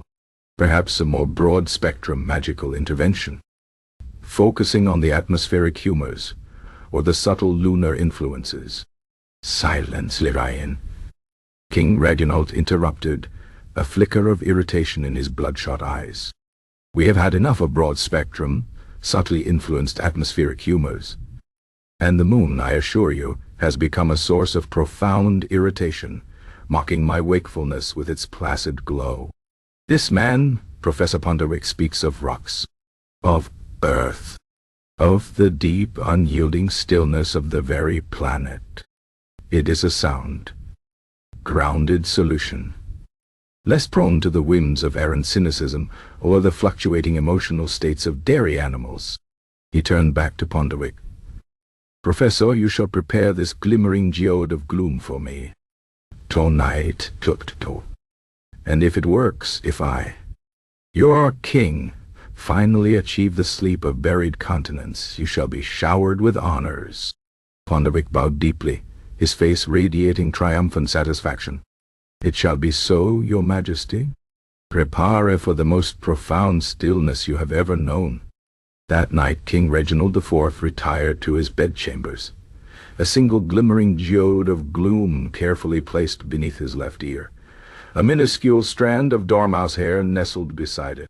He meticulously wiped the pebble with the moon silk cloth. He positioned his head just so. And then, in a voice barely above a whisper, he uttered the ancient affirmation, "O Earth, my ancient mother, draw my consciousness deep. Let me be but dust." And in that stillness, sleep. He waited. The hours passed. The king lay perfectly still, his eyes closed, willing his mind to become like dust, to embrace the stillness of a rock. But his mind, alas, was less like dust and more like a chaotic sandstorm. He found himself obsessing over the precise trajectory of a fly that had buzzed past his ear earlier in the day. He wondered if the dormouse hair had truly been from a JT perpetually hibernating dormouse, or merely a napping one. He began to mentally calculate the exact geological age of the pebble, and then, inexplicably, found himself trying to remember the precise number of grains of sand in a single royal sandbag. The faint hum from the geode, initially promising, now seemed to transform into a maddening, low vibration, like a perpetually buzzing mosquito trapped inside his pillow. His ears, far from being soothed, became hyper-alert, picking up the distant creak of the castle, the rustle of a mouse, the incredibly irritating, slow drip of the faulty ewer in the antechamber. He was not sleeping like a mountain. He was merely a wide-awake, irritated king, trapped in a highly uncomfortable, geologically themed vigil. By the first grey light of dawn, King Reginald IV was sitting bolt upright in his bed, the glimmering geode of gloom having rolled precariously close to the edge of the pillow, the dormouse hair having inexplicably vanished. His eyes, burning with a new, even more profound fury, stared at the offending pebble. It had done nothing. Worse than nothing. It had, in its own silent, inert way, managed to infuriate him even more than the warm milk. The promise of cosmic, ancient rest had dissolved into the mundane reality of another night of torturous wakefulness, punctuated by the faint, irritating hum of a geological curiosity. He swung his legs out of bed, his nightshirt twisted, his temper a dangerously short fuse. The grand, theatrical dismissal of Alara, the sweeping ban on warm milk, the hopeful arrival of Professor Ponderwick with his pebbles and dormouse hair, it had all been for naught. The cycle of incompetence, the endless parade of absurd remedies, continued unabated, a cruel, repetitive dance performed under the unblinking, unsleeping gaze of a kingdom teetering on the brink. The Grand Vizier, the Queen, even the new wizard Lorraine, all would soon discover that King Reginald, once a man of jovial girth and a love for fine cheeses, was now primarily a vessel for accumulated, unslept rage. And the glimmering geode of gloom, he knew, would soon find itself joining the discarded wizard's hat and the phantom scent of warm milk in the ignominious annals of Eldoria's failed sleep remedies. The kingdom, alas, remained wide, agonizingly awake. Chapter 17. The Wizard's Secret Experiment. The winds that whistled through the crags and crevices of the borderlands, where Master Elara now languished in ignominious exile, carried no soothing lullabies. Instead, they whispered of sharp rocks, thin mountain air, and the persistent, mocking bleating of sheep who indeed seemed utterly unimpressed by his increasingly convoluted theories on somniferous lactones. His humble dwelling, a ramshackle, damp-smelling hut nestled precariously at the base of the Whisperwind Peaks, was a far cry from the opulent, if perpetually sleepless, chambers of the royal palace. The air within was thick with the scent of damp earth, stale herbs, and the pervasive, almost melancholic aroma of desperation. His once grand midnight blue robes, now faded and patched with coarse homespun, were perpetually caked with mud, their tarnished constellations long since lost to the elements. His long silver beard, once a symbol of his sagacity, was now perpetually tangled with burrs and the occasional, unsettlingly sentient twiggy ire. And sleep, that most elusive of mistresses, remained just as far from his grasp in exile as it had in the gilded cage of Eldoria. He spent his days in a state of perpetual, agitated wakefulness, haunted by the specter of his humiliating dismissal and the Queen's terrifying ultimatum. King Reginald's furious pronouncement echoed endlessly in his mind, each cutting word a fresh wound. The image of the glimmering geode of gloom, the king's new, equally absurd, and, no doubt, equally useless remedy, filled him with a bitter, simmering resentment. They had banished him, scorned his wisdom, and yet they still suffered. This, Elara mused, pacing the confines of his cramped hut, proved nothing but their own stubborn ignorance. He was not a charlatan, merely misunderstood. The king had fallen for geological nonsense, while Elara had merely tried to introduce a subtly profound, dairy-based solution. The injustice burned hotter than any alchemical flame. He knew, however, that mere grumbling would not restore his former glory, nor, more importantly, would it restore his sorely missed sleep. He had to prove them wrong. He had to conjure a true, undeniable, and utterly foolproof sleep potion, not a philosophical beverage, not a geological curiosity, but a potent, verifiable draught of pure oblivion. He had, after all, promised the Queen a real solution, and even in exile, a wizard's honor, however tattered, demanded satisfaction. And if he succeeded, if Eldoria suddenly sank into a kingdom-wide slumber from which they awoke refreshed and grateful, well, then they would regret their hasty judgment. They would beg him to return, bearing gifts of moon quartz mugs and apologies to every cow in the realm. His secret library, now reduced to a few damp, moldering shelves in a corner of his hut, was still a treasure trove of obscure and often utterly impractical lore. He pulled out the thick, leather-bound ultimate grimoire of primal sleep, lost arts of unconsciousness, its pages still seeming to hum with a faint, dark energy. This was the tome he had deemed too dangerous for casual use, too volatile for the delicate sensibilities of the court. But now, with his reputation in tatters and his sanity fraying at the edges, he had nothing left to lose but his perpetual wakefulness. He flipped through the arcane, swirling script, his eyes, though burning with exhaustion, fixated on a particular section titled The Draught of Deepest Descent, a concoction for unraveling the knots of consciousness. The ingredients were formidable, the instructions arcane, and the warnings dire. It promised not mere sleep, but a descent into the primordial void of pre-existence, a true oblivion from which the sleeper would emerge, utterly refreshed, or perhaps subtly but irrevocably altered. A small price to pay, Elara reasoned, for true repose. The ingredients list was, as expected, a nightmare of procurement. He needed 3 tiers of a newborn dream bat. These elusive creatures, native to the perpetually shadowed caves beneath the whispering peaks, were said to weep only once in their lives, at the precise moment of their birth, tears imbued with the raw, untamed essence of nascent dreams. A single scale from the underbelly of a hibernating stone serpent, These colossal serpentine beings, found only in the deepest, most geologically stable fissures, were renowned for their millennia-long slumbers. A single scale, imbued with their profound torpor, was believed to be a potent sedative, produced from the undisturbed heart of a millennium-old oak. The heartwood of such ancient trees, having witnessed countless cycles of growth and decay, was said to hold the silent, unmoving wisdom of ages, a stillness that could calm the most agitated mind. The muted melody of a forgotten lullaby, captured in a vial of whispering air.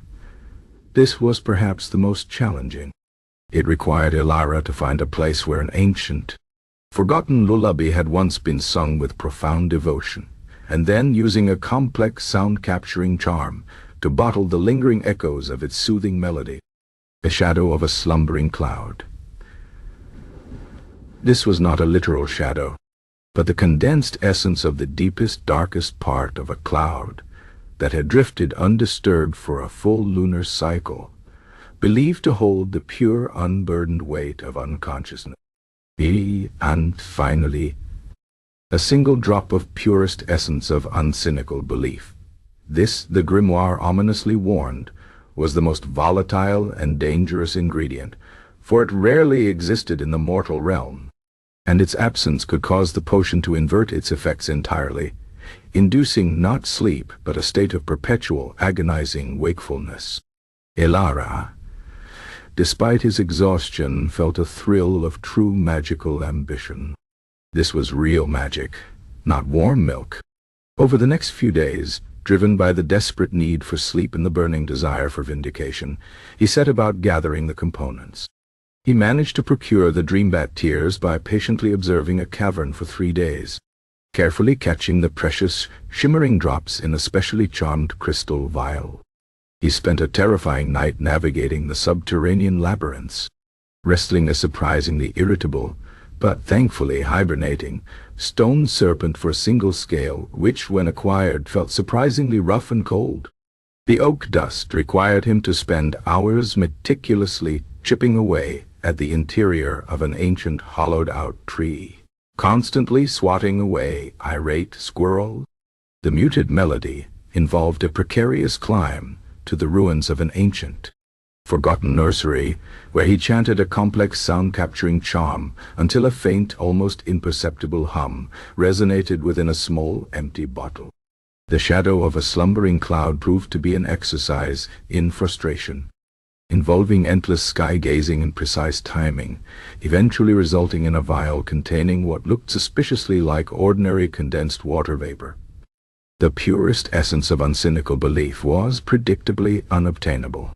He spent a full day trying to coax it from a particularly naive badger, and then from a perpetually optimistic dandelion, to no avail. He finally settled for what he hoped was a sufficient substitute, a single, meticulously preserved, unblemished grain of sand from a child's untouched hourglass, believing it embodied a pure, unburdened passage of time. It was a compromise, he knew, but what choice did he have? Back in his damp hut, Ilara prepared his cauldron. It was a battered, blackened thing, far removed from the gleaming copper cauldrons of the royal kitchens, but it hummed faintly with residual magical energy.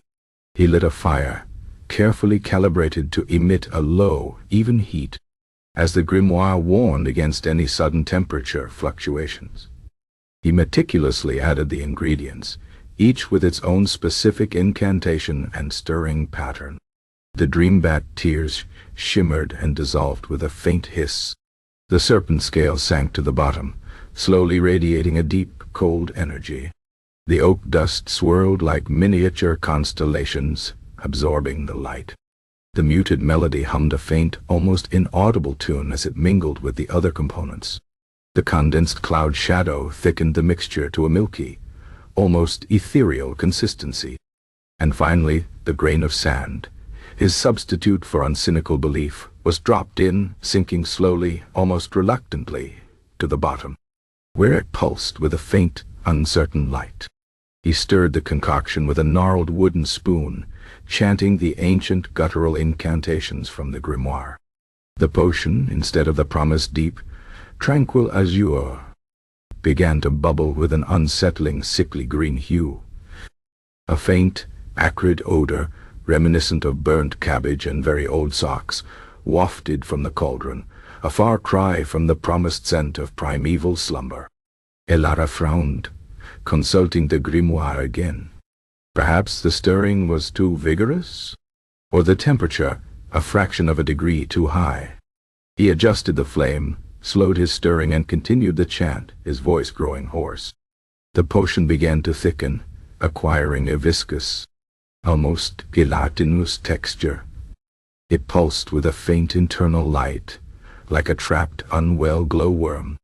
The green deepened, becoming a murky, unsettling, swamp-like color. A large, rather alarming bubble rose to the surface, bursting with a soft, wet ploppum, releasing a puff of vapor that smelled distinctly of unwashed feet. Elara wrinkled his nose. This was not the aroma of deep sleep. This was the aroma of profound regret. He continued to stir, sweat beading on his brow.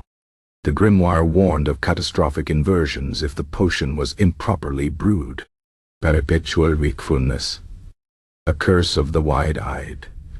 He couldn't afford another failure, especially not one that made his already unbearable insomnia even worse. He added a pinch of powdered moon petal, a last-ditch effort to soothe the volatile mixture, hoping it would counteract any unforeseen complications. The potion, instead of calming, merely shimmered with an unsettling iridescent sheen, like oil on murky water. Finally, after hours of painstaking, sleep-deprived labor, the potion was ready. It was a thick, sickly green liquid, almost the consistency of thin custard, with a faint, unsettling shimmer and a smell that made his eyes water. It looked less like a potent elixir of slumber, and more like something one might scrape off the bottom of a very old, very unwell pond. But the grimoire claimed it was ready. He carefully ladled a small amount into a tarnished pewter cup, the liquid clinging to the sides like a particularly tenacious slug trail. He held the cup, his hands trembling. This was it. The moment of truth.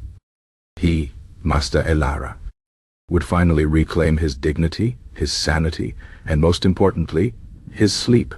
He took a deep breath, steeling himself, and with a silent prayer to any slumber gods who might be listening, he brought the cup to his lips and swallowed the entire, unappetizing concoction in a single desperate gulp bite of water.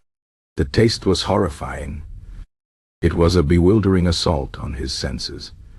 Metallic, earthy, faintly acrid, with an aftertaste that tasted suspiciously like fear and unwashed socks. He gagged, his throat burning. He waited. He furrowed his brow, concentrating. Was there a subtle wave of drowsiness? A gentle easing of the frantic thoughts? His eyes, already wide, seemed to spring even wider. Every nerve in his body seemed to jangle. His mind, far from descending into the primordial void, suddenly felt sharper, clearer, more intensely awaking than it had been in weeks. He could hear the faint, almost imperceptible scurry of a field mouse beneath his floorboards. He could distinguish the individual squeaks of a distant bat, the persistent bleating of the sheep outside. Usually a dull, ambient annoyance, now sounded like a meticulously orchestrated, cacophonous symphony of mockery. His body, however, had a different reaction. A strange, tingling sensation began in his toes, slowly creeping upwards, an uncomfortable prickling that soon morphed into a profound, almost paralyzing numbness. His limbs felt heavy, incredibly heavy, as if filled with lead. He tried to move, to stand, but his muscles simply refused to obey. He was fully, acutely, agonizingly awake, but completely unable to move a single muscle. He was trapped within his own body, a prisoner in a personal, wide-eyed sarcophagus. He tried to speak, to call for help, but his jaw was locked, his tongue unresponsive. He could only stare, unblinking, at the rough, damp ceiling of his hut, every fiber of his being screaming with an intense, unquenchable wakefulness, while his body remained utterly, profoundly, terrifyingly still. The potion had indeed induced a form of profound stillness, but it was not the stillness of sleep. It was the stillness of a perfectly preserved, extremely agitated, and fully conscious statue. The grimoire's warning about the unintended side effects and catastrophic inversions echoed in his mind, now chillingly clear. The absence of the purest essence of uncynical belief. That was it. His lack of true, unwavering faith in his own obscure magic had inverted the spell. He hadn't created sleep. He had created a living nightmare of wide-eyed, conscious paralysis. He, Master Elara, the purveyor of bovine bliss, was now a monument to his own spectacular and rather ironic incompetence, trapped in a perfectly immobile, perpetually awake body, left to contemplate the vast emptiness of his new, terrifying reality. Hours crawled by, each minute an eternity of motionless agony. The sun set, casting long, accusing shadows through the small window. The moon rose, a cold, indifferent orb, mocking his unblinking gaze. He could hear the distant howls of wolves, the rustle of nocturnal creatures, the constant, maddening bleating of the utterly unaffected sheep outside. He couldn't even manage a sigh. He was merely there, a frozen tableau of a wizard who had brewed not a sleep potion, but his own personal, very uncomfortable, and undeniably disastrous waking coffin. The irony, bitter and sharp as old vinegar, was that the only thing that could truly provide him with oblivion now was the merciful passage of time. A passage he was doomed to experience in exquisite, unmoving detail. His secret experiment had not merely failed. It had inverted, trapping him in a state far worse than simple insomnia, a fate that, he realized with chilling clarity, made the king's warm milk seem like a dream of unparalleled luxury. The dawn would come eventually, but for Master Elara it would bring no relief, only the continued, horrifying reality of his own motionless, wide-awake torment. Chapter 18. The court's eternal sleeplessness. The royal palace of Eldoria, after weeks of relentless, pervasive insomnia, punctuated by a parade of increasingly absurd and spectacularly failed sleep remedies, had settled into a new, disquieting rhythm. The initial frantic desperation that had gripped its inhabitants, the wild-eyed hope that had greeted each new magical pronouncement, and the subsequent crushing disappointment had, over time, begun to curdle into something else entirely, a weary, almost resigned acceptance. It was the kind of acceptance that comes after a prolonged siege, when the defenders realize that the enemy, in this case, the enemy of sleep, is not going to retreat, and the best one can do is adapt to the strange, unblinking reality of the new normal. The scent of warm milk, long banished by Master Lyraine's decisive decree, had finally dissipated, replaced by the faint, comforting aroma of exceedingly strong black tea, and occasionally the lingering, unsettling hint of a very old, very tired, and perhaps slightly damp badger. King Reginald IV, once a jovial monarch whose impressive girth was matched only by his even more impressive collection of exotic cheeses, was now a perpetually rumpled figure, his eyes resembling two bloodshot berries embedded in a pale, exhausted face. He no longer raged, not with the incandescent fury that had led to Elara's dramatic dismissal, nor with the indignant spluttering that had greeted Professor Ponderick's geological nonsense. No, his rage had burned itself out, leaving behind only a dull, persistent ache behind his eyelids, and a profound, almost philosophical weariness. He had abandoned all pretense of traditional kingly sleep. His nights, once a desolate wasteland of tossing and turning, had transformed into an extended solitary vigil, a period of meticulously organized, utterly pointless activity. He began to catalogue his entire royal library, not by subject or author, but by the precise number of words on each page. He found himself developing an encyclopedic knowledge of dust motes, able to identify individual motes by their peculiar dance patterns in the faint moonlight filtering through his chambers. He even took up extreme nighttime knitting, producing a series of increasingly elaborate, yet ultimately shapeless, woolen garments, each stitch imbued with the quiet despair of another sleepless hour. His most recent project, a scarf intended for the royal warhorse, was so impossibly long that it threatened to engulf the entire royal stable.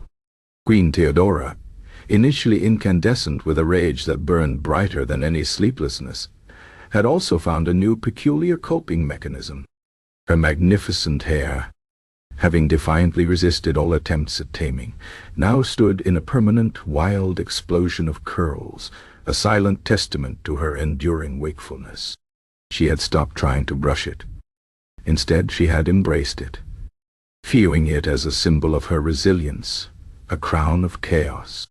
Her beauty sleep, once non-negotiable, was now a wry joke she occasionally made to her ladies-in-waiting, who, equally sleepless, would merely offer faint, understanding smiles. The queen, whose wit had always been sharp, now wielded it with an even finer, drier edge.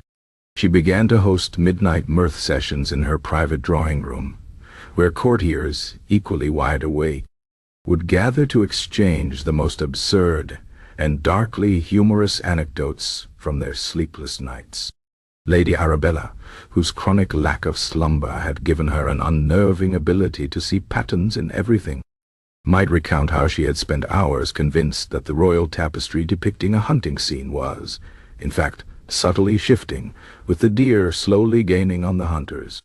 Lord Bartholomew, whose pomposity usually knew no bounds, once confessed to spending an entire night attempting to teach his pet parakeet to recite the Eldorian tax code, only to discover the bird had developed a profound philosophical aversion to fiscal matters. The queen would listen, a faint, weary smile playing on her lips, finding a strange solace in the shared absurdity of their predicament. The Grand Vizier, once perpetually on the verge of collapse, now looked perpetually on the verge of dissolving into a puddle of existential ennui. His cynicism, once a sharp tool, had become a dull, all-encompassing blanket, covering every aspect of court life. Yet, even he found a strange, bleak humor in the situation. He began to compose highly detailed, bureaucratic poems in the dead of night, outlining the logistical challenges of governing a kingdom where no one could properly focus. His latest opus, titled The Lament of the Unprocessed Paperwork, or A Bureaucrat's Ode to the Unsleeping Quill, was surprisingly popular among the scribes, who found its rhythmic drone almost but not quite soothing. He even started a betting pool among the higher-ranking courtiers, who would be the first to spontaneously combust from sheer fatigue, and what color would their spontaneous combustion be? So far, no one had won. Master Leraine, the new royal court wizard, navigated this landscape of eternal sleeplessness with a quiet, observant grace. He continued his experiments, delving into other avenues of magic, exploring the subtle vibrations of moonlight, the calming resonance of specific wind currents, and even the purported somnolent properties of very, very slow-growing fungi. He often presented his findings to the king, meticulously detailing his progress, only for King Reginald to nod vaguely, his eyes fixed on a particularly interesting knot in the wooden ceiling. Leraine, however, was wise. He understood that the banishment of warm milk had been his true triumph, and that a definitive cure for Eldoria's profound, kingdom-wide insomnia was perhaps an impossibility. So, he adapted. He began to focus his magic on making their wakefulness less agonizing, rather than ending it. He conjured faint, calming scents to drift through the palace at night, though they often smelled faintly of old socks and regret. He whispered subtle counterspells against the creaks in the castle walls, He even developed a minor charm to make the king's knitting needles slightly less irritatingly clicky. He became less a wizard of grand cures and more a wizard of subtle atmospheric mitigation, earning the king's enduring, if exhausted, gratitude. The jester, Pipkin, had perhaps adapted best of all. His dark observational humor had found its perfect audience in the perpetually wide-awake populace. He no longer proposed absurd remedies. Instead, he simply mirrored the kingdom's misery, turning their shared suffering into a source of bleak, yet comforting, laughter. He would hold midnight comedy hours in the palace courtyard, where townsfolk and courtiers alike, all equally sleepless, would gather. Pipkin would recount exaggerated tales of his own nocturnal misadventures, such as his desperate attempts to convince a particularly stubborn raven that silence was golden, or his philosophical debates with a guard who was convinced he was slowly transforming into a stone gargoyle. He even began to sell small, intricately carved wooden figurines of Master Ilara, labeled the Somnolent Scholar, complete with tiny, detachable milkmaids.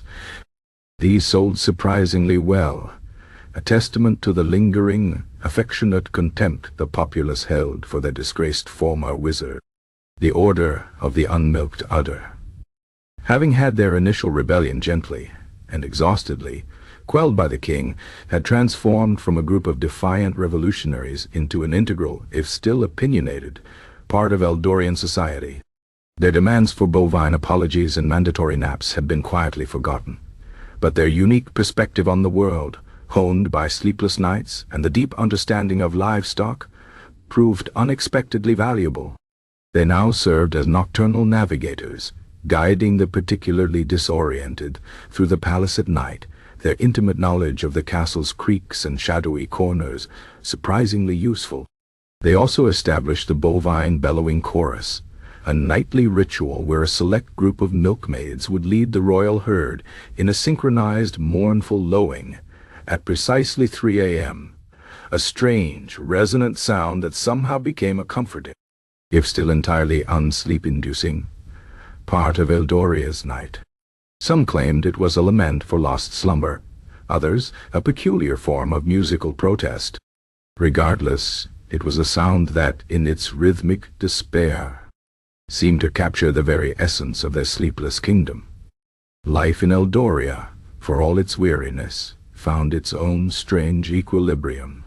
Trades adapted.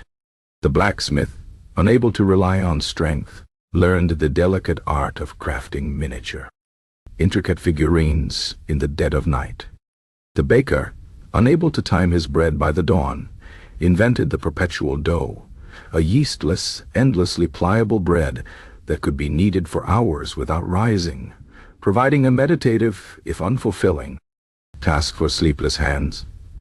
The farmers, unable to properly coordinate their planting, developed a chaotic yet surprisingly diverse system of crop rotation, leading to a rather eclectic, if somewhat accidental, bounty of produce.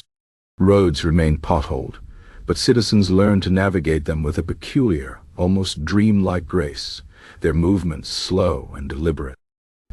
Conversations became more introspective, more prone to sudden philosophical digressions, punctuated by long, comfortable silences. Social gatherings, once boisterous affairs, now involved quiet games of chess, or simply sitting in comfortable chairs, staring into the middle distance, occasionally exchanging a knowing, weary glance. The concept of sleep itself began to take on an almost mythical quality. It was a distant land, a forgotten realm, spoken of in hushed, almost reverent tones. Children, born into this sleepless world, regarded their parents' tales of deep sleep and dreams with the same skepticism one might view stories of dragons or enchanted forests. A royal chronicler, perpetually hunched over his scrolls, began to meticulously document every single documented yawn in the kingdom, along with its precise time and location, believing it to be a vital record of Eldorian history. The most profound insult one could now level at another was to declare them well-rested, a barb guaranteed to elicit a gasp of outrage and a furious denial. The kingdom, in its long, unblinking vigil, had not found a cure for its insomnia. It had simply, and quite remarkably, learned to live with it. They had turned their collective misery into a shared, darkly humorous endurance. They understood that the silence of the night was no longer a prelude to rest, but simply another part of their ongoing, unsleeping existence. And as the moon, a constant, unblinking eye, continued its slow, indifferent journey across the perpetually awake Eldorian sky, the citizens of the kingdom found a peculiar, if exhausting, comfort in their shared fate. They were Eldorians, the unsleeping, and in their shared, weary endurance they found a strange, quiet dignity. And somewhere, far beyond the whisper-wind peaks, a disgraced wizard, still unable to move and agonizingly awake, continued his silent, motionless contemplation of his utter, irreversible, and profoundly ironic failure. A failure that now, he realized, made him a truly integral, if perpetually absent, part of Eldoria's eternal, sleeping narrative. Chapter 19. The Legend of the Milk Wizard. The clock of Eldoria, perpetually unwound and largely ignored, had nevertheless marked the slow passage of generations since the infamous royal insomnia epidemic had first gripped the land. The initial chaos, the desperate search for a cure, the parade of increasingly absurd remedies from warm milk to slug slime, from geological gloom to the ethereal whims of dream moths, had over time settled into a peculiar, almost comfortable rhythm. Eldoria had not found sleep. No, Eldoria had simply learned to live without it. Its citizens, generations removed from the initial shock, were born into a world where true deep slumber was a whispered myth, a tantalizing, unreachable horizon. Their eyes were perpetually a shade too bright, their movements a fraction too jerky, their minds a constant hum of restless activity.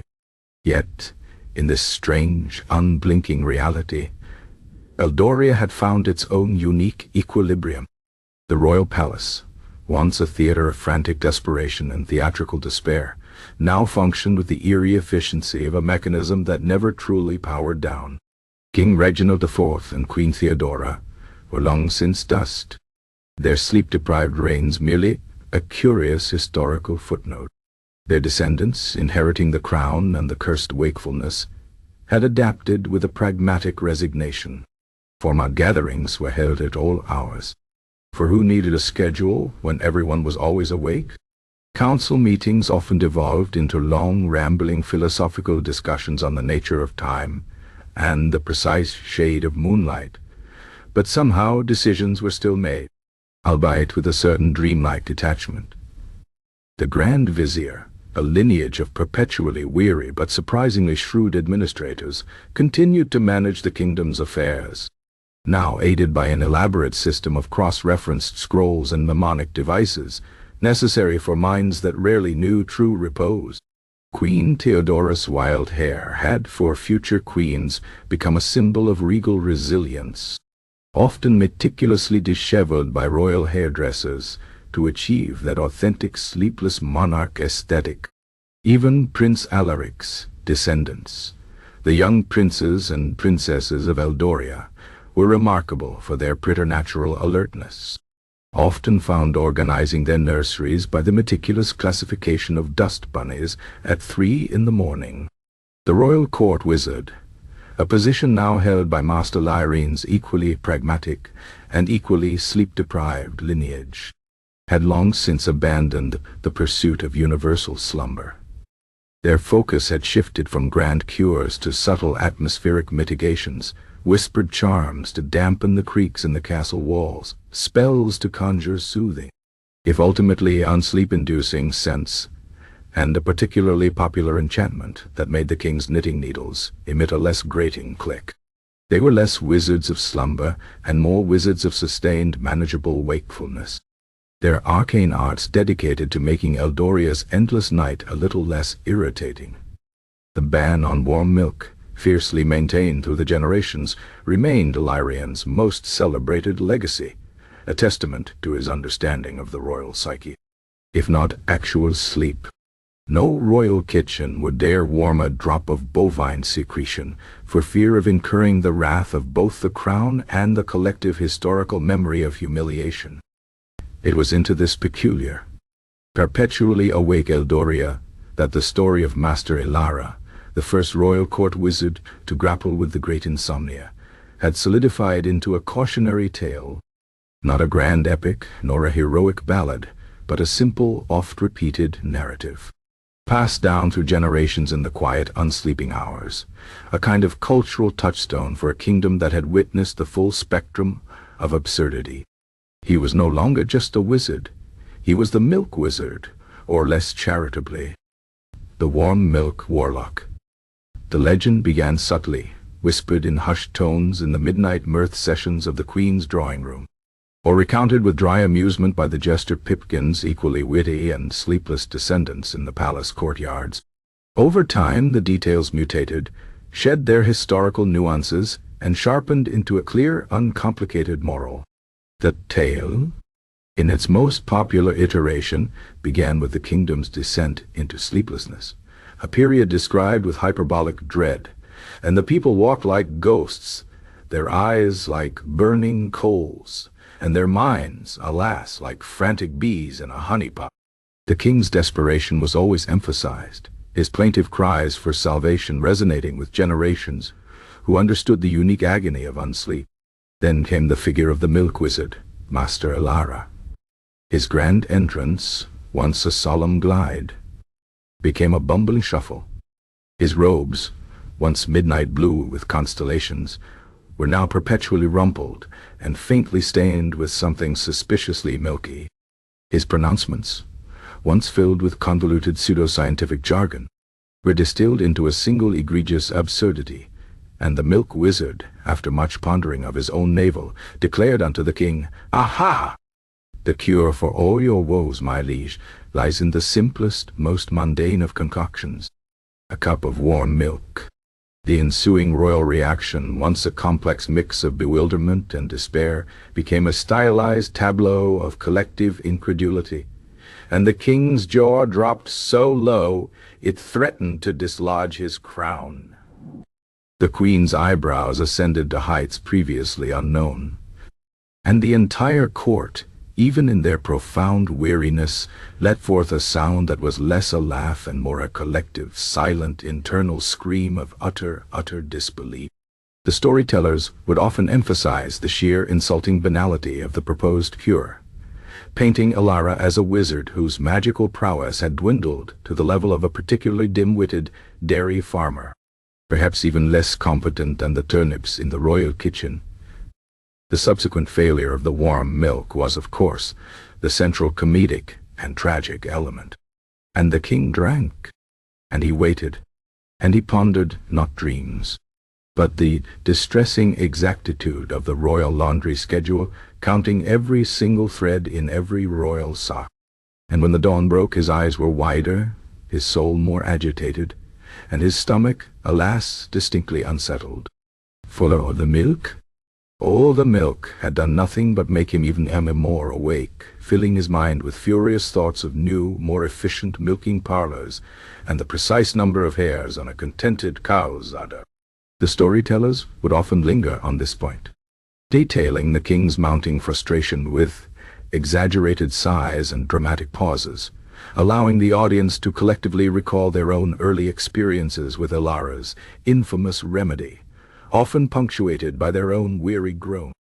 The legend of the milk wizard then diversified into various subtales, each emphasizing a different aspect of Ilara's alleged incompetence or the kingdom's peculiar response.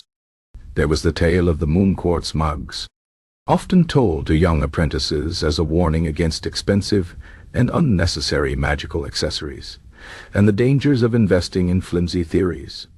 And the milk wizard, in his folly, declared that the failure was not the milk, but the very vessel. One needed mugs of moon quartz, mind you, painstakingly carved under a waxing gibbous moon by specialized hermits who charged an arm, a leg, and a prized moonstone. For only then would the somniferous lactones truly resonate. And the king, in his desperation, almost emptied the treasury for crockery, only to find the quartz as ineffective as the cow, and considerably heavier. The tale often ended with a wry comment on the enduring burden of misplaced hope and overpriced artisanal goods. Then came the ballad of the bovine rebellion, a popular, if slightly apocryphal, addition, sung by the descendants of the Order of the Unmilked Udder, now a highly respected, if perpetually exhausted, guild of nocturnal dairy consultants and royal moon-grazing guides. This version depicted the cows themselves as silent, long-suffering witnesses to Ilara's folly. Their large, gentle eyes filled with a bovine pity for the human's absurdity, finally driven to a mournful collective protest by the insult to their milk and the indignity of their caretakers' unemployment. And the cows mooed, a sound of such profound, unmilked indignation, a basso profundo of bovine despair, that the very palace trembled. For even the cattle, wise in their simplicity and knowing that milk was for sustenance, not for slumber, understood the utter folly of the wizard's misguided wisdom. Their lowing, long and mournful, was a testament to the milk's true purpose and the king's profound lack of rest.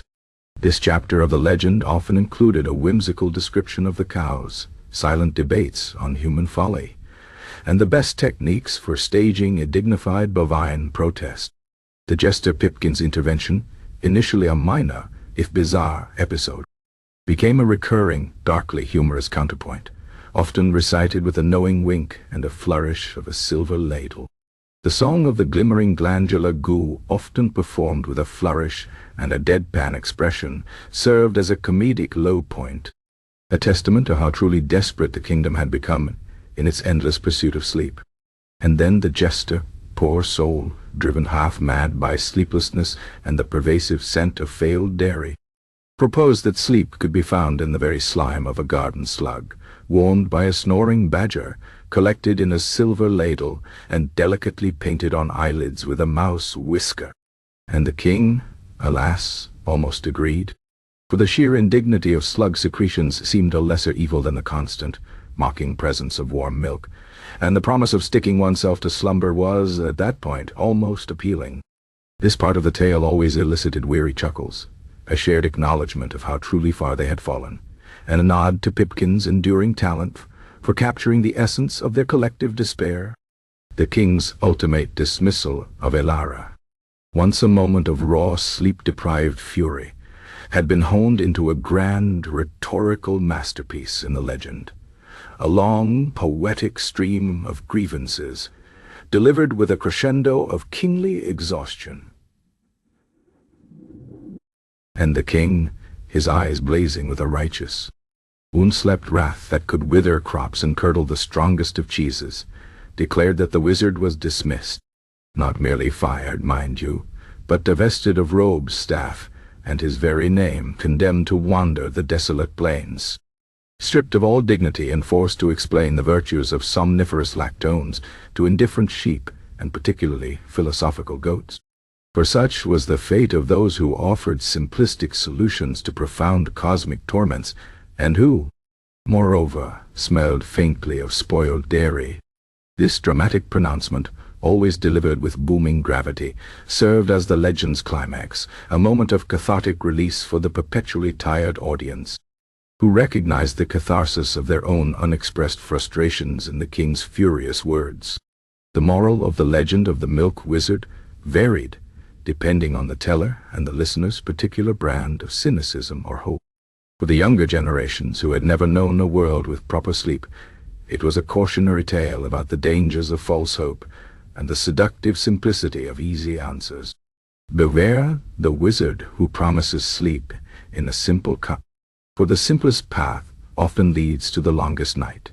Mothers would warn their restless children, often rocking them gently while humming a particular unsoothing melody that was itself a product of generations of sleeplessness, a song that conveyed profound weariness more than comfort.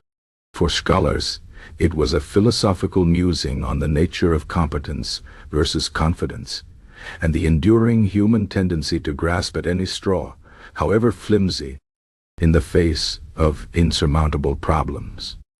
Better to acknowledge the true baffling complexity of a problem, they would write in their meticulously catalogued, word-counted scrolls, which were now cross-referenced with elaborate, hand-drawn diagrams of their own sleep-deprived thought processes, than to offer a solution that is merely a tepid bovine-based lie.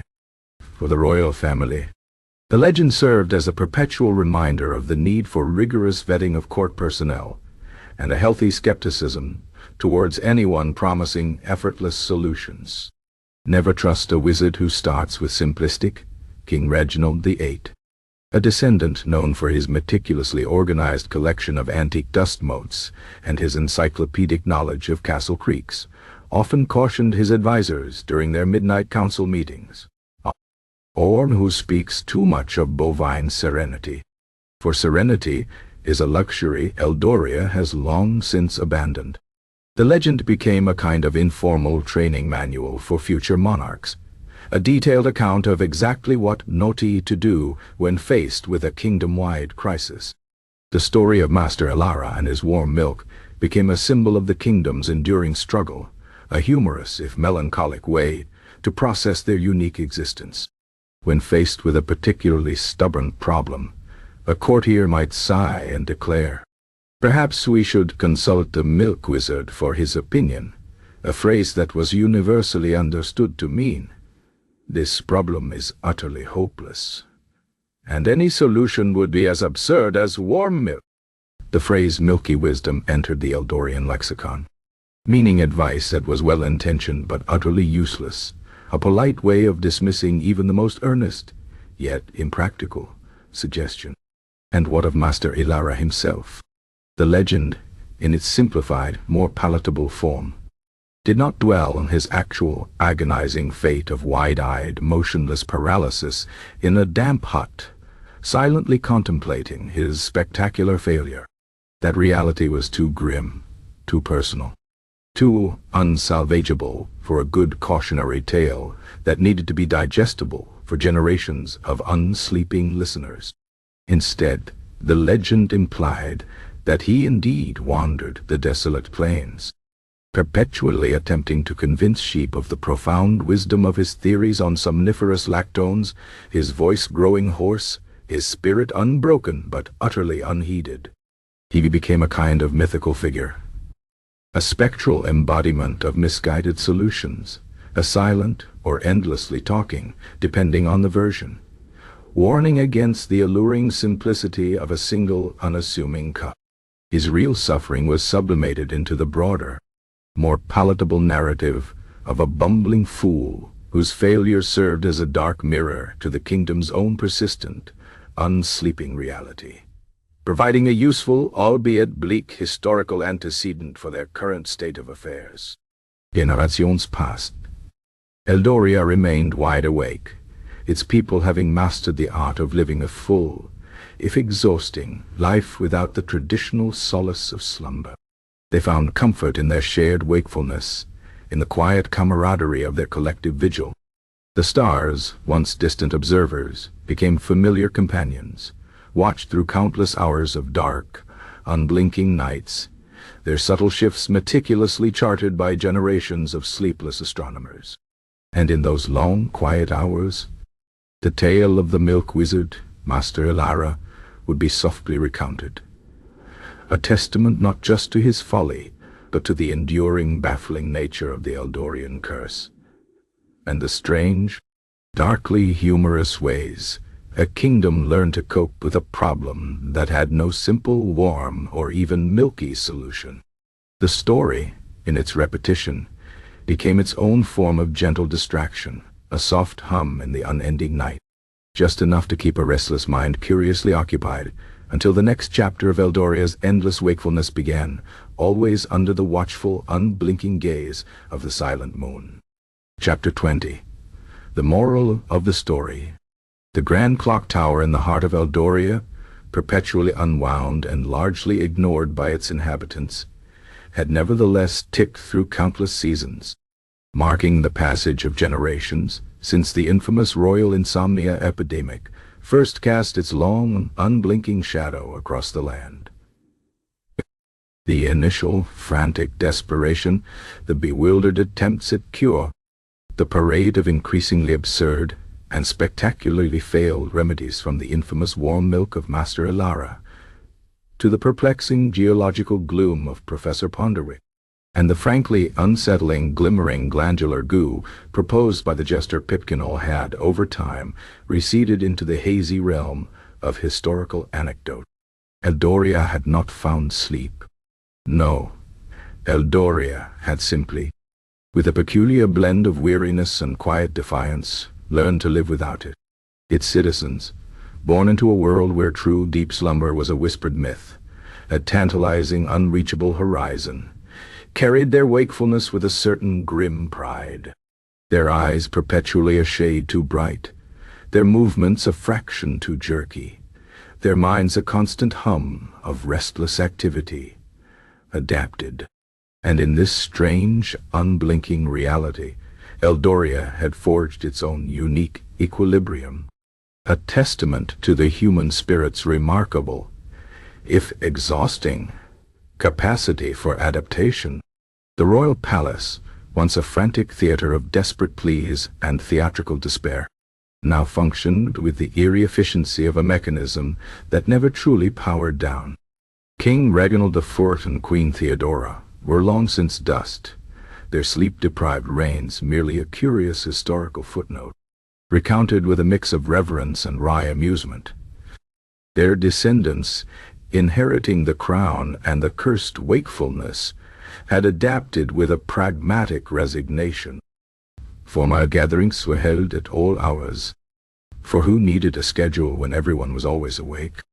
Council meetings often devolved into long, rambling philosophical discussions on the nature of time and the precise shade of moonlight. But somehow, decisions were still made, albeit with a certain dreamlike detachment, punctuated by the rhythmic tapping of nervous fingers and the occasional universally ignored snore. The Grand Vizier, a lineage of perpetually weary but surprisingly shrewd administrators, continued to manage the kingdom's affairs, now aided by an elaborate system of cross-referenced scrolls and mnemonic devices necessary for minds that rarely knew true repose. Queen Theodora's wild hair had, for future queens, become a symbol of regal resilience, often meticulously disheveled by royal hairdressers to achieve that authentic, artfully chaotic, sleepless monarch aesthetic. Even Prince Alaric's descendants, the young princes and princesses of Eldoria, were remarkable for their preternatural alertness, often found organizing their nurseries by the meticulous classification of dust bunnies at 3 in the morning, or quietly debating the subtle differences in the sound of various castle creaks.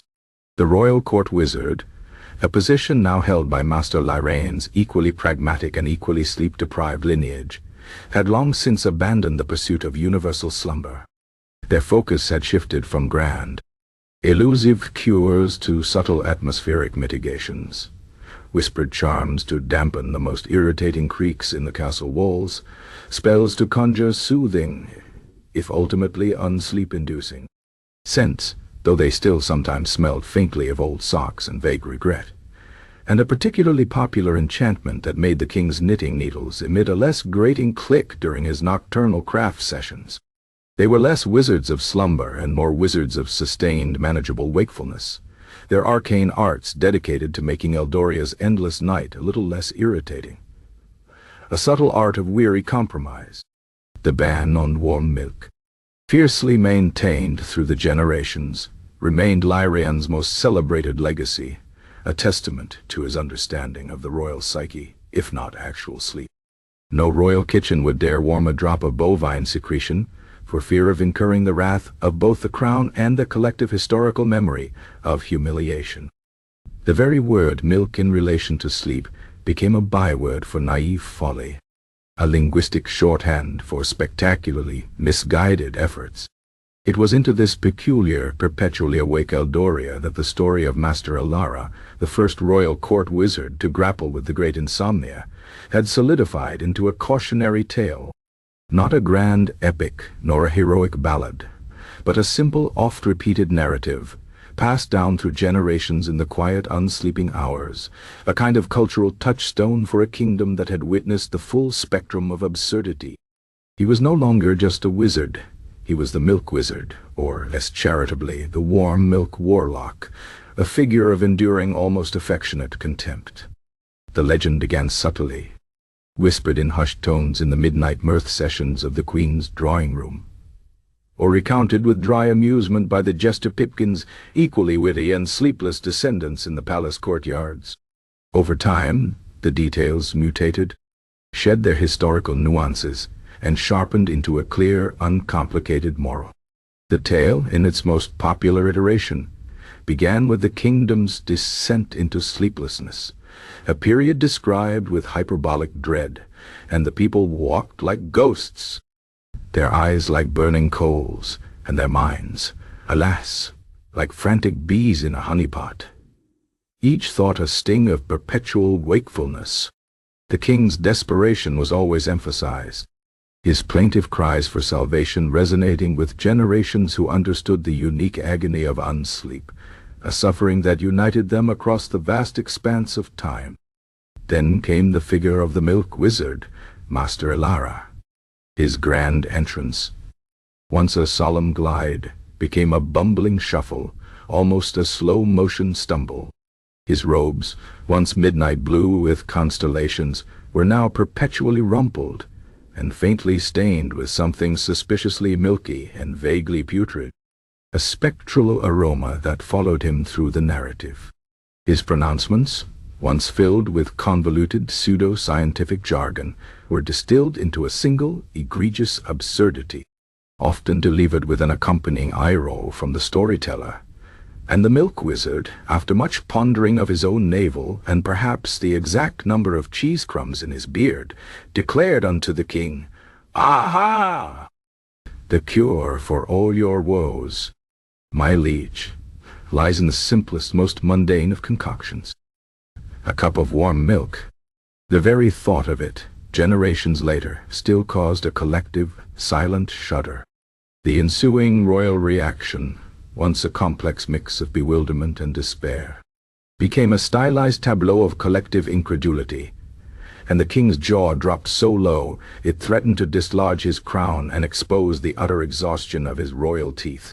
The queen's eyebrows ascended to heights previously unknown, residing somewhere near the very peak of the palace spires, and the entire court, even in their profound weariness, let forth a sound that was less a laugh and more a collective, silent, internal scream of utter disbelief.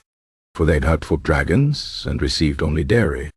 The storytellers would often emphasize the sheer, insulting banality of the proposed cure, painting Alara as a wizard whose magical prowess had dwindled to the level of a particularly dim-witted dairy farmer, perhaps even less competent than the turnips in the royal kitchen, which, even in their mute vegetable state, seemed to possess more inherent wisdom. The subsequent failure of the warm milk was, of course, the central comedic and tragic element, the pivot point upon which the entire legend revolved. And the king drank, and he waited, and he pondered not dreams, but the distressing exactitude of the royal laundry schedule, counting every single thread in every royal sock, and mentally cataloguing the subtle variations in dust accumulation beneath his bed. And when the dawn broke, his eyes were wider, his soul more agitated, and his stomach, alas, distinctly unsettled, for the milk, oh the milk, had done nothing but make him even more awake, filling his mind with furious thoughts of new, more efficient milking parlors and the precise number of hairs on a contented cow's udder. The storytellers would often linger on this point, detailing the king's mounting frustration with exaggerated sighs and dramatic pauses. allowing the audience to collectively recall their own early experiences with Ilara's infamous remedy, often punctuated by their own weary groans and the quiet clink of the ever-present teacups. The legend of the Milk Wizard then diversified into various subtales, each emphasizing a different aspect of Ilara's alleged incompetence or the kingdom's peculiar response. There was the tale of the moon quartz mugs, often told to young apprentices as a warning against expensive and unnecessary magical accessories and the dangers of investing in flimsy theories. And then declared that the failure was not the milk, but the very vessel.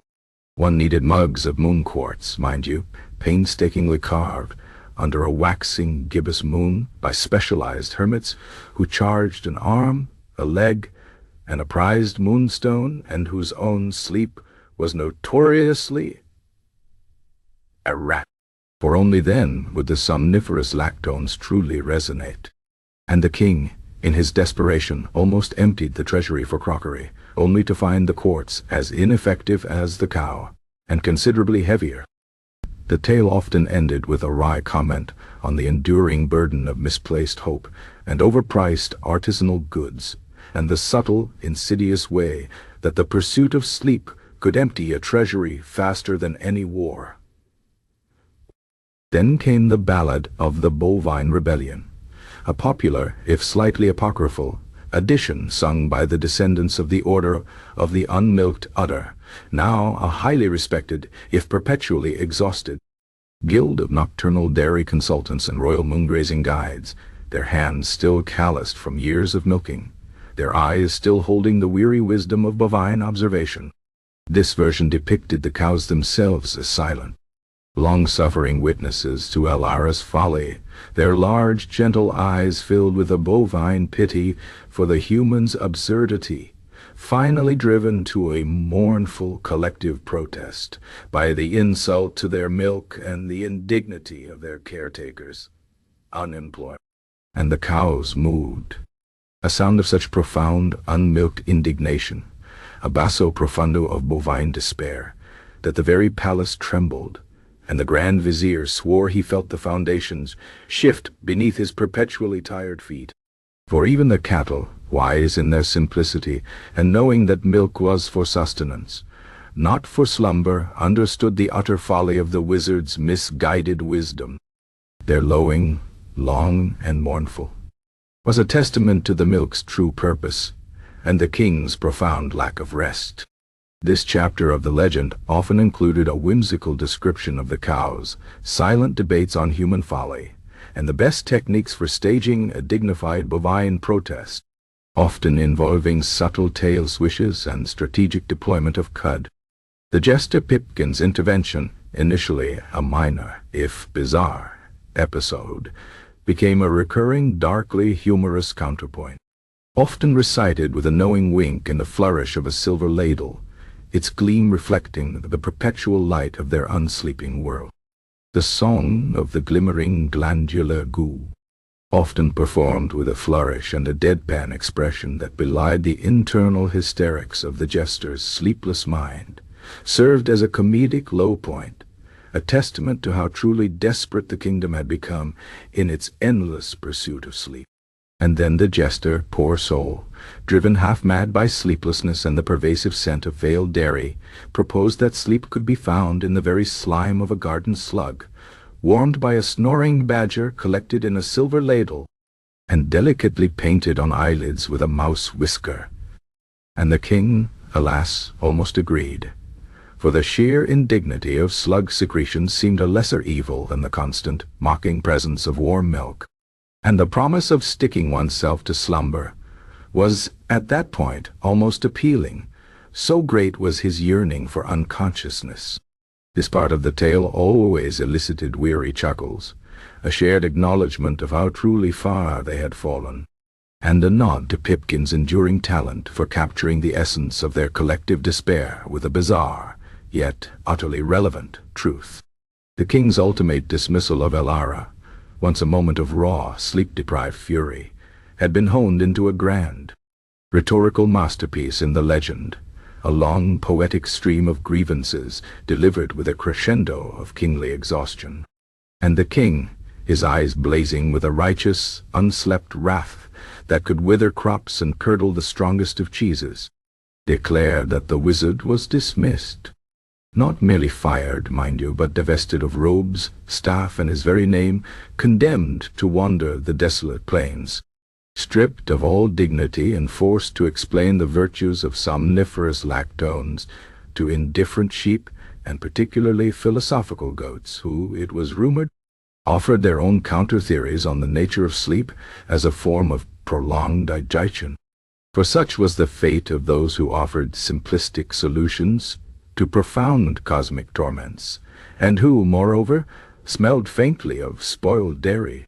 This dramatic pronouncement, always delivered with booming gravity, served as the legend's climax, a moment of cathartic release for the perpetually tired audience, who recognized the catharsis of their own unexpressed frustrations in the king's furious words, and who themselves longed to utter such magnificent condemnations upon their own unseen torment. The moral of the legend of the milk wizard varied, depending on the teller and the listener's particular brand of cynicism or hope, filtered through the peculiar lens of Eldorian wakefulness. For the younger generations, who had never known a world with proper sleep, it was a cautionary tale about the dangers of false hope and the seductive simplicity of easy answers. Beware the wizard who promises sleep in a simple cup. For the simplest path often leads to the longest night. Mothers would warn their restless children, often rocking them gently while humming a particular unsoothing melody that was itself a product of generations of sleeplessness. A song that conveyed profound weariness more than comfort, a quiet hum that merely distracted from the inability to close one's eyes. For scholars, it was a philosophical musing on the nature of competence versus confidence, and the enduring human tendency to grasp at any straw, however flimsy, in the face of insurmountable problems. Better to acknowledge the true baffling complexity of a problem, they would write in their meticulously catalogued, word-counted scrolls, which were now cross-referenced with elaborate, hand-drawn diagrams of their own sleep-deprived thought processes, than to offer a solution that is merely a tepid, bovine-based lie, for such lies only breed more wakefulness. For the royal family, the legend served as a perpetual reminder of the need for rigorous vetting of court personnel and a healthy skepticism towards anyone promising effortless solutions. Never trust a wizard who starts with simplistic solutions for cosmic problems. King Reginald VIII, a descendant known for his meticulously organized collection of antique dust motes and his encyclopedic knowledge of castle creeks, often cautioned his advisors during their midnight council meetings. Or one who speaks too much of bovine serenity, for serenity is a luxury Eldoria has long since abandoned. The legend became a kind of informal training manual for future monarchs, a detailed account of exactly what not he to do when faced with a kingdom-wide crisis, a testament to the fact that sometimes the only wisdom is to admit that some problems simply refuse to be solved by any conventional, or indeed unconventional, means Ducto. The story of Master Alara and his warm milk became a symbol of the kingdom's enduring struggle, a humorous, if melancholic way to process their unique existence. When faced with a particularly stubborn problem, a courtier might sigh and declare, "Perhaps we should consult the milk wizard for his opinion," a phrase that was universally understood to mean, "This problem is utterly hopeless, and any solution would be as absurd as warm milk, and just as likely to cause an upset stomach." The phrase milky wisdom entered the Eldorian lexicon, meaning advice that was well-intentioned but utterly useless, a polite, weary way of dismissing even the most earnest yet impractical suggestion, acknowledging its lack of substance while avoiding outright discourtesy. And what of Master Alara himself? The legend, in its simplified, more palatable form, did not dwell on his actual, agonizing fate of wide-eyed, motionless paralysis in a damp hut, silently contemplating his spectacular failure, forever trapped in a waking coffin of his own making, listening to the incessant, mocking bleating of indifferent sheep. That reality was too grim, too personal, too unsalvageable for a good cautionary tale that needed to be digestible for generations of unsleeping listeners, for a truth too stark to be funny. Instead, the legend implied that he indeed wandered the desolate plains, perpetually attempting to convince sheep of the profound wisdom of his theories on somniferous lactones. His voice growing hoarse, his spirit unbroken, but utterly unheeded, forever the prophet of a cure that never was. He became a kind of mythical figure, a spectral embodiment of misguided solutions, a silent or endlessly talking, depending on the version, warning against the alluring simplicity of a single unassuming cup. His real suffering was sublimated into the broader, more palatable narrative of a bumbling fool whose failure served as a dark mirror to the kingdom's own persistent, unsleeping reality, providing a useful historical antecedent for their current state of affairs, a shared cultural touchstone for their common undreamt experience. Generations passed. Eldoria remained wide awake, its people having mastered the art of living a full, if exhausting, life without the traditional solace of slumber. They found comfort in their shared wakefulness, in the quiet camaraderie of their collective vigil, in the knowing glances exchanged across a perpetually active room. The stars, once distant observers, became familiar companions, watched through countless hours of dark, unblinking nights, their subtle shifts meticulously charted by generations of sleepless astronomers, their patterns etched into the very fabric of the Eldorian mind. And in those long, quiet hours, the tale of the milk wizard, Master Ilera, would be softly recounted, a testament not just to his folly, but to the enduring, baffling nature of the Eldorian curse. Darkly humorous ways a kingdom learned to cope with a problem that had no simple, warm, or even milky solution. The story, in its repetition, became its own form of gentle distraction, a soft hum in the unending night, just enough to keep a restless mind curiously occupied, until the next chapter of Eldoria's endless wakefulness began, always under the watchful, unblinking gaze of the silent moon, itself a beacon of unending, indifferent vigilance. And so, the moral of the story, if there truly was one, became this, that sometimes the most complex problems are not solved, but merely endured, and that the futile pursuit of an easy answer can often lead to a far more interesting and infinitely more bewildering reality than the simple comfort of a dream.